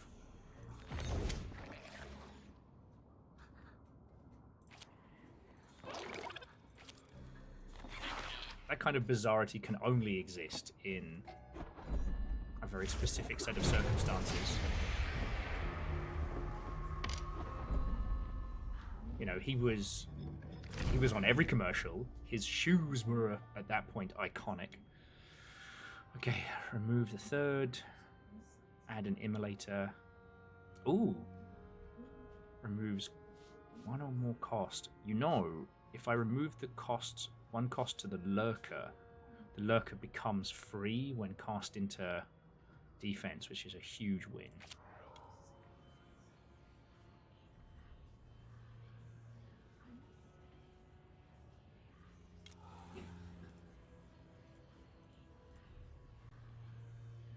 Oh, it has to be a lesser spell. Oh. I mean, I can get rid of slow reactions, I guess.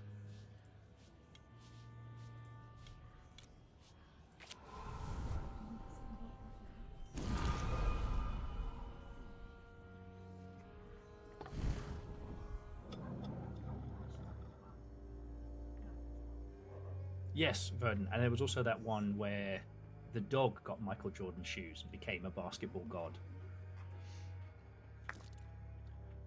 But I'm sure if you're into sports, LeBron James is a very big deal. But there was no way anyone could hit that same kind of like cultural touchstone. Thus creating something truly bizarre.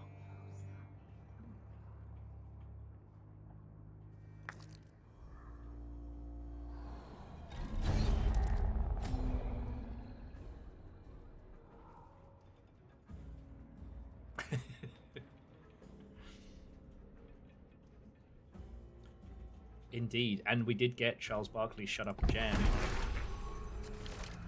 And let's not forget about Shaq Fu.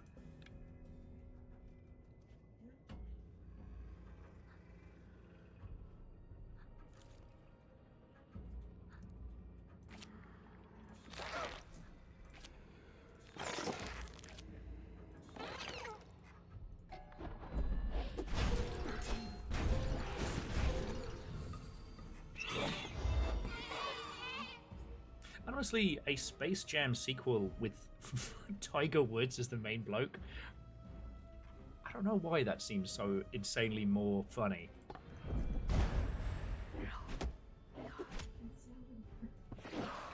Space Birdie.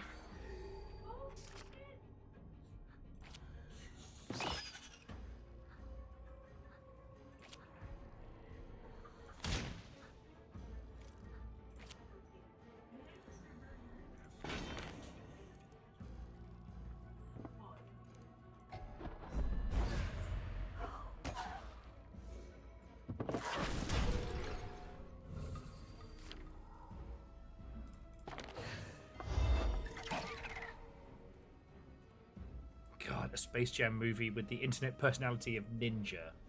God. Having to observe Matthew Pathew in the Five Nights at Freddy movie was painful. Although watching him get told to shut up by somebody's mum was extremely funny.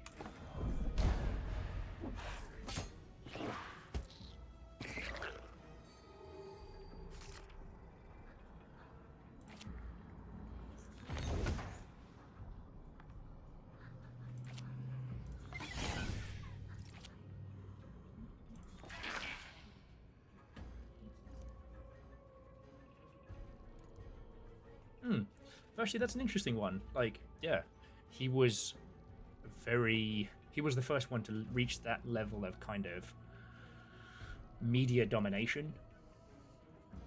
And again, as like Minnesota, that's when I talk about monoculture, like essentially, you know, in the 80s and through into the 90s, there was very much an American-led monoculture.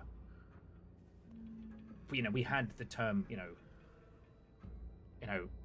counterculture and alternative culture because there was a standardized culture that one deviated from. You know, ironically, the few things that really are quite kind of culture spanning, and it's pretty much music and video games definitely have more potential to do that. Music is more fractured than ever, but also has more reach than ever. You know, huge video games are so cross-culture that it's one of the reasons why the Saudi investment fund wants to buy so much of it. You know, you literally can buy class.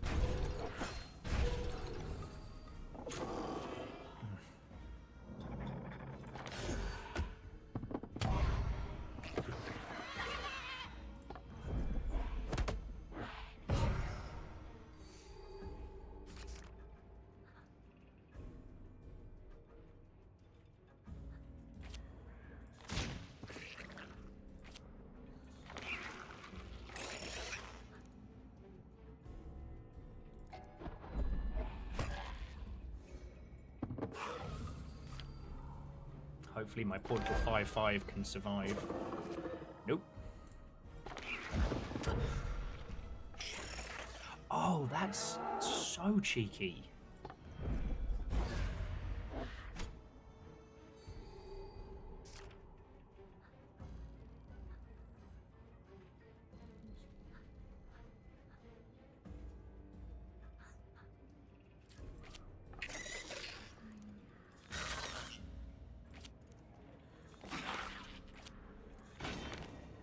Essentially, they use the dissolve creature on one of the pillars, but it works in a way that you can use. If you use it on your own creature, it also procs their death effect.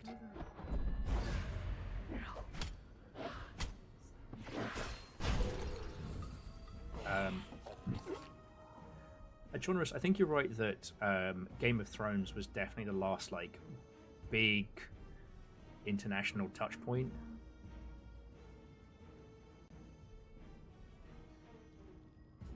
Well, and we to Intku. I'll just go with Freak if you apologize, if you don't mind the moniker. It's easy to like. Game of Thrones was a cross-cultural phenomenon, and it's still amazing how they fucked that up so vehemently.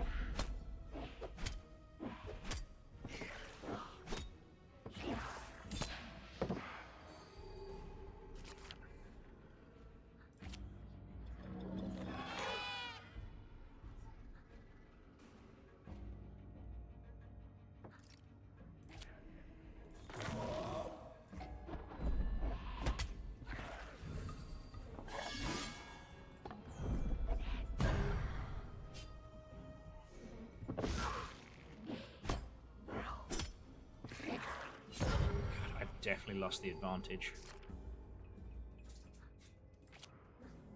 Ooh. Heal and get extra stuff. Okay, we like this. We like this.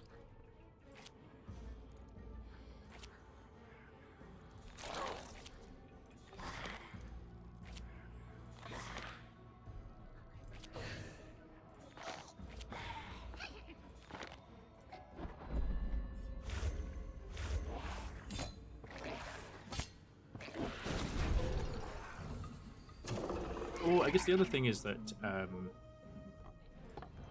you know, the death of Twitter has also been an interesting one, because that's done a very good job to you're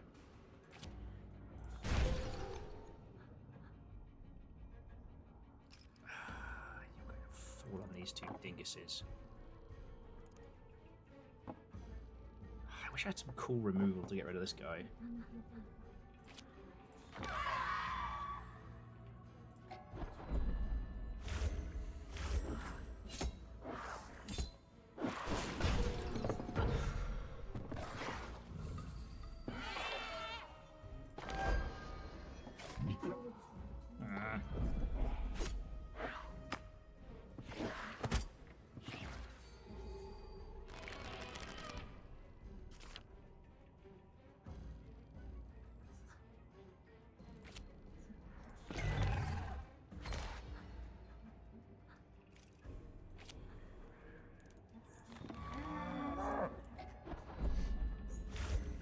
I was trying to think about like other shows that have had that that quality and that impact, but it really does feel like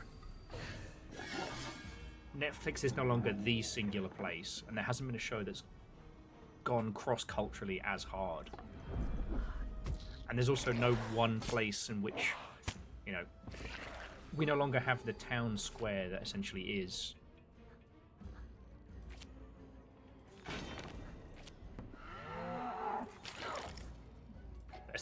Twitter.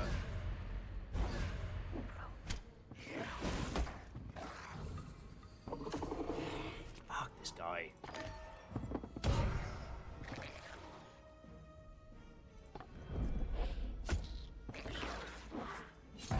Absolutely not, Nick. I've had 2 wipeout and I've gone to story mode and I'm still getting my shit wrecked. And, if you'll forgive the terminology, not in a fun way.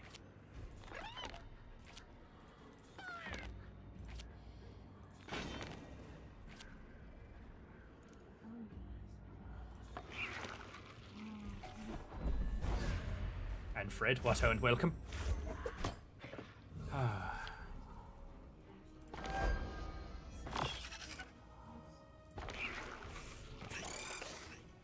Interesting.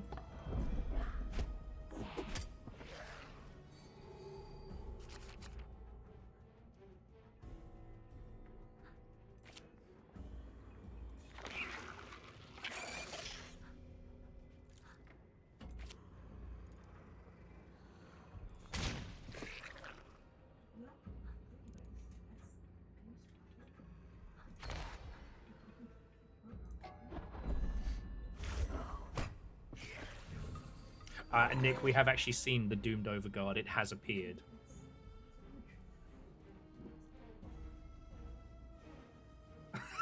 He had mate once. Tripped on the killing stone. You'll never guess what happened next. God, I went out like a Breaking Bad side character.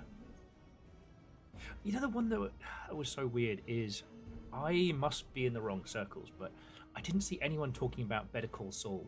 And that was some of the most phenomenal television I've had the chance to watch. Okay.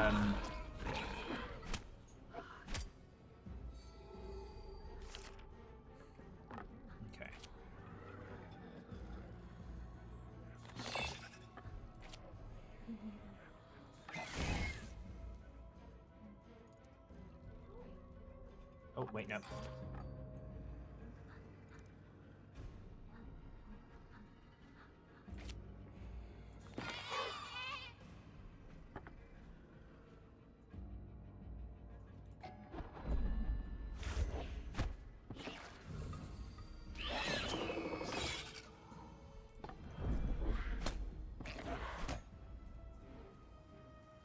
You, sir, are an asshole.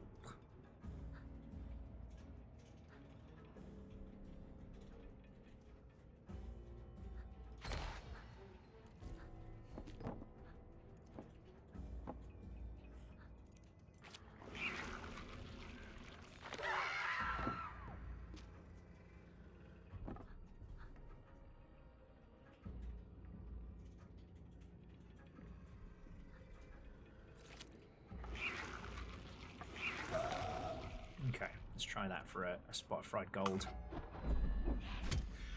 But Nick, how you holding up? We've had a usual round to talk about everything and nothing. I don't seem to be able to hold a conversation and play the Killing Stone at the same time. So I talk about it in bursts. Although apparently I can talk about feckin' blink blink. Space Jam 2.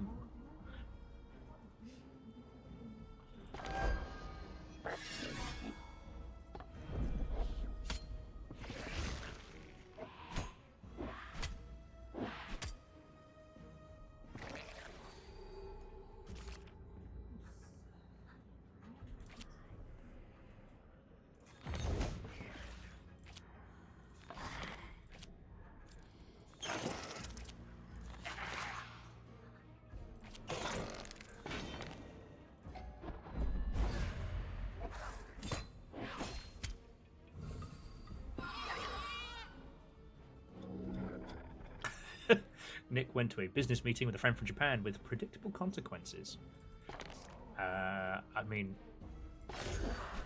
it's like, I don't want to be like, how's your head?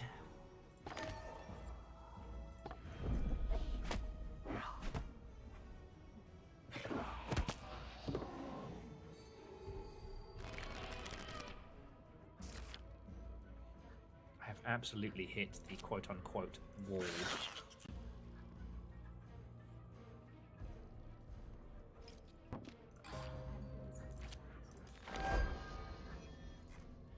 Okay.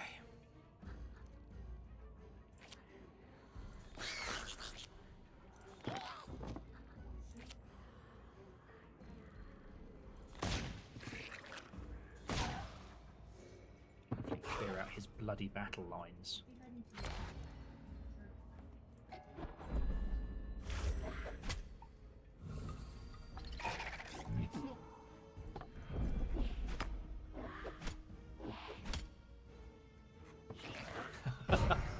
Okay, Shaunus has made the connection. Space Jam 2 and the Killing Stone are related. Playing the Killing Stone has you deal with curses, and to watch Space Jam 2 is to be cursed with forbidden knowledge. Of course. It all makes sense now.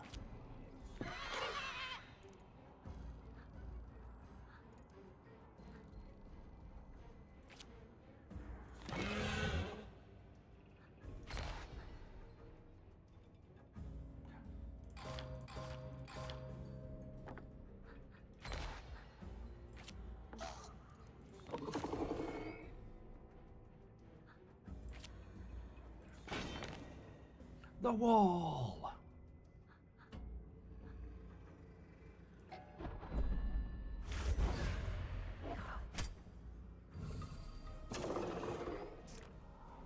Really? Really?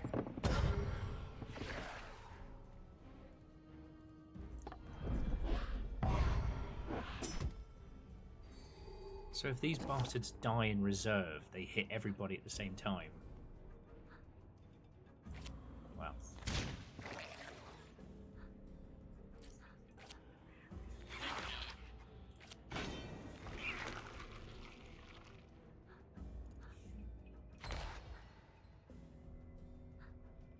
Further, unresolved takes health. Its host. Ooh, okay. Got an idea. So, get rid of that. Flask of life. Cast the fervor on this guy. More damage, and he dies at the end of this. And then we put our cool kids on the line behind. Just strike that one straight in the eye. Okay.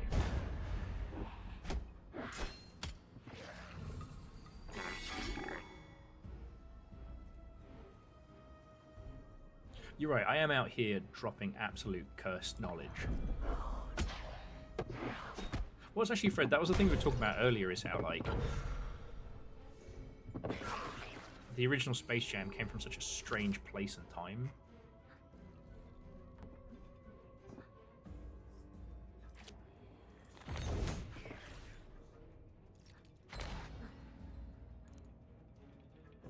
Okay.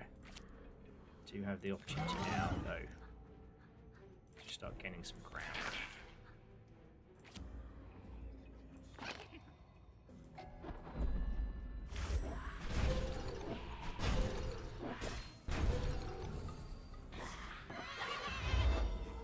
God, I was having a ponder of it, and like, we did get a modern Who Framed Roger Rabbit with the Rescue Rangers movie, which was brilliant, if only for the ugly Sonic reference.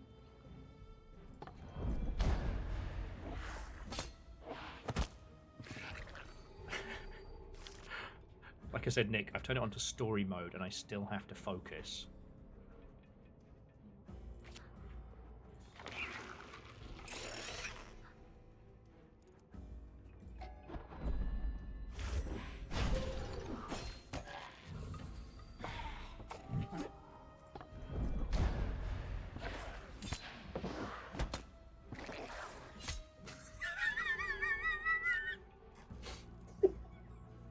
Null said, story mode can't protect you from your own pride. We tried to add it, but, you know, out of scope. Especially mine as well. Have you seen me?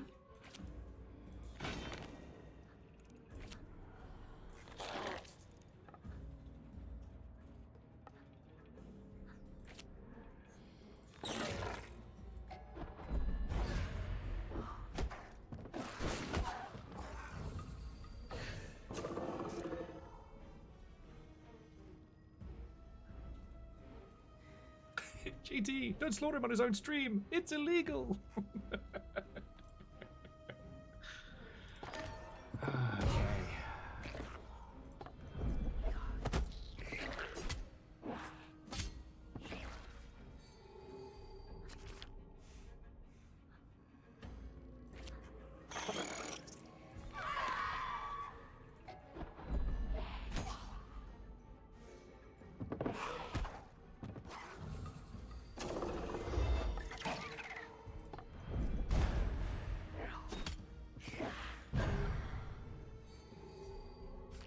I swear, if I lose when he's on 3 health,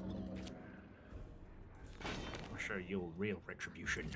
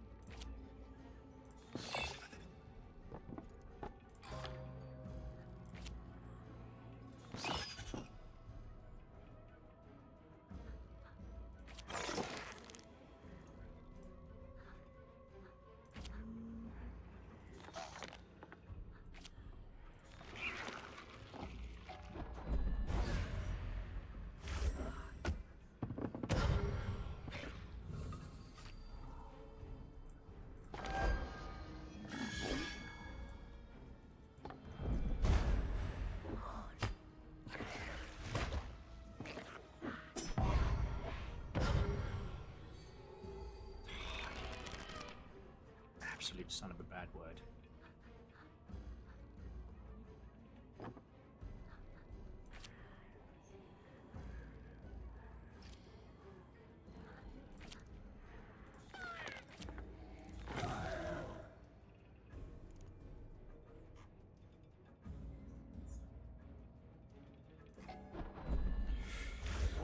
Okay.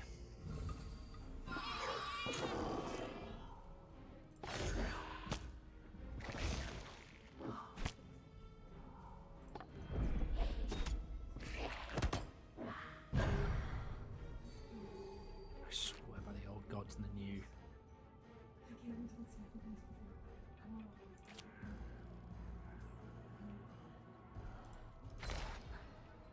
Okay, no. I need to do 4 damage somehow.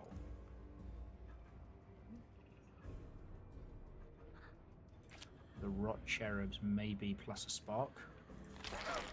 The gods cannot help you here.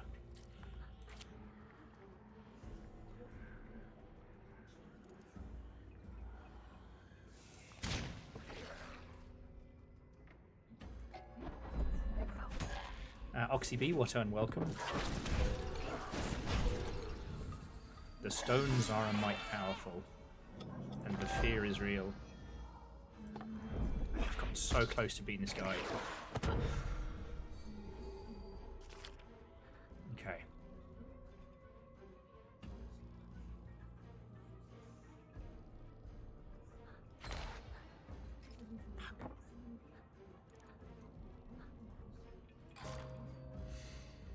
Okay. Oh! Stunted spawn. There we go, that's mate.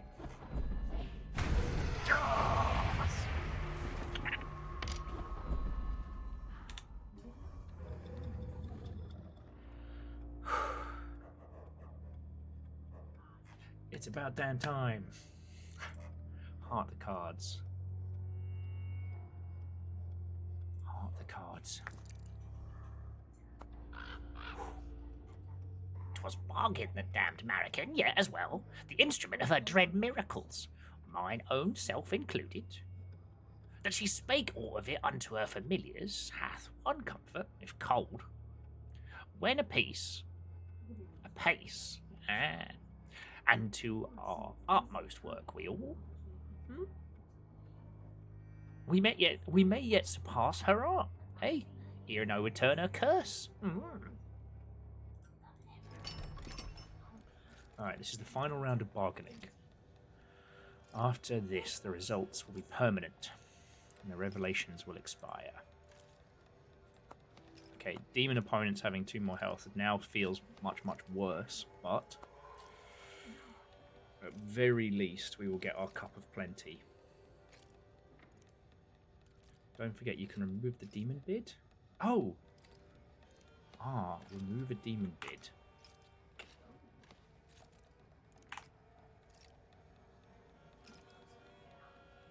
Well now, doesn't that arcen up? Saved all those revelations, and now let us see how it works in our favour.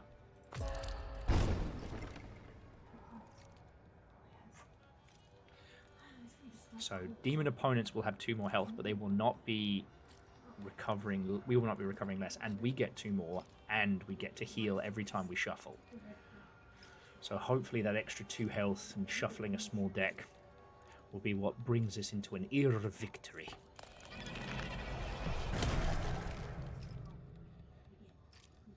Oh, Excelsior! Will thou now by some grudging smidgen jig be celebrated?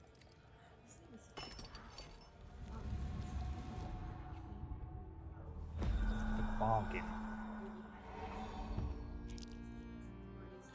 Rewards unlocked available in your future. Churning Force also damages the defender's reserves.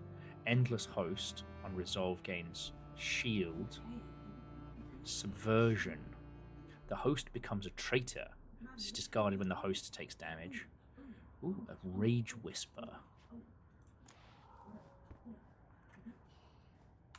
No inheritance remains. The character's soul is safe. For now. Also, I don't know if story mode changes the difficulty.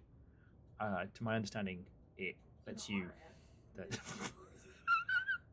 Null. Do not make me get the hose.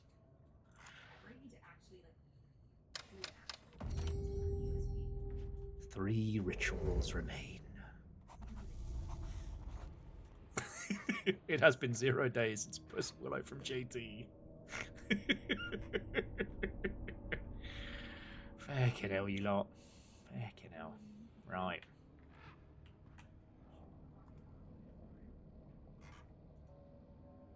There we go. Ooh, try not to swing the mouse around too fervently.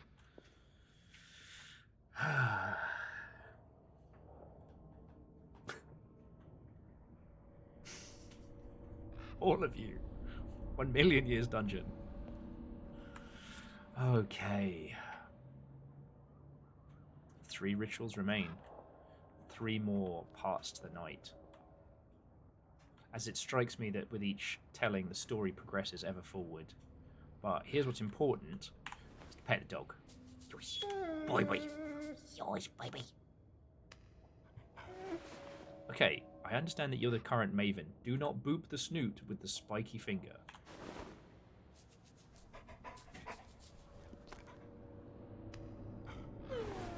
the demon's boop.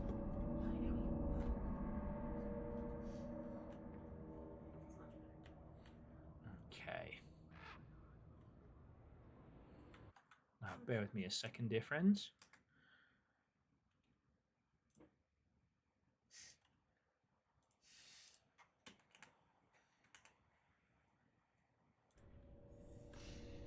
Right. So we have pets to chat with, and we have story to unfurl. If you haven't seen much of the Killing Stone, there's a couple of things I want to share with you. Each of these contracts we see here is a contract for one person's soul. So first we have the boys, who is now safe. I'm probably going to just grab some water very quickly in a second. Next we have the lass. Finally, the man of the house. Okay. To Nook to Freak. Watoan, thank you. Have a lovely rest of your evening. But yeah, the detail I wanted to share with you all and why this game's just fucking brilliant is that this is what we were just playing on. This is the map upon which we looked, with the core of it unfurled through this gloriously infernal contraption. And not to sound like a Wayne's World reference, but I do not have a soul contract upon which I sold my soul to the devil, let alone multiple that would facilitate a soul chandelier for said contract.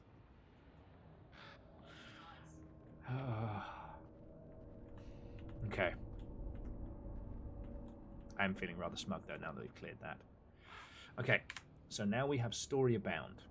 I'm going to just nip to Lou and grab some water, and then we'll see what the cat has to say. And I guess we'll talk to the other characters as well. But let's be honest, we're here for the cat. I'll be back with you all in just a second.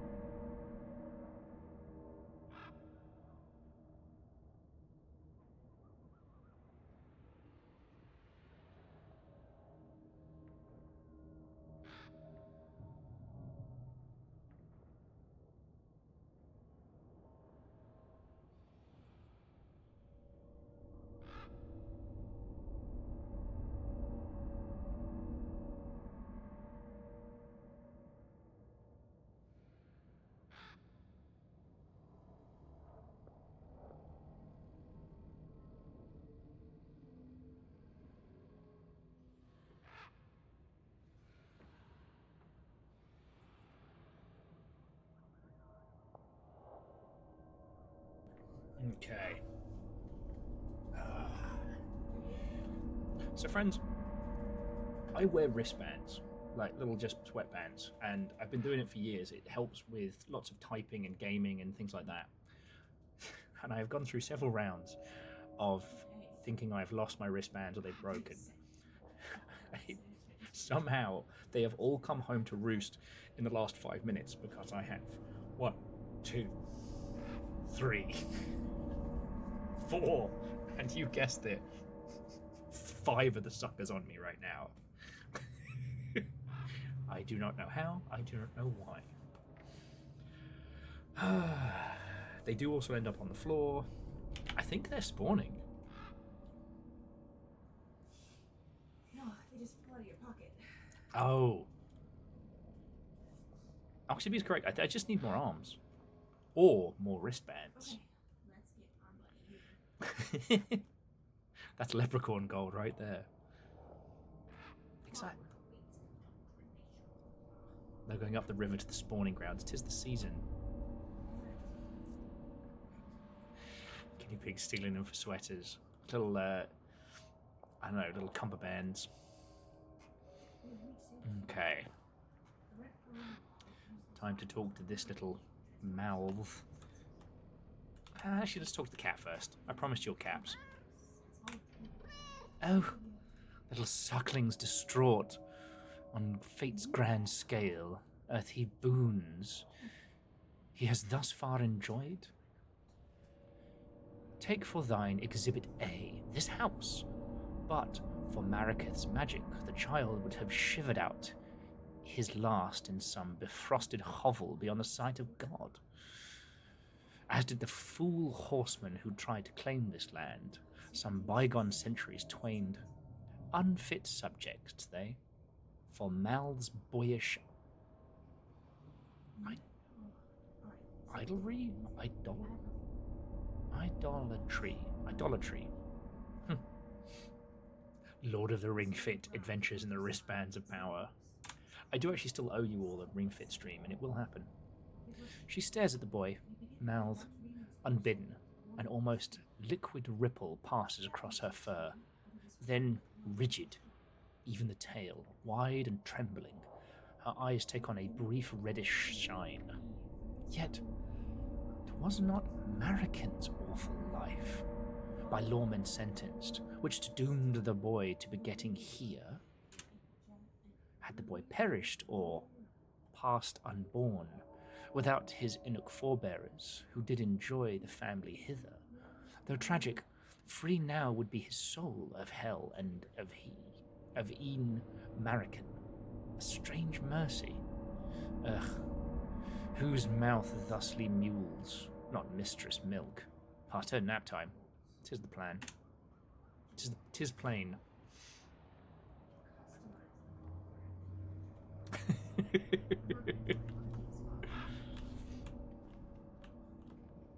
Alright, time to talk to our favourite crow. Valoran looks up from what seems to be deep thought on the verge of a trance. Oh, Maven, I must admit I'm somewhat behind in my review of the family contract. So I hope to share with thee ere long what I have learnt of this Overgaurd and the rest. I appreciate thy forbearance. Alright. Pet the crow. Good bird.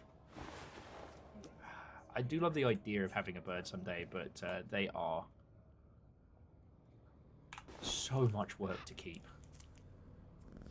Yours, kitty.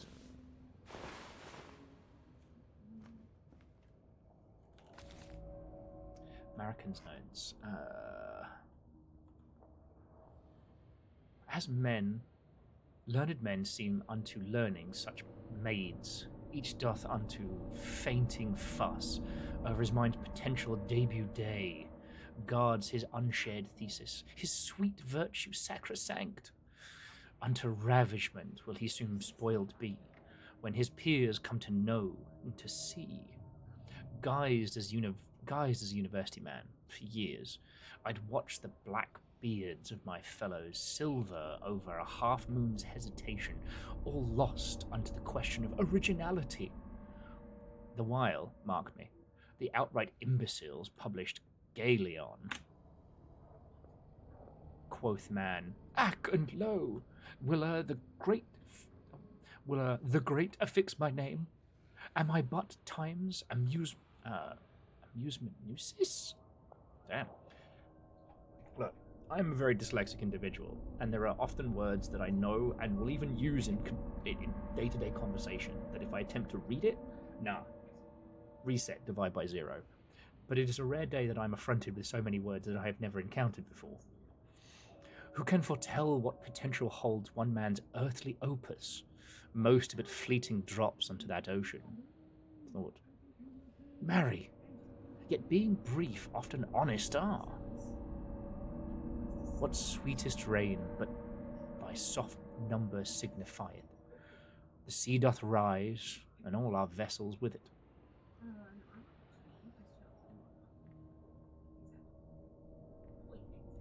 Null says I'm a complete monster for including it. Oh, bring the thunder. Think like mindless transcriber. Interesting. And legend. To be continued. Tomorrow's blueprints, so you know what to expect. But seriously, thank you. Alright? Well, the problem, Null, is my vocabulary is so heavily influenced by, what I'm reading at the time, that between this and Evelyn Hardcastle, I'm naught but fanciful Englishes and these and thous. God help me if I went on a Shakespeare kick right about now, I'd be insufferable. I'd be more insufferable. Ask thyself, how many slim, humble chapters of the grand and final Codex Humanus have we hitherunto lost to envy's green gluttonings and their craven awe? Quiet wisdom untold, sacrificed by man to his forebears' mere shadow. 'Tis monstrous waste, unto nothing, an unraised monument. Oh, that's good. Essentially saying that, how many men of study have spent so long worrying about whether something is original or, guarding their tiny thesis from observation, for that knowledge only to be lost to the annals of time.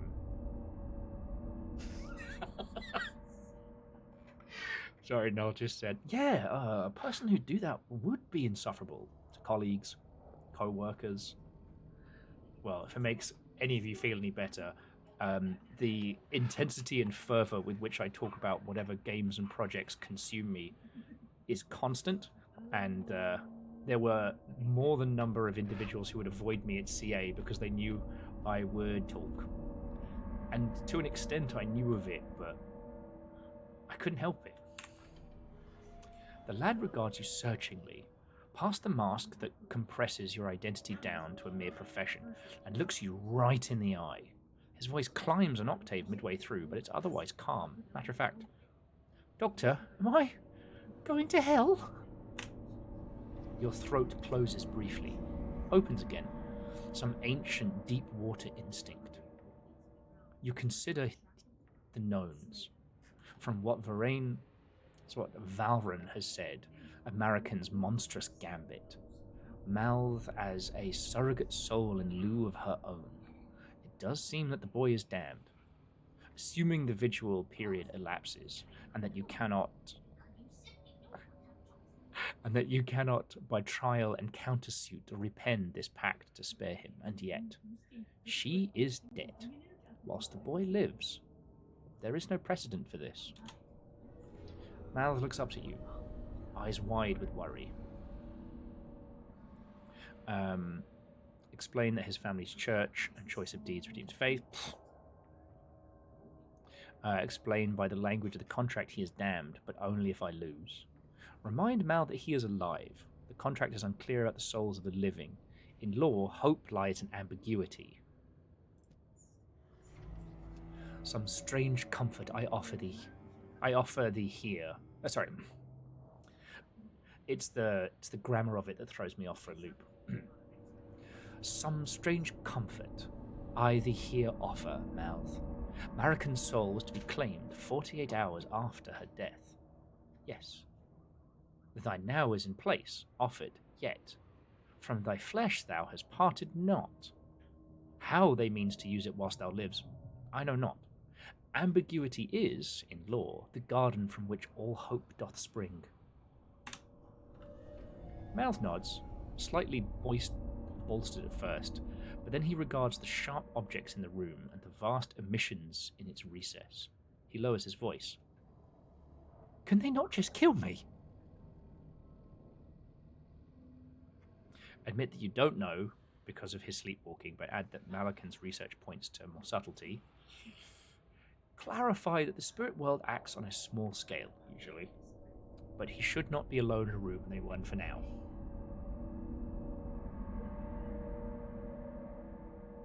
Yeah, the kid could use a healthy dose of fear. Not so oft.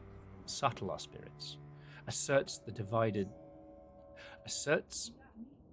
the diver's literature of the occult. Indirect. Into crude matter may they will their anima, but briefly. Be their chosen medium earthly clay, or clay-like medium. For now, I am over the most vexed mouth. 'Tis safest thou should avoid any room that hath but one other in it. Mouth does not seem to realize that he himself is the most likely threat. Instead, he takes you literally, regarding you with a new wariness. He recovers, seeming to draw comfort from the voices of his family in the den beyond. Save during thy ceremony, nay? If thou canst trust a doctor who hath in valour crossed half the walking world, then what? He laughs away his nerves. From one step remove. Okay. Anyway, for now I fear answers must wait.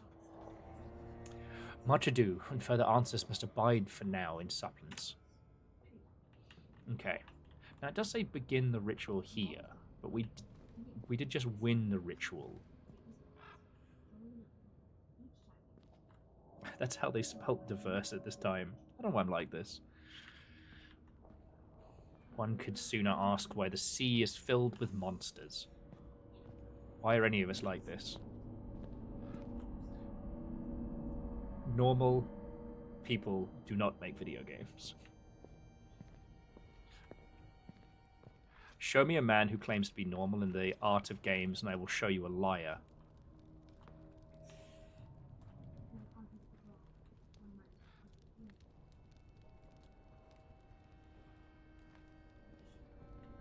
Okay. I still don't trust Raz, and I don't know why. But let's get through him. Because it's saying it still wants us to go down and begin the ritual with the kid, right? Mavenry is kin to doctoring, is it not? But of ills that cleave not flesh. Soul surgery? Am I close? Yet it is not by acts and record of same that we are said to damn ourselves, as lately did thinking, gauging their candour. Well, back home, I hear old Mary stood barrister for those accused of hexcraft, and cited off precedents of divine law. Aye, Maven, art thou a doctor and lawyer both? Round here, single stave entwined. They fan their face theatrically, clucking in what seems good humour.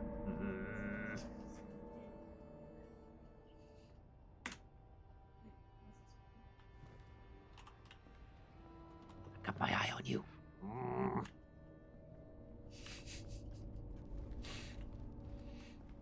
They asked for a maven, and they got me.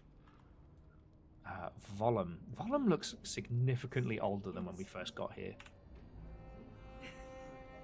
How does it all fare, Maven? Mal does claim that in a dream a voice schooled him on how to unlock that room. Yeah. He looks away, his tone crisp, newly brittle, and then... Oh yeah, he's formal, isn't he? My guest art thou?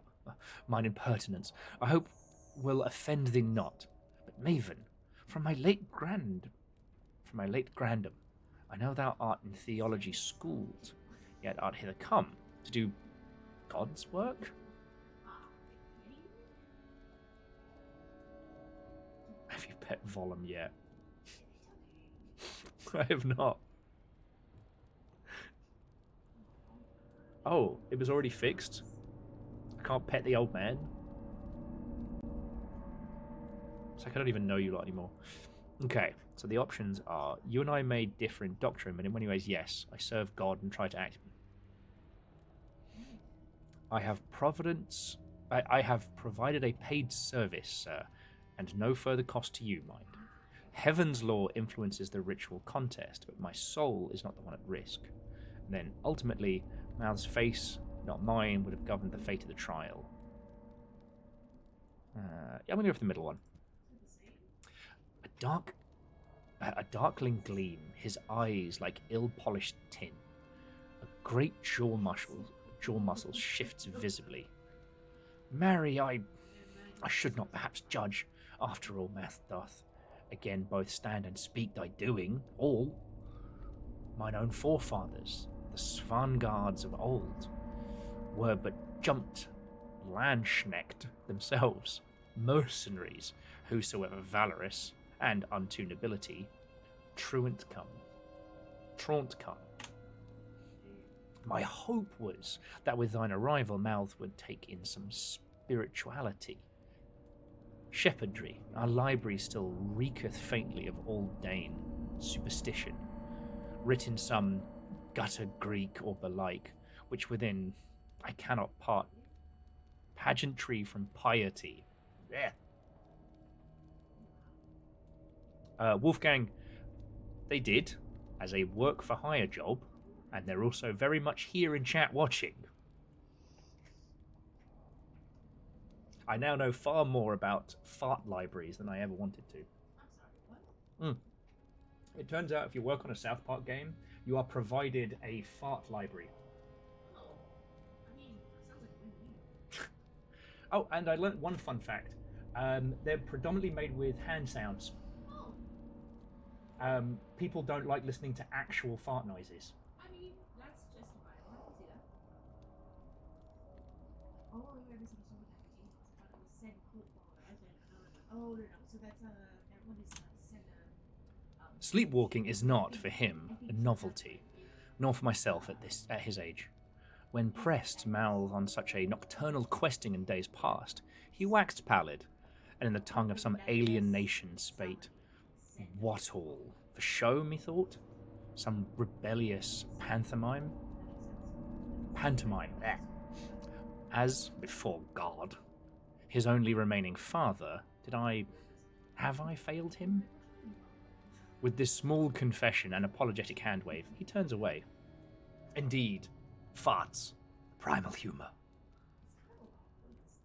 You changed the cost of voice?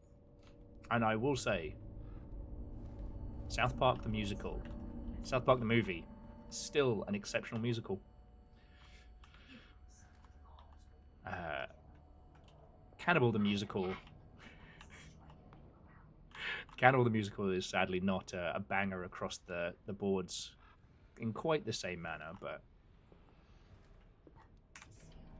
Okay, Nictor. My Volum tells me Mal's soul is not yet with heavens, squared, and never for his own crimes, but sins passed onto him by that woman. My brain's doing that thing again where it wants me to say Defigian. Says that they don't think there are any farts in the Killing Stone, but there is probably the greatest dad joke I've ever seen. But the first verb added to this was fart. And lo, did the creators of this world speak unto a first verb, and that word was... Oh, damn it.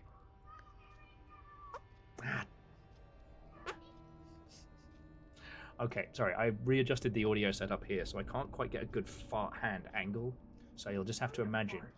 I'm trying to do a faux fart. I don't want to on the microphone, because it's very loud. There are two types of streamers. Ones that do hand farts, and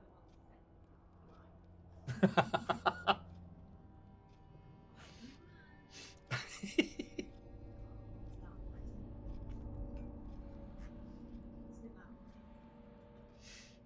that mime. Where was I? Ah, yes.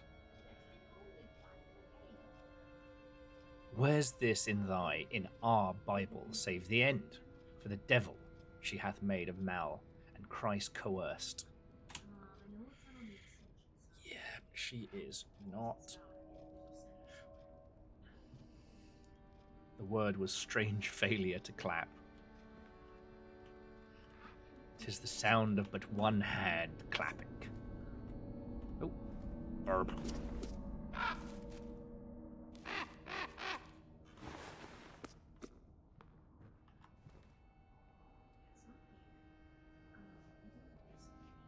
Also demonstrated the basic gameplay with a walkthrough of the house from PT that led to the opening of the magic circle.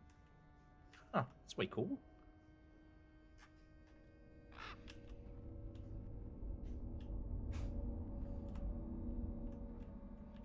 I ain't napping until we've spoken to everybody.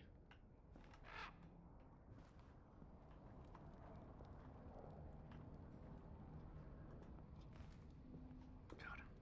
Honestly, I should be practicing my Shakespearean nonsense.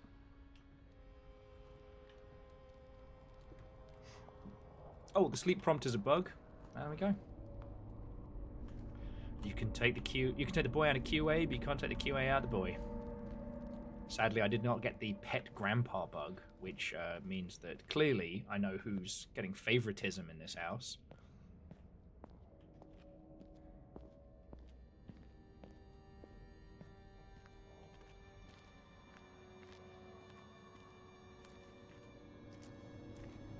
Oh, no! So then there we go. That's perfect. Because every time I go to bed to attempt to sleep, nothing fucking happens. But I have played a lot of Racoin, the coin-pushing roguelike. Patch Rabbit says, wasn't the very first joke in the Blackout Club world a fart joke that the original variant of Last Laughs made? In old tongue. What is the... what are the gestures for a fucking fart? Like...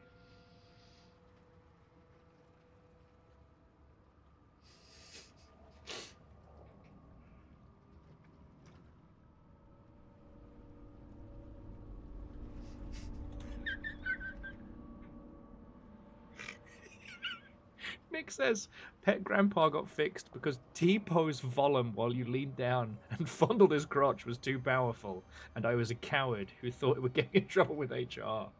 Touche. Touche.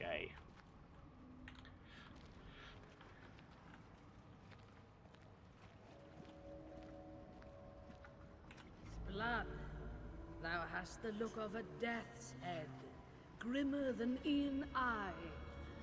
Hast thou some unvoiced woe discovery? Indeed, if we have been speaking at all. By hypothesis, let us assume I enjoyed it. American, you absolute shit. I can't help but have this feeling with this that, for what American implies, it's... Did American truly doom everyone in this house? For no reason other than greed?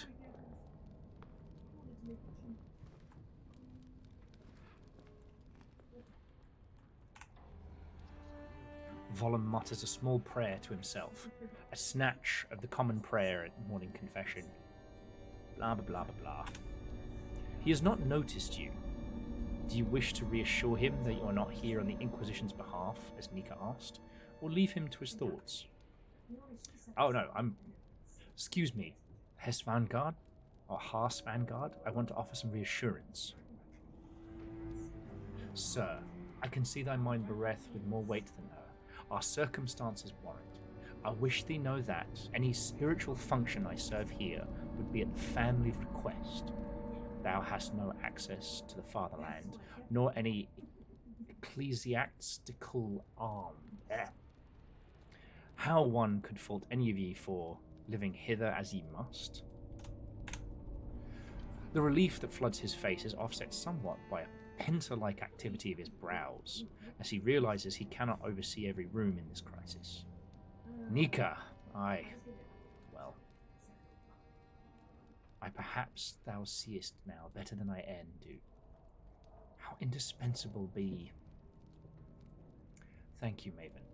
We pray God give thee gamancy. Or gamacy. Well, no, gramancy. Gamacy. The man seems lost in private reverie. His body language shifts subtleties. His eyes remain fixed. Okay. So it's time to go downstairs and have a natter.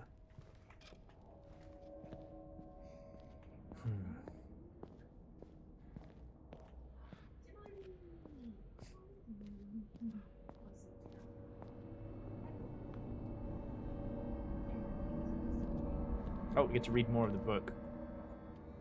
It says it wants us to begin the ritual with the child. Does that mean we have but 3 nights to save each soul?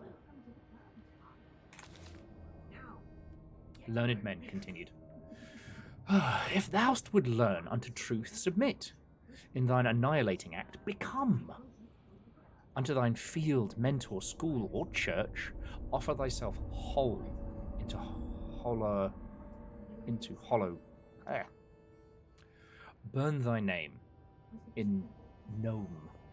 Goest thou native beyond nature herself. Anon, when lessons done, should thou'st need to unmake this new house thy home, beginst from the inside and raise it into the bedrock. Okay.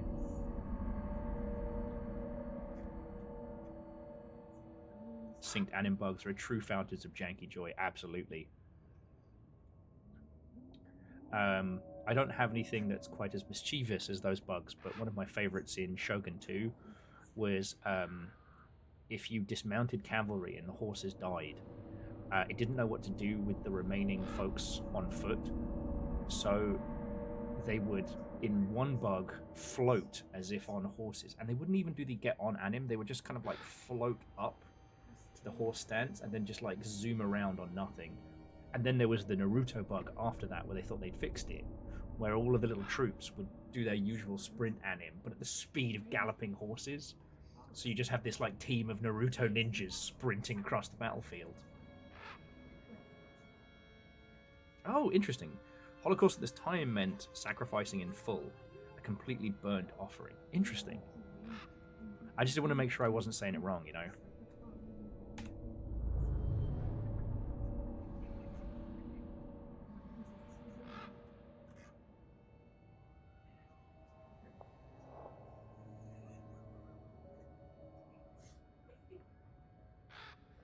The ephemeral spark is the...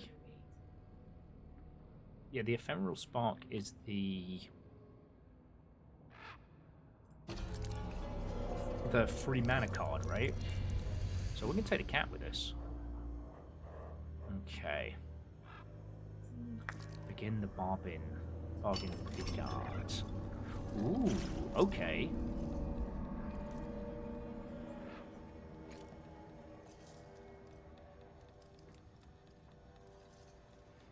Okay, so neither of these are particularly great. So...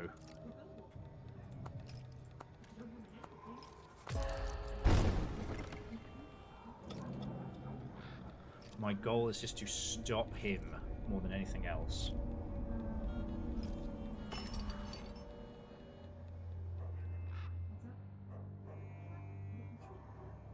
A minor battle, but a cursed pact. Oh, good.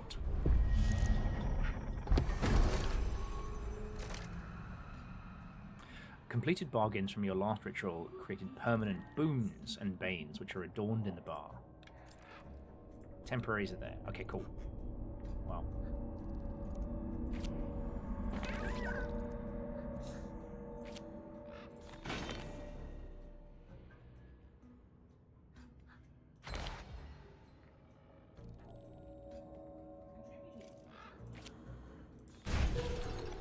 That is wildly powerful.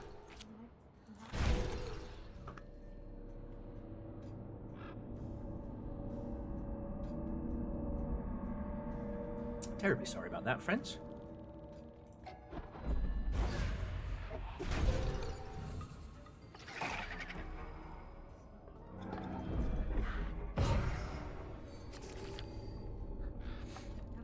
Okay.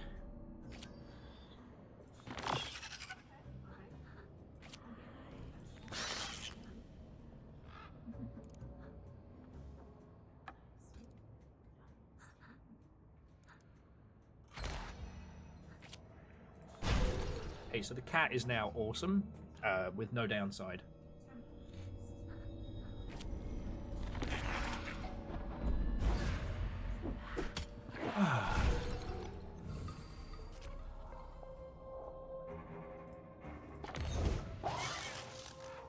Oh, look who it is. Me.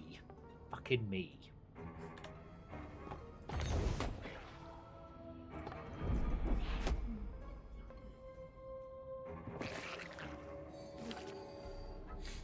Okay, okay.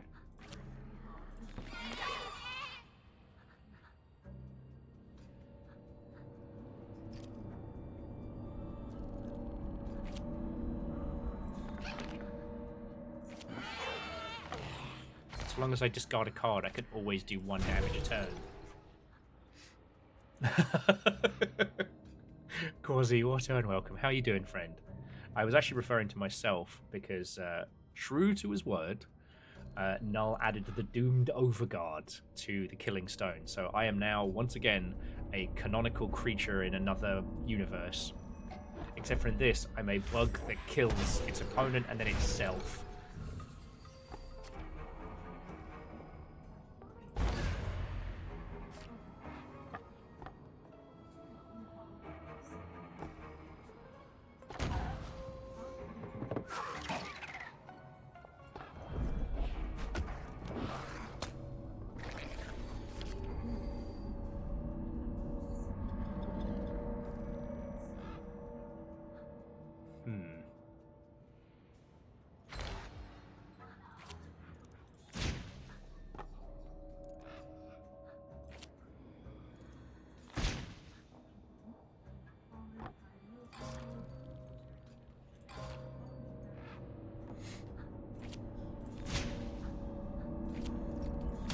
Can't get rid of that first guy, so I might as well clear the board. Oh, what am I doing?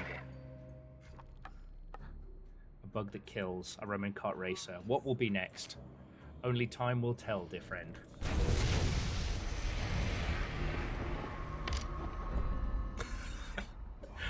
Why be indie if you can't, every once in a while, make something to mess directly with one specific person? An excellent question, friend.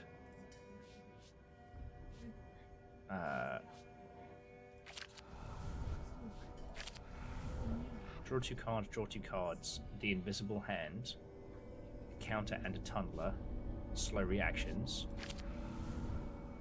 AP Tithe.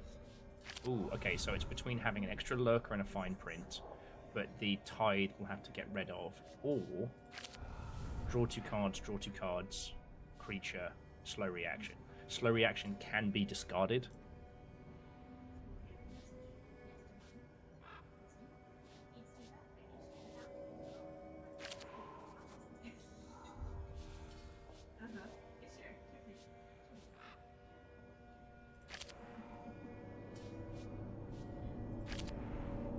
Honestly, I've had too much of the aggressions, so that's my swap.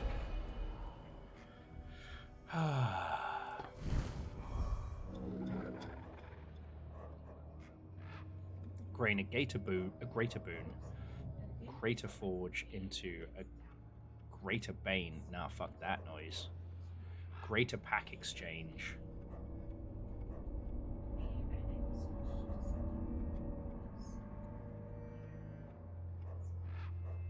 So here's the question: pack exchange or boon? Good, we're gonna go this left-hand side round. Because honestly, we could go boon, Transcendent Forge, boon, heal, boss battle.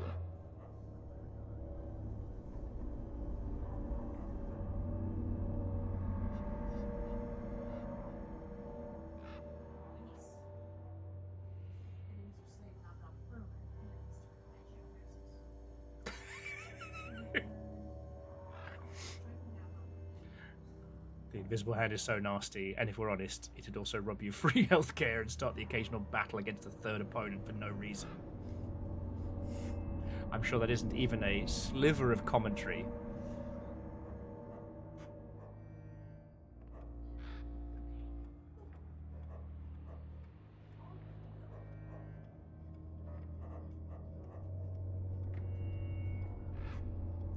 You know what? I think it's boon time.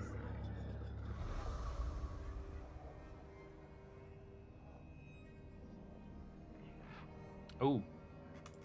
Riddle Carving Cleaver, an additional card, means I can do 2 damage every turn.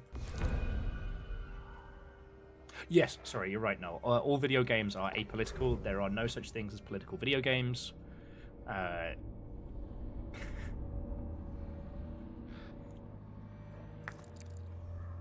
Anyone who says to the contrary is clearly a pod person. Creatures can have an additional reserve. Okay, so...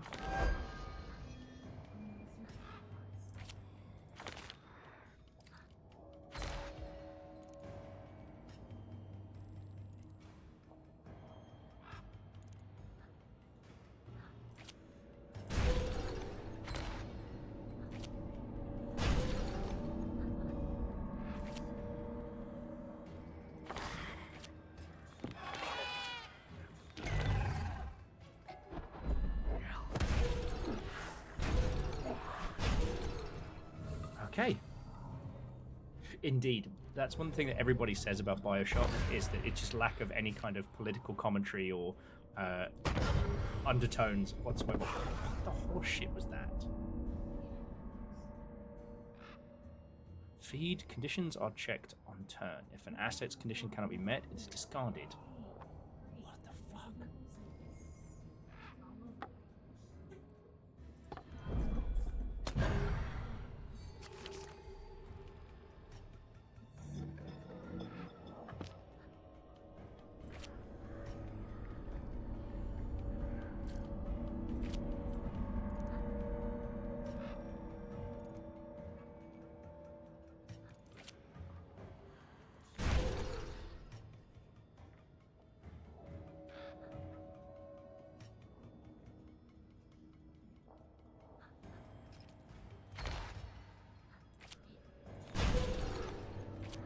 As the cat is my witness, I am here to be a menace.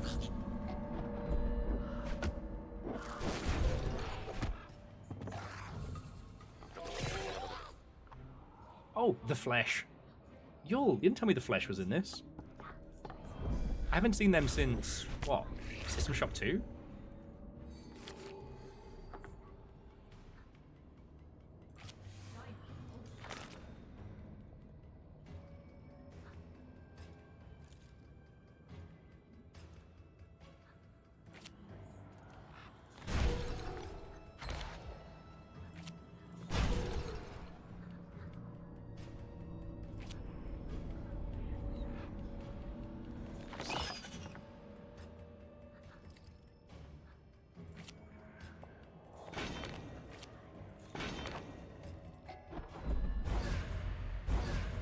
Yeah, the System Shock 2, the many, the flesh. You know, it's just nice to see him getting work. You know?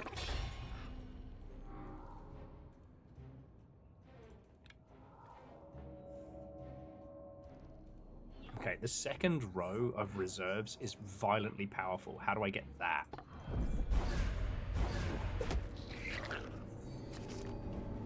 If it wasn't for the...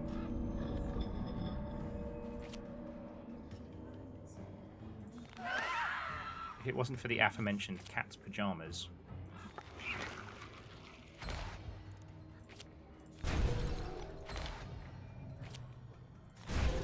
I would be in serious trouble.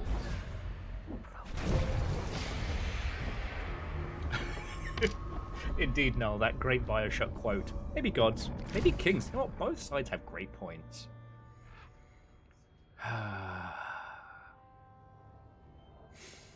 Okay, so... Any creature that it wounds becomes lethal. Remove the cost. Can still attack while in reserve. A lethal lurker would be a incredibly powerful thing.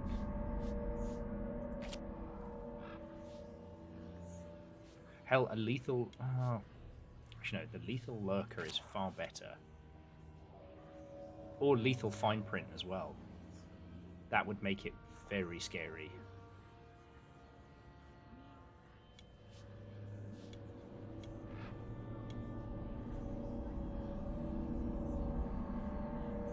The man who wishes his share, parasite. Or not, who am I to judge? No, I just, I had one of those,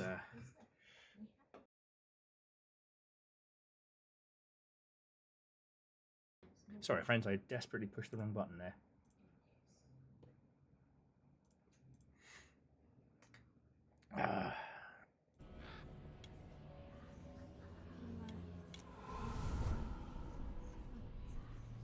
See what we get. Okay. A death touch parasite isn't a terrible thing at all. Now finished rolling in the mud. Maybe now to business. Okay. Greater Forge or a Greater Boon?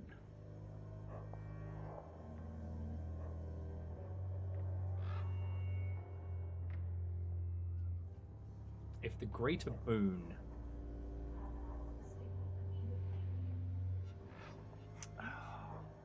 No, you know what? Greater Forge.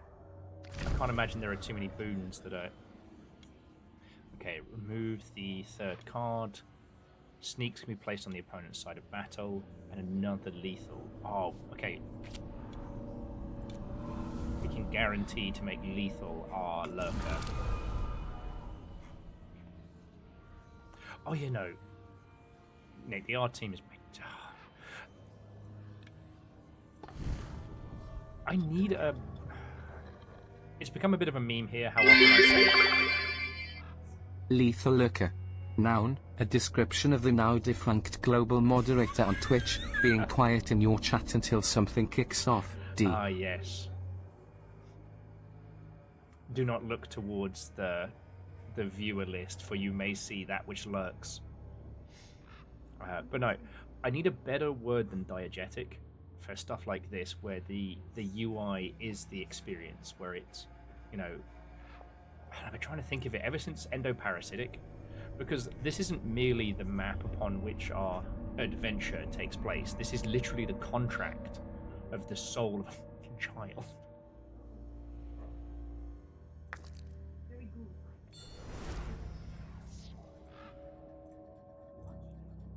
Hit Revelations for some overflow. Let's go. This is... Any cards played to reserves gain strength and health. Actually got to fight like I mean it now. Okay.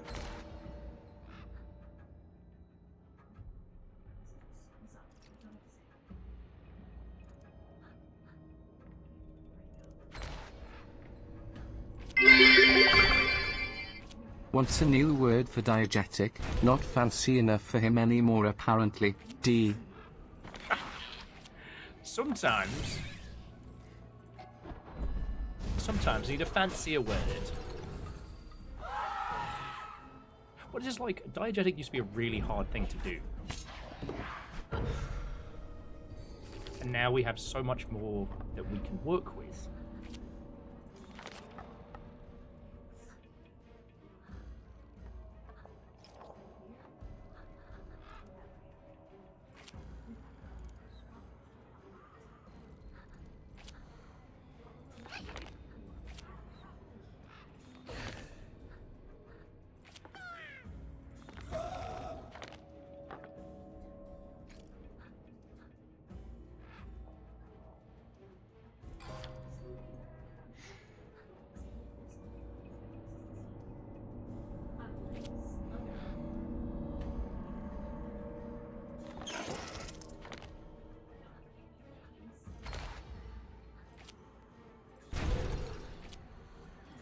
Oh yeah, I am just going to keep pouring lightning onto this dingus. Nick 2 went to bed. Need to praise the UI while they were...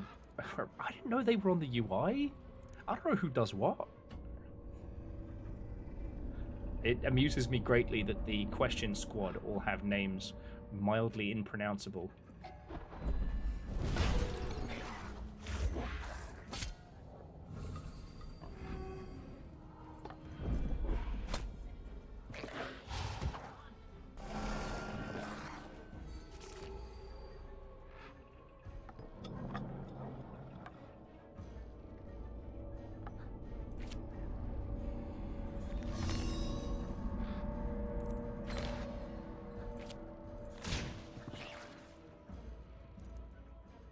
Actually, so I'm not too fussed by that, but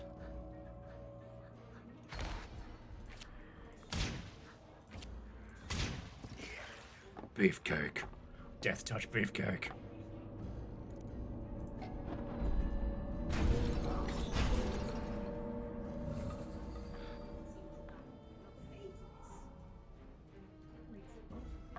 Absolute.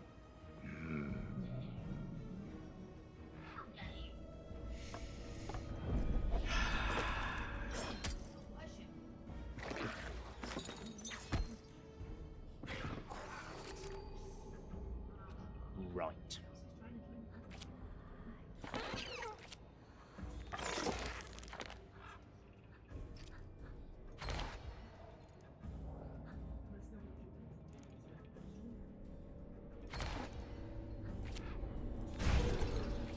As good as those cards are, none of them are going to top having 3 damage and swinging. Yeah, so the cat's awesome now. I win.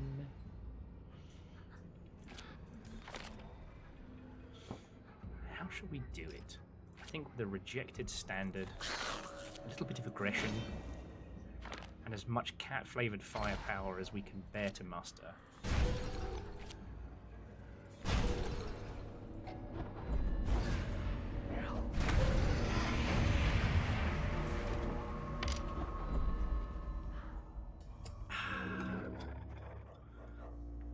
This is thy designed gloating interval. Proceed. Vivi shall keep count.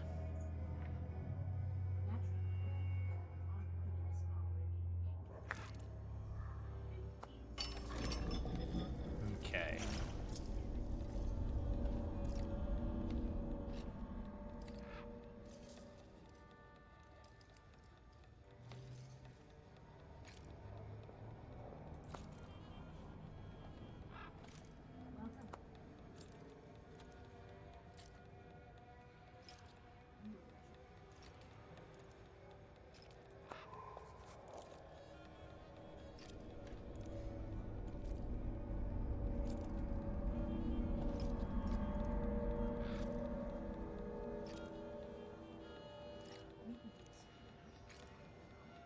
He's not going to go all in on this.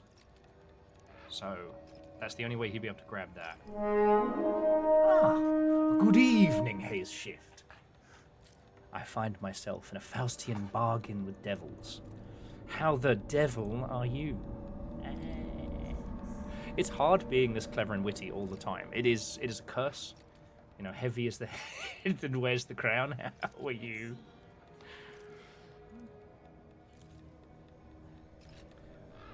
So for this, there's 1 to 2.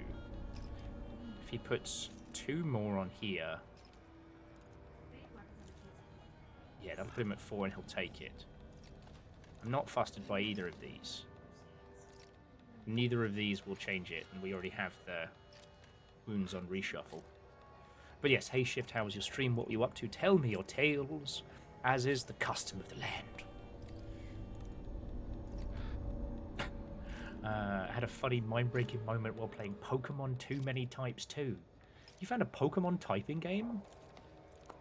Color me curious. Ah, I knew it. Okay. Bargaining round 2 complete. Overgaurd did not gain anything too powerful. We find ourselves on a complicated route. The Transcendent pack is good. The Cursed pack is nightmarish, and it is certainly not worth that.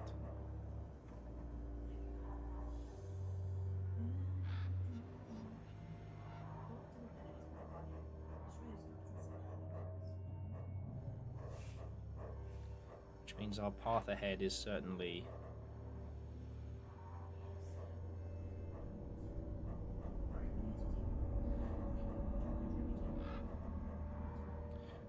Transcendent Pack Exchange. A Greater Boon and a Temporal Pack. Okay, yeah. So we're going to go through the middle, up the side, claim the Greater Boon, the Transcendent Pack. That's a difficult fight, but a Transcendent Forge.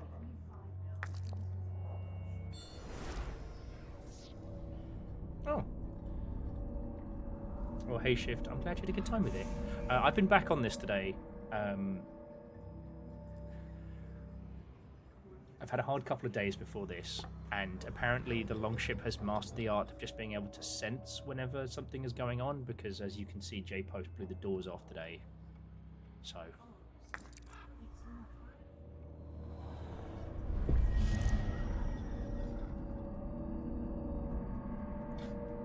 Somehow unintentionally broke the game by getting the game to give me 4 encounters of level 100 Nidoruno.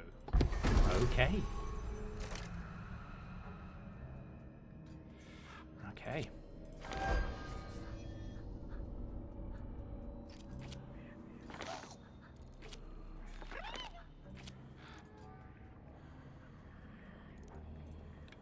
Yes, I know.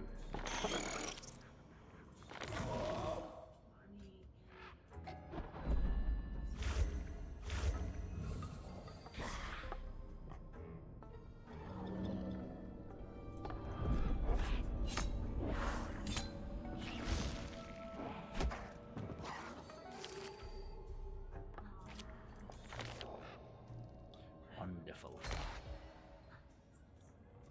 And I guess we can ditch a thrall for now.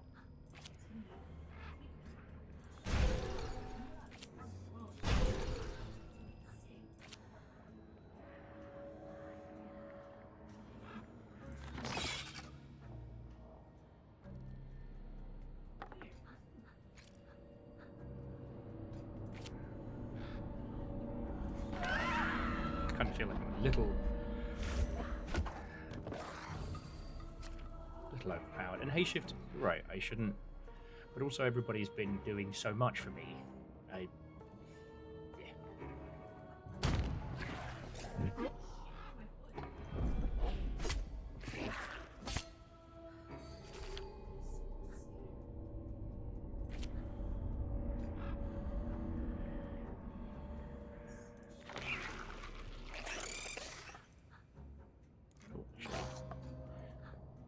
Rot Cherub.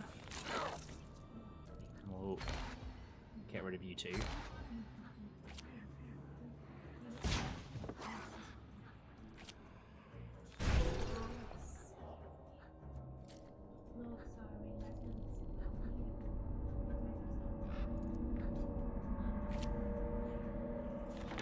Get some stuff going.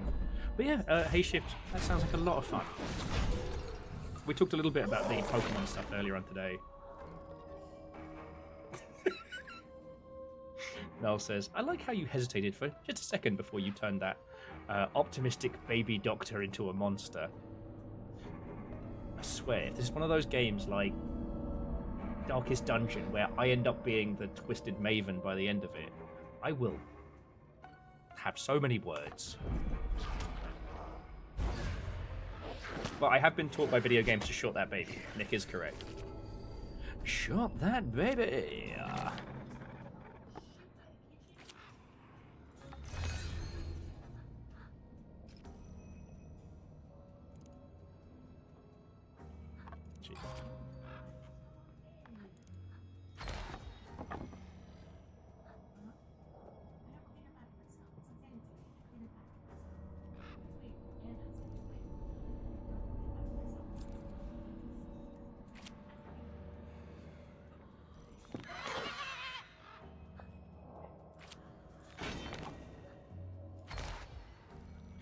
Then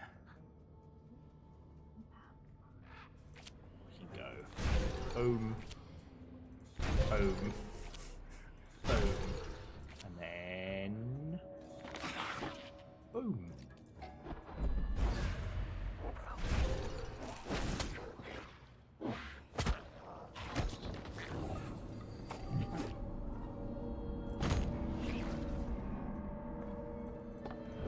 And honestly, it doesn't matter what this it does in his turn. I just get to go bam, and then bam. The metaphorical shoe is on the demonic other foot. Okay, so let's see what we've got. Bloodletting. Ooh, rejected standard.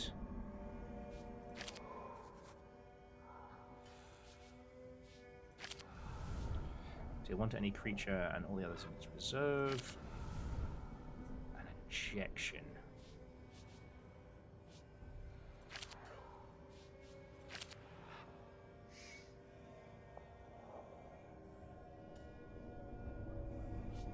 Yeah. Copy target. Okay, copy target owned reserve into another owned host with an open reserve. Okay, if I can get this proccing with our Nightmare Lurker.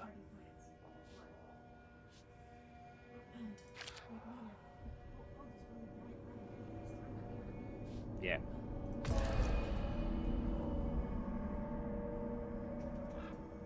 Okay, Nick, get some sleep, mate. I'm glad you had a good time. It does amuse me greatly how many times you say, you know, there's one rule, never drink with the Japanese devs. Nick, what have you been doing? Drinking with Japanese devs again? This is a rule of your making, not mine.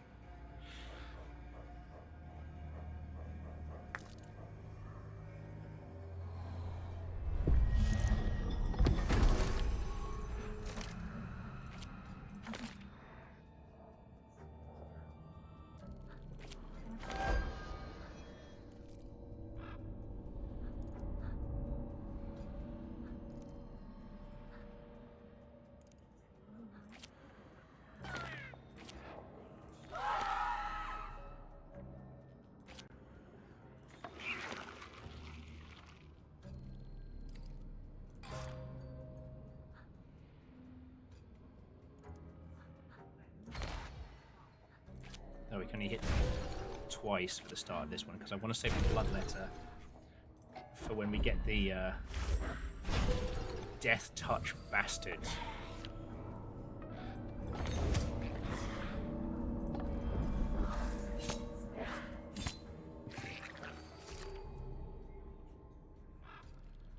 Okay.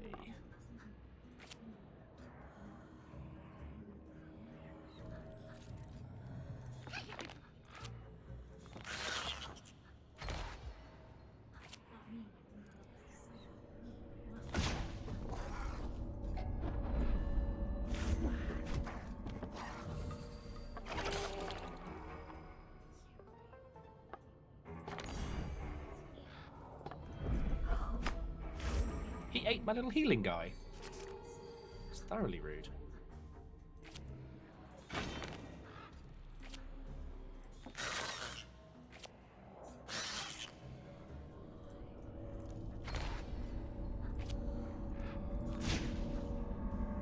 Okay, you win this round.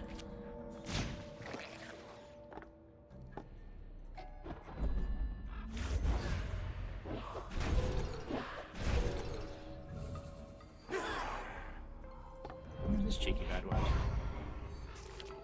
An anointed knife. Here we go.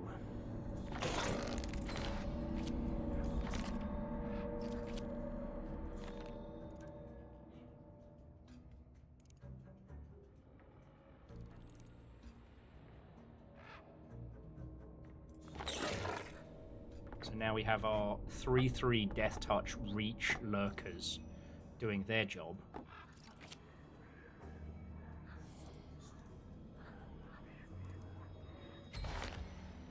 And 3 sparks to do the damage. That should clear this up very nicely. Oh, what's that? Oh, you have your little anointed knife. Oh, that's so adorable. Fucking die!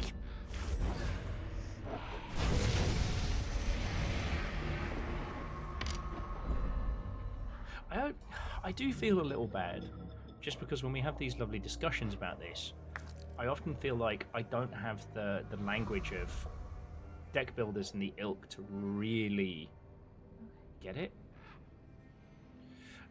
You heal 1 when combat begins. Is that the beginning of every turn? Start a battle when combat begins.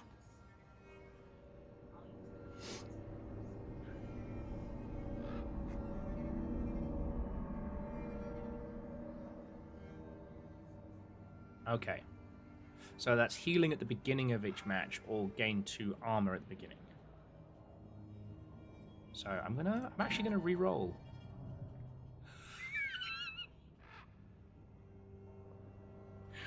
What's that? 2 riddle cleaved edge.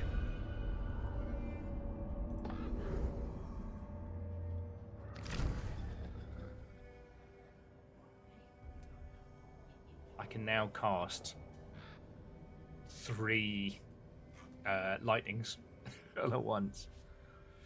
Okay, what have we got? Any cost? No, thank you. Font of Inspiration and Burnout, that's fine. No, these are all... Try re-rolling some Revelations. Some Ejections. Dark Blessing.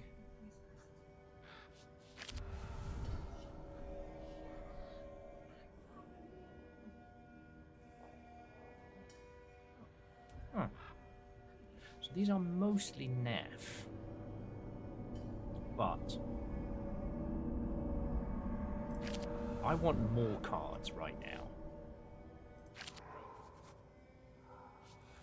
Because, like, this is fine, but these are all things I can use or discard. Because I can do 3 damage a turn now, direct. So long as I can keep the pieces going. And sure, the immolators are fine, but... villainy is afoot.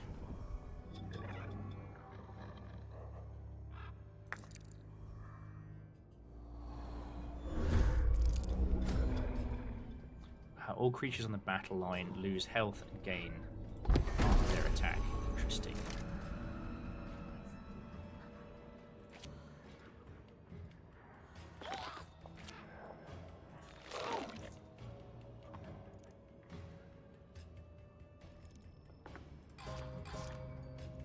So, let's get the Rot Cherub going, and then discarding all 3 of the...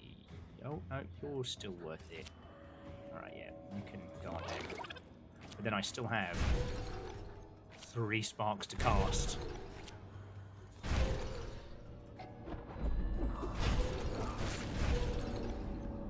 I say, was that a 5 damage opening gambit? That does feel like it. Oh, you do 4 with an assassination. Alright.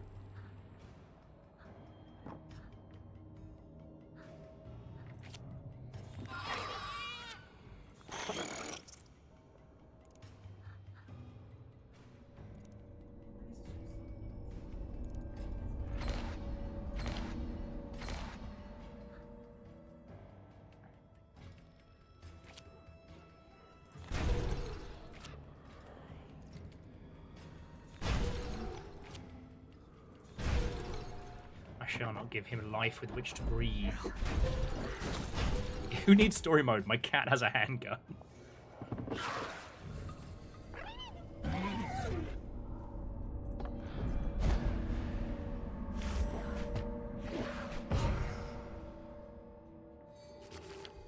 So...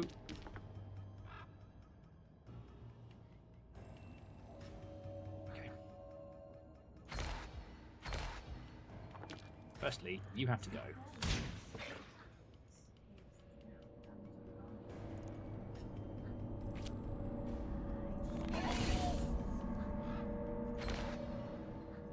But that's game. I have a cat with a handgun. Your deck is invalid. My cat has a gun.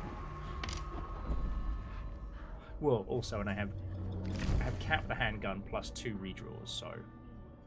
Okay, so we can remove a card from the pact, add lethal again, and that can only be added to the invisible hand. Oh.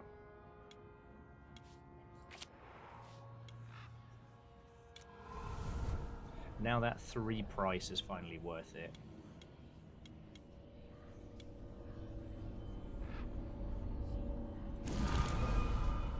Because then I can use the invisible hand as a blocker while I just go blah blah blah blah blah blah blah.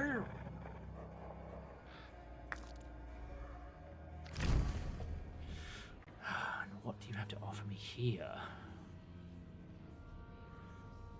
First card strikes an additional target behind its main target. Bypasses the first 2 assets.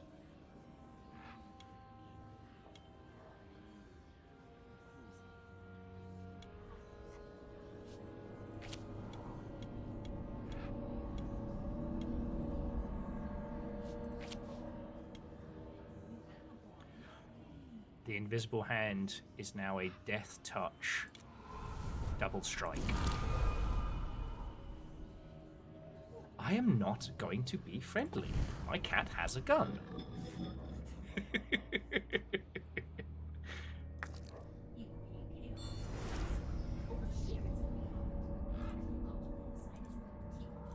Alright, now let's see if all of this horse shit comes together for our boss battle against a demon of hell. Alright. The Sanguinian Champion starts with Grim Tribute card in hand. Okay.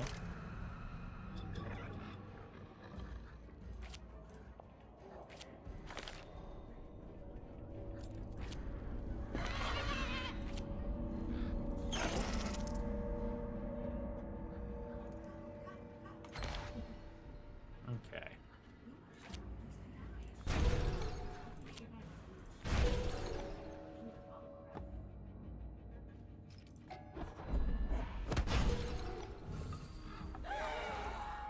Who is this little guy? Cards with overflow don't count against hand size limits. When discarded, they are removed from play. Unresolved deals damage to itself and the Maven for each enemy on the battle line.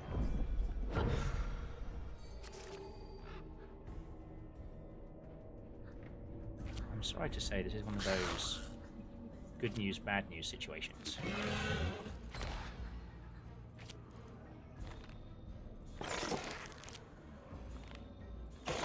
Please enjoy my army of death touch bastards. Also, get out of my house.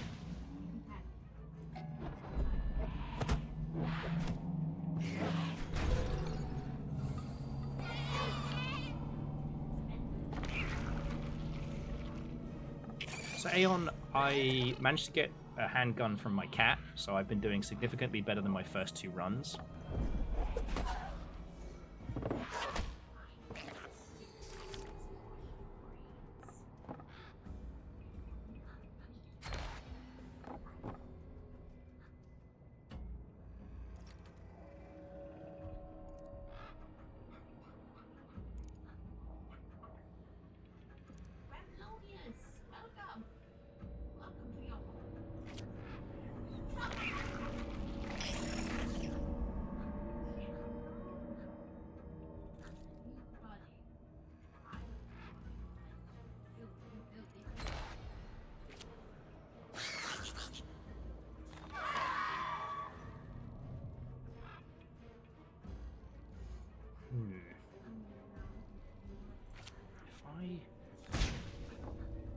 Ice this person.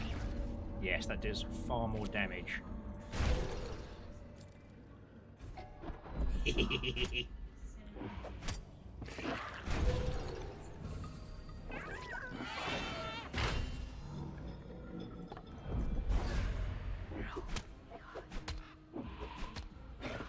So Patch Rabbit, I'm not sure if Blackmail's a power. I agree. I'm not sure if she's violently OP. But it is extremely funny because I can turn this into a 4 damage just with... like I can pop the Rot Cherub there and then just... Welcome to the machine gun. Again, I think if I take out...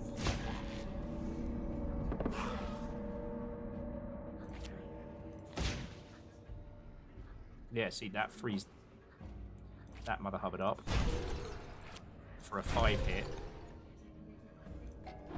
and gets my death touch stuff going.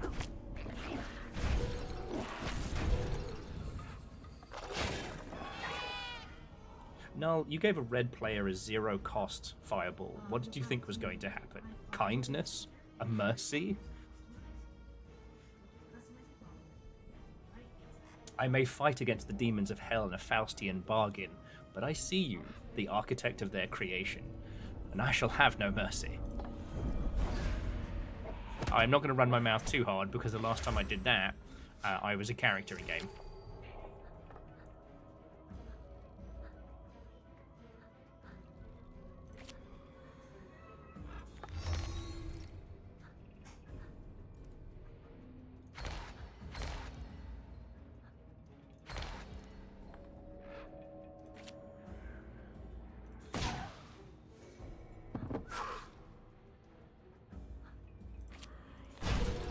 That's another boss fight down.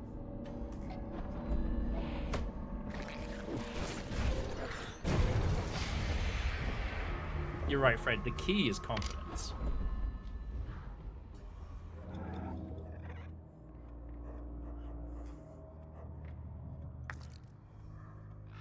I think I will try to remember to rename this particular VOD Cat with a Handgun. Okay.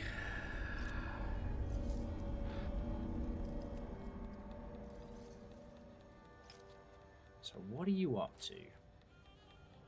If he puts 3 on here...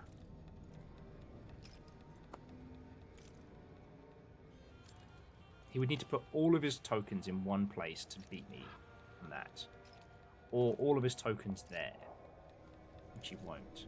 He's going to spread them out again.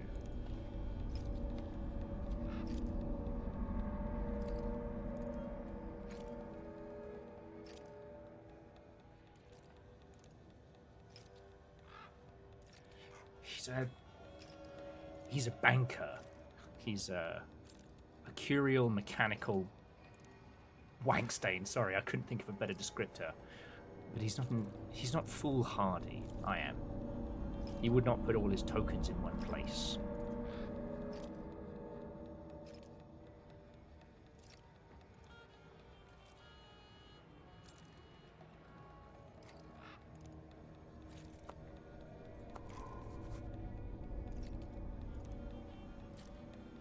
There's a chance I could get the seal, but I think everything else is sewn up.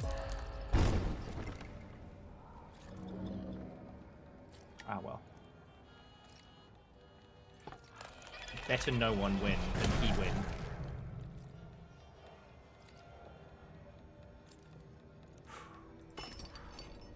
I feel very smug to make a quivering demon annoyed.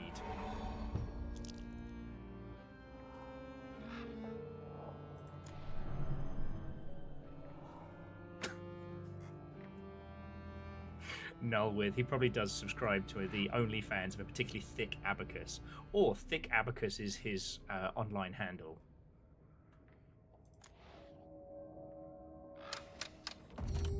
You're right, Fred. Being incredibly smug in the face of a strange demonic homunculus has never been a bad thing. Strange passing sounds I heard, Maven, and twice upstairs. As if I perched there as well. Forgive me, I confound even myself. The feeling of it not quit me.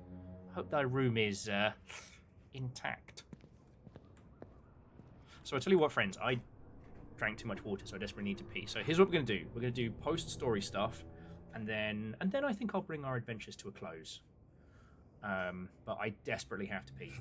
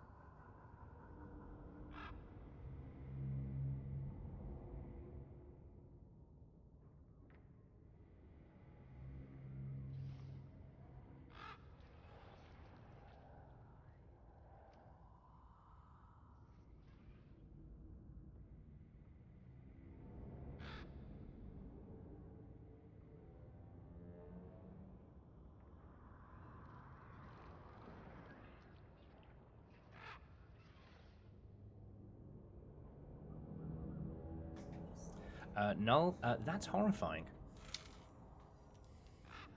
Alright, at 7:56. Sorry, Null added, however, who knows? Maybe in his private time, watching people ruin all his systems is what turns his crank. Yeah. Maybe I'm part of some weird, demonic... What's the term? Enthusiasm.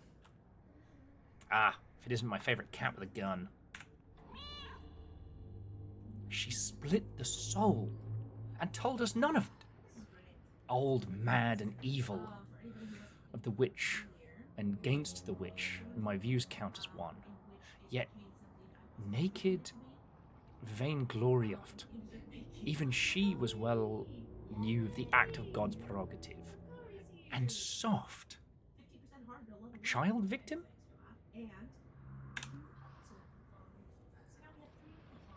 Wherefore to bite her thumb at scruples in principle and then drop stone dead, as in full stop. Spite is unto mistress milk, a delicacy. Yet sadly, where art thou dimensions of Marikath's mind make measure, mere vengeance were night least of most. A lack of fife, I cannot angle it. Black milk makes a perplexed little burbling sound. So Maven learned how to split souls. God, this is messed up. What would thou have me speak of? This Overgaurd seems to speak on its own behalf, not of One Eye. Why must we honour his wager? Yes, first. Knowest, familiars are not demons, though Diamos magic invoiced us. So, 3 answers now, truthfully as I may. For true devils, secrets doth a form of coin beseem. This Overgaurd is prone to hoard. What the old Meister oweth One Eye, I know not. Little may be safe said of his hill, yet I know they crave souls more than idle boasting, right? Oft I've wondered, look in the trial's warlike effigies, wherefore the spectacle? What mover moveth them withal? The animus of nature? Sprites, bound golem-like, or, well, anyway. Marican hath affixed specific sins of her long and ambitious life to mouth, and I, fear me, the others as well, if I have not erred in my cipherings, might say transgressions fall by part into this Overgaurd's corvious domain? Aye. One Eye may outrank him, but mayhaps our devil must needs allow lesser lords to settle up? What wouldst thou have me speak of?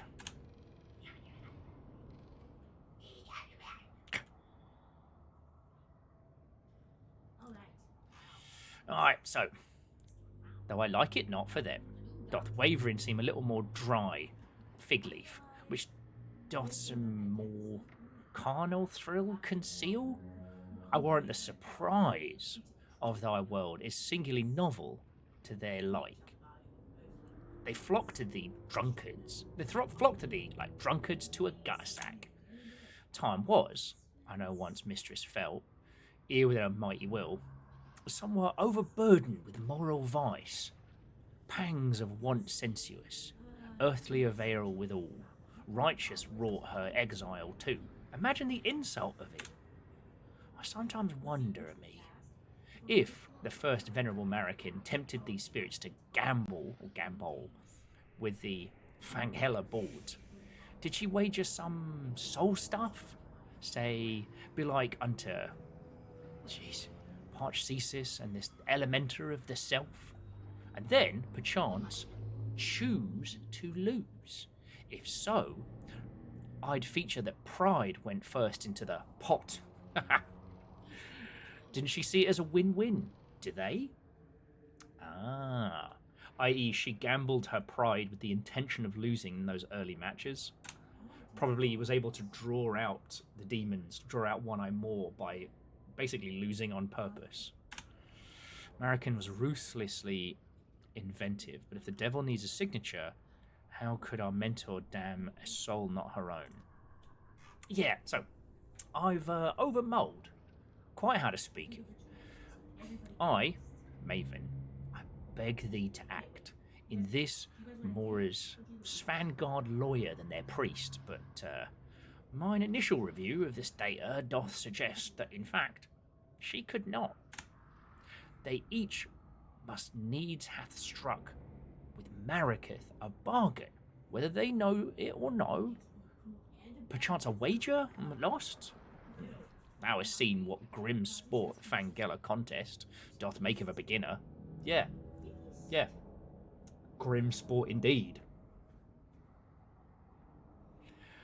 Mayhap ought for the invention on her part, to her likeness, less temptation's apple, more concealed worm within? The image of Mal sleepwalking across the house flits in your mental stage. Some loophole? Could a dreaming soul sign for the waking client? Yeah, they could pawn their souls to her and all. I believe there's some new means. Former mistress must have performed compelled Helfen to see her as... Valraven stops, stares into your lantern's eye. One of their own? So she worked out a way to be treated as demon kind during these bargains.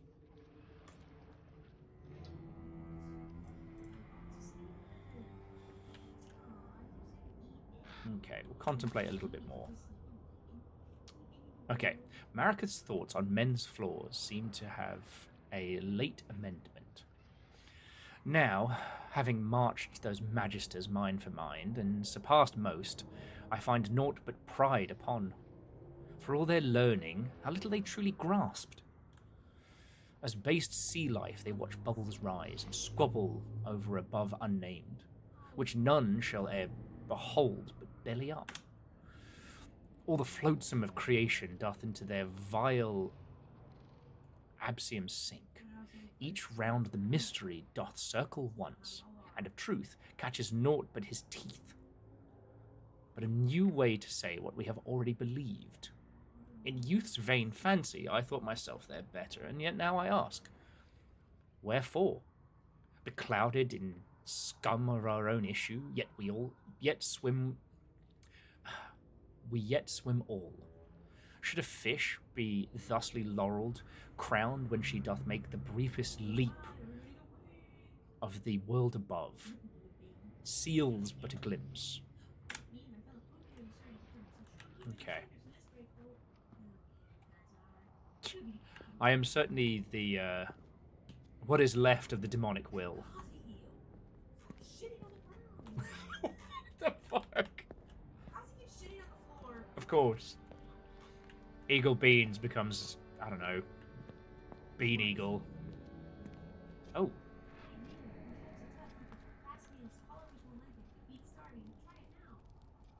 This is fine. This is fine. This is absolutely not fine, and we are in mad trouble. Nicta touches the cross to her chest and mutters what might be a prayer, yet you wonders if she knows you are watching. Because of the words you overhear, you suspect. You suspect most are in Kalalust. Okay. I mean, with each ritual, the day progresses somewhat. But there are strange and dark things afoot. What the fuck?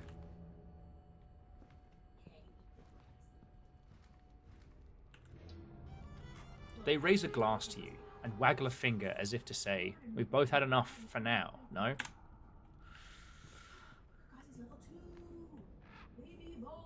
What the fuck? Yeah, I see the dark feet and the strange castle of... old One Eye's back. A maven is of all arts a master. Thou must know what to ask and how to answer. Tell me. What is thy will? To ask or be questioned? Do you ask or wait to be asked?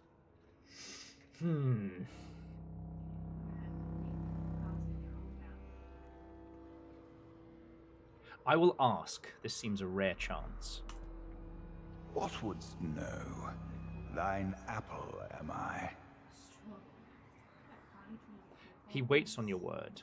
I must ask, is this real? Am I to believe you are the devil? Would you please remind me of Marican's history?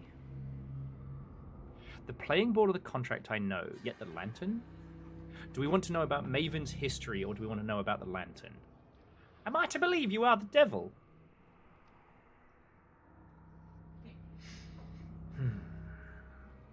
The reality of the devil only matters when it does. The gods are but mere stories, fragments of tales told, until they are not. He is simultaneously One Eye, the masked opponent, and the very fervor of the devil himself. God, I'm going to be talking like this all night. What have you done to me, Null? What have you done to me?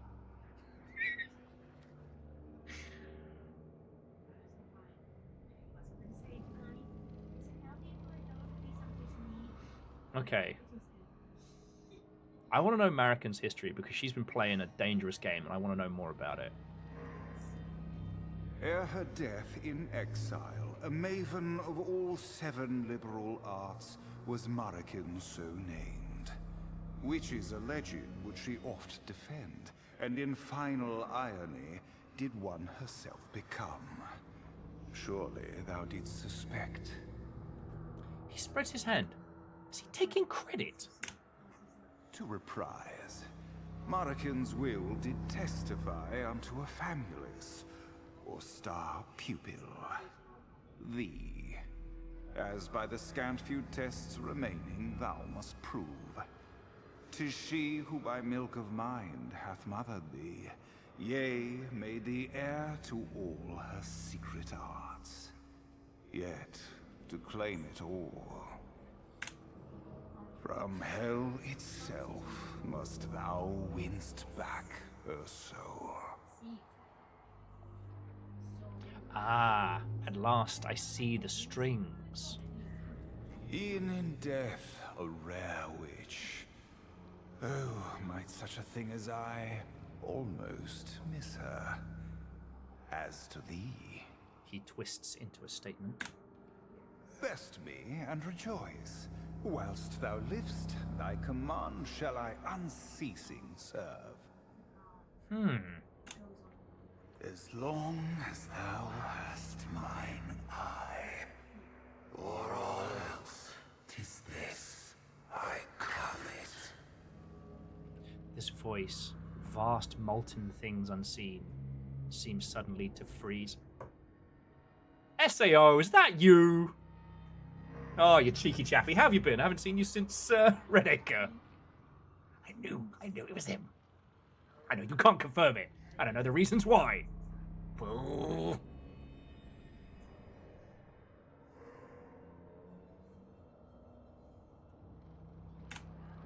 Now, wouldst thou care to play? Do you ask or wait to be asked? I might try the rare chance to ask about the eye. What wouldst... Oh, okay, he's gonna let me ask a few questions. Okay, what is the lantern? A means to guide thy way, and to vouchsafe the eye. To me, 'tis precious as family, won by Marican in a cheatsome way, and willed to thee. As I faced Marican across the boards. Mavens, come out and play EA. Come out and play, yay! As I sat across the board from Marican the Maven, she doth proceed to ask her cat for a fucking handgun. It was fucking bullshit. This game is spectacular, and it is amazing to think the amount of, like, unsettling dread it builds, and this, like, uncomfortably threatening purr that One Eye is able to bring forth. Catgun game. There we go. Mark thee, no gift doth truly gratis come. 'Twill acquire thee by small to feed life's blood. But fear not, it doth thrive upon a pauper's wage. In the ritual contest, it doth serve as proxy for her will and thine. As well thy shared investment for thy client's soul, in triumph or in downfall. Okay. So yeah, so Marika won his eye, and it's kind of working as like the wager on both sides. You know, he can't simply take our soul from us while we hold the lantern. Okay. I have no questions and I wish to share. Ask away. Shall we make a game of't? Hold out thine eyes if thou wouldst earnest truths exchange, or close them both if thou wouldst set me free.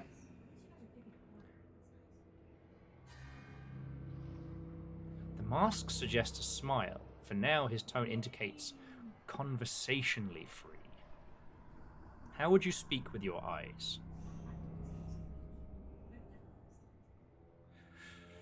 Hold your eyes open. Keep it formal. Slowly close your eyes in good faith. Wink and change the topic. Ah, see. Once again, my brain has scrambled it to Dr. Gideon. It is not Liam O'Brien with whom you have fallen in love, but you have crafted a devil most insidious. 'Tis one eye, and all the elements betrothed. I'm gonna close my eyes in good faith. Let's see where it takes us. Remember that soul of thine. Wilt thou show it to me? Yes. 'Twas half jest. Belay thy soul and hark, how thy captive heart doth buffet the bars. Patience, soon I'll match thee beat for beat. I'm sorry, I'm spoken for. Oh my word.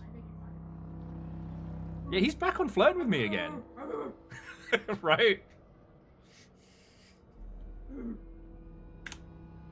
Still, forfeit unto hell is the very spirit of thy Marika, and all her secrets with't.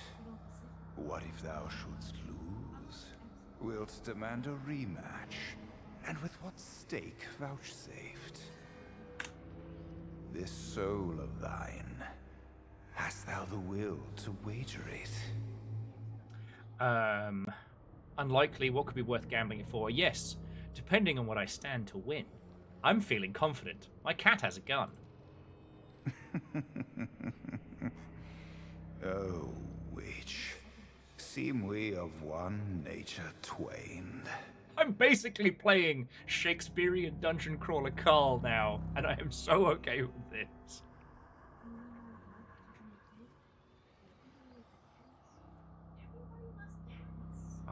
I would not request it of formal nature, but I will be referring to Black Milk as Princess Donut here thereafter. I do hope thou dost. The crone kept thee well cloaked. If curiosity be sin, I am here confessed. Yo, has Liam's fandom found this game, though? That's the one I'm kind of curious about, because I know it's early access. I don't know if he's been punting it, but I can imagine that he must have quite the fandom being a Critical Role person, and that this, if they are aware of it, must be doing them a great damage. Okay. Wink and change the topic. Silly Will. All cats have guns. Most of them just concealed carry. Let's return to this trial of yours. Okay, so we can now visit One Eye by contemplating. Okay. So friends, I am going to bring our adventures here to a close. Please don't go anywhere, because I'm passing you all over to Little Fire, and you can partake in some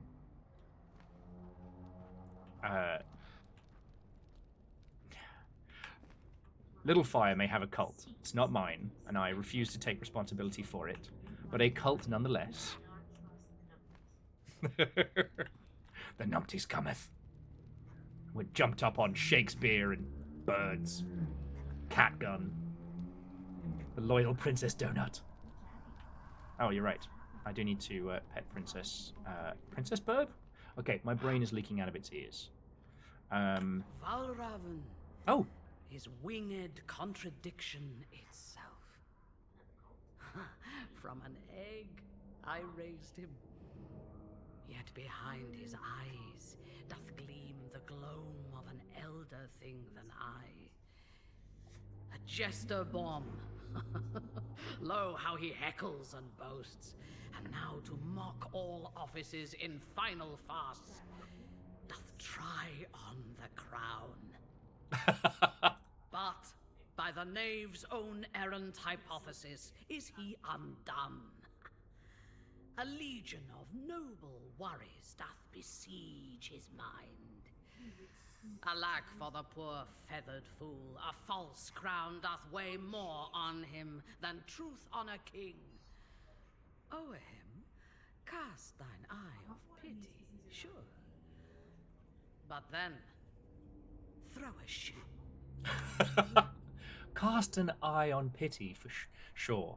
But then, throw a shoe at him. I can remember that. Damn. Oh, I'll give you some pets. Okay. So I want to say a couple things before we head on over to Gremlonia, the gremlin-flavoured cult. So firstly, obviously thank you for today. I have told no one the things that weigh upon my mind of late other than Little Fire, and there is no way Yul could have known. But despite that all, you were wonderful and lovely today, and I'm going to rush out so that I can buy very affordable burger meat to make burgers. That is my treat this evening.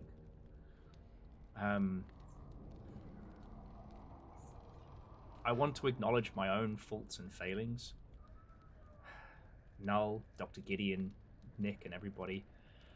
Where I wish I was one of those obnoxious LA streamer types, the kind of whomst a wave of my hand would make any game sell 1 million copies.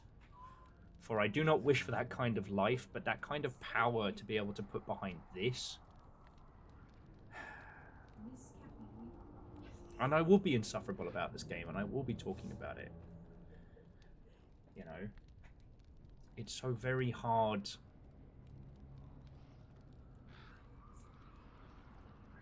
But it is a game that sits in early access, and there is much mischief you can all do with it. You can hide mysteries and story aplenty. Put the kind of things in that would make Rock, Paper, Shotgun go, oh! And then when you're all sickeningly rich, I can shamelessly sponge off of all of you at future events and streams. It's so good. You know? It feels like the greatest visual novel ever given care. It feels like... It feels like one of the few games that got what Inscription could be, not what it was.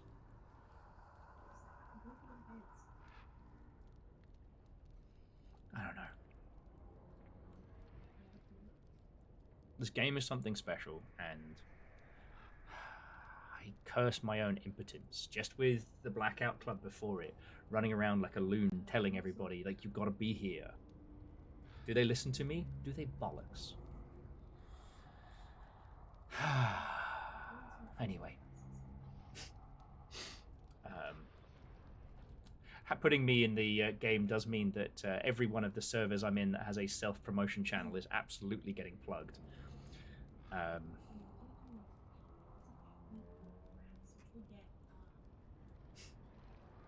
guess that's it. I wish we did not live in interesting times. I'm done living in interesting times. But thank you for making incredible art in the face of it all. And like I said, maybe this will end up selling a squillion copies, and then I will be sitting here incensed when people come in and go, Will, I have this game. You have you heard of the Killing Stone? Yes. Yes. Who told you about it in the first place? And then I can continue my quests to become the games industry's moss-covered shaman. This is so good. Now, I need to say my thank yous, but again, we are not done for the night. I'm passing you over to Little Fire, who is currently playing Cult the Lamb. So, we are far from done. Oh. And to that end, I would like to thank the following people very succinctly. Very sincerely. God, what have you done to my language? To Dust in Your Eyes, Lance Icarus, I'm Patch Rabbit, Legend of Moray, The Dice Goddess, Chaunerus, Geographic, Punspector, Verdant Flow, Caffeine, J-Post. That's a long time. Some of you hit 90 months today. 90. Blink, blink. And I think some of the shortest was like 40, which is wild. To J-Post, a mech costume and a Roman outfit is coming, but J-Post, Stepgen, and Divershi, you cannot know how much that is going to help. You legends.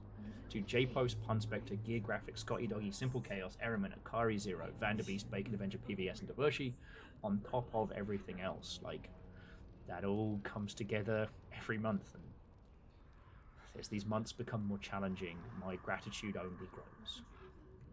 To Hayshift and Restless Roots, thank you for bringing raids in.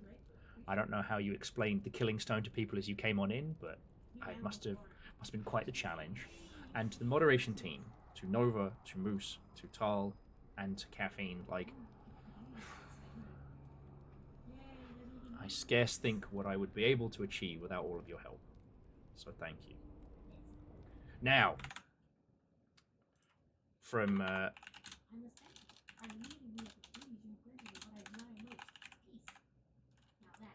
the Maven's estate. Oh my god. From the Maven's estate to the House of Gremlins.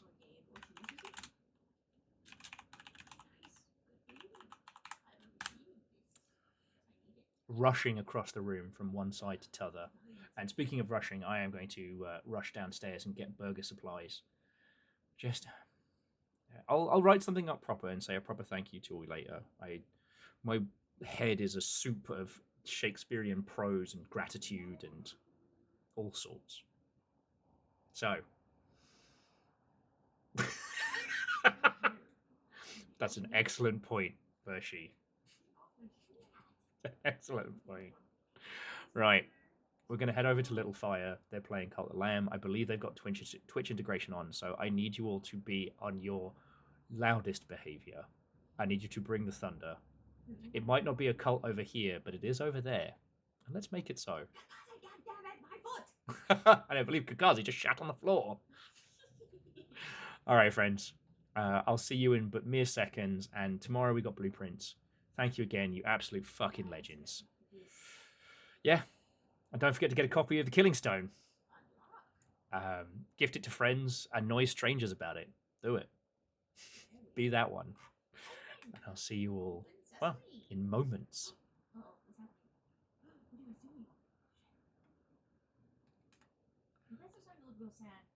What are we doing? Causing trouble.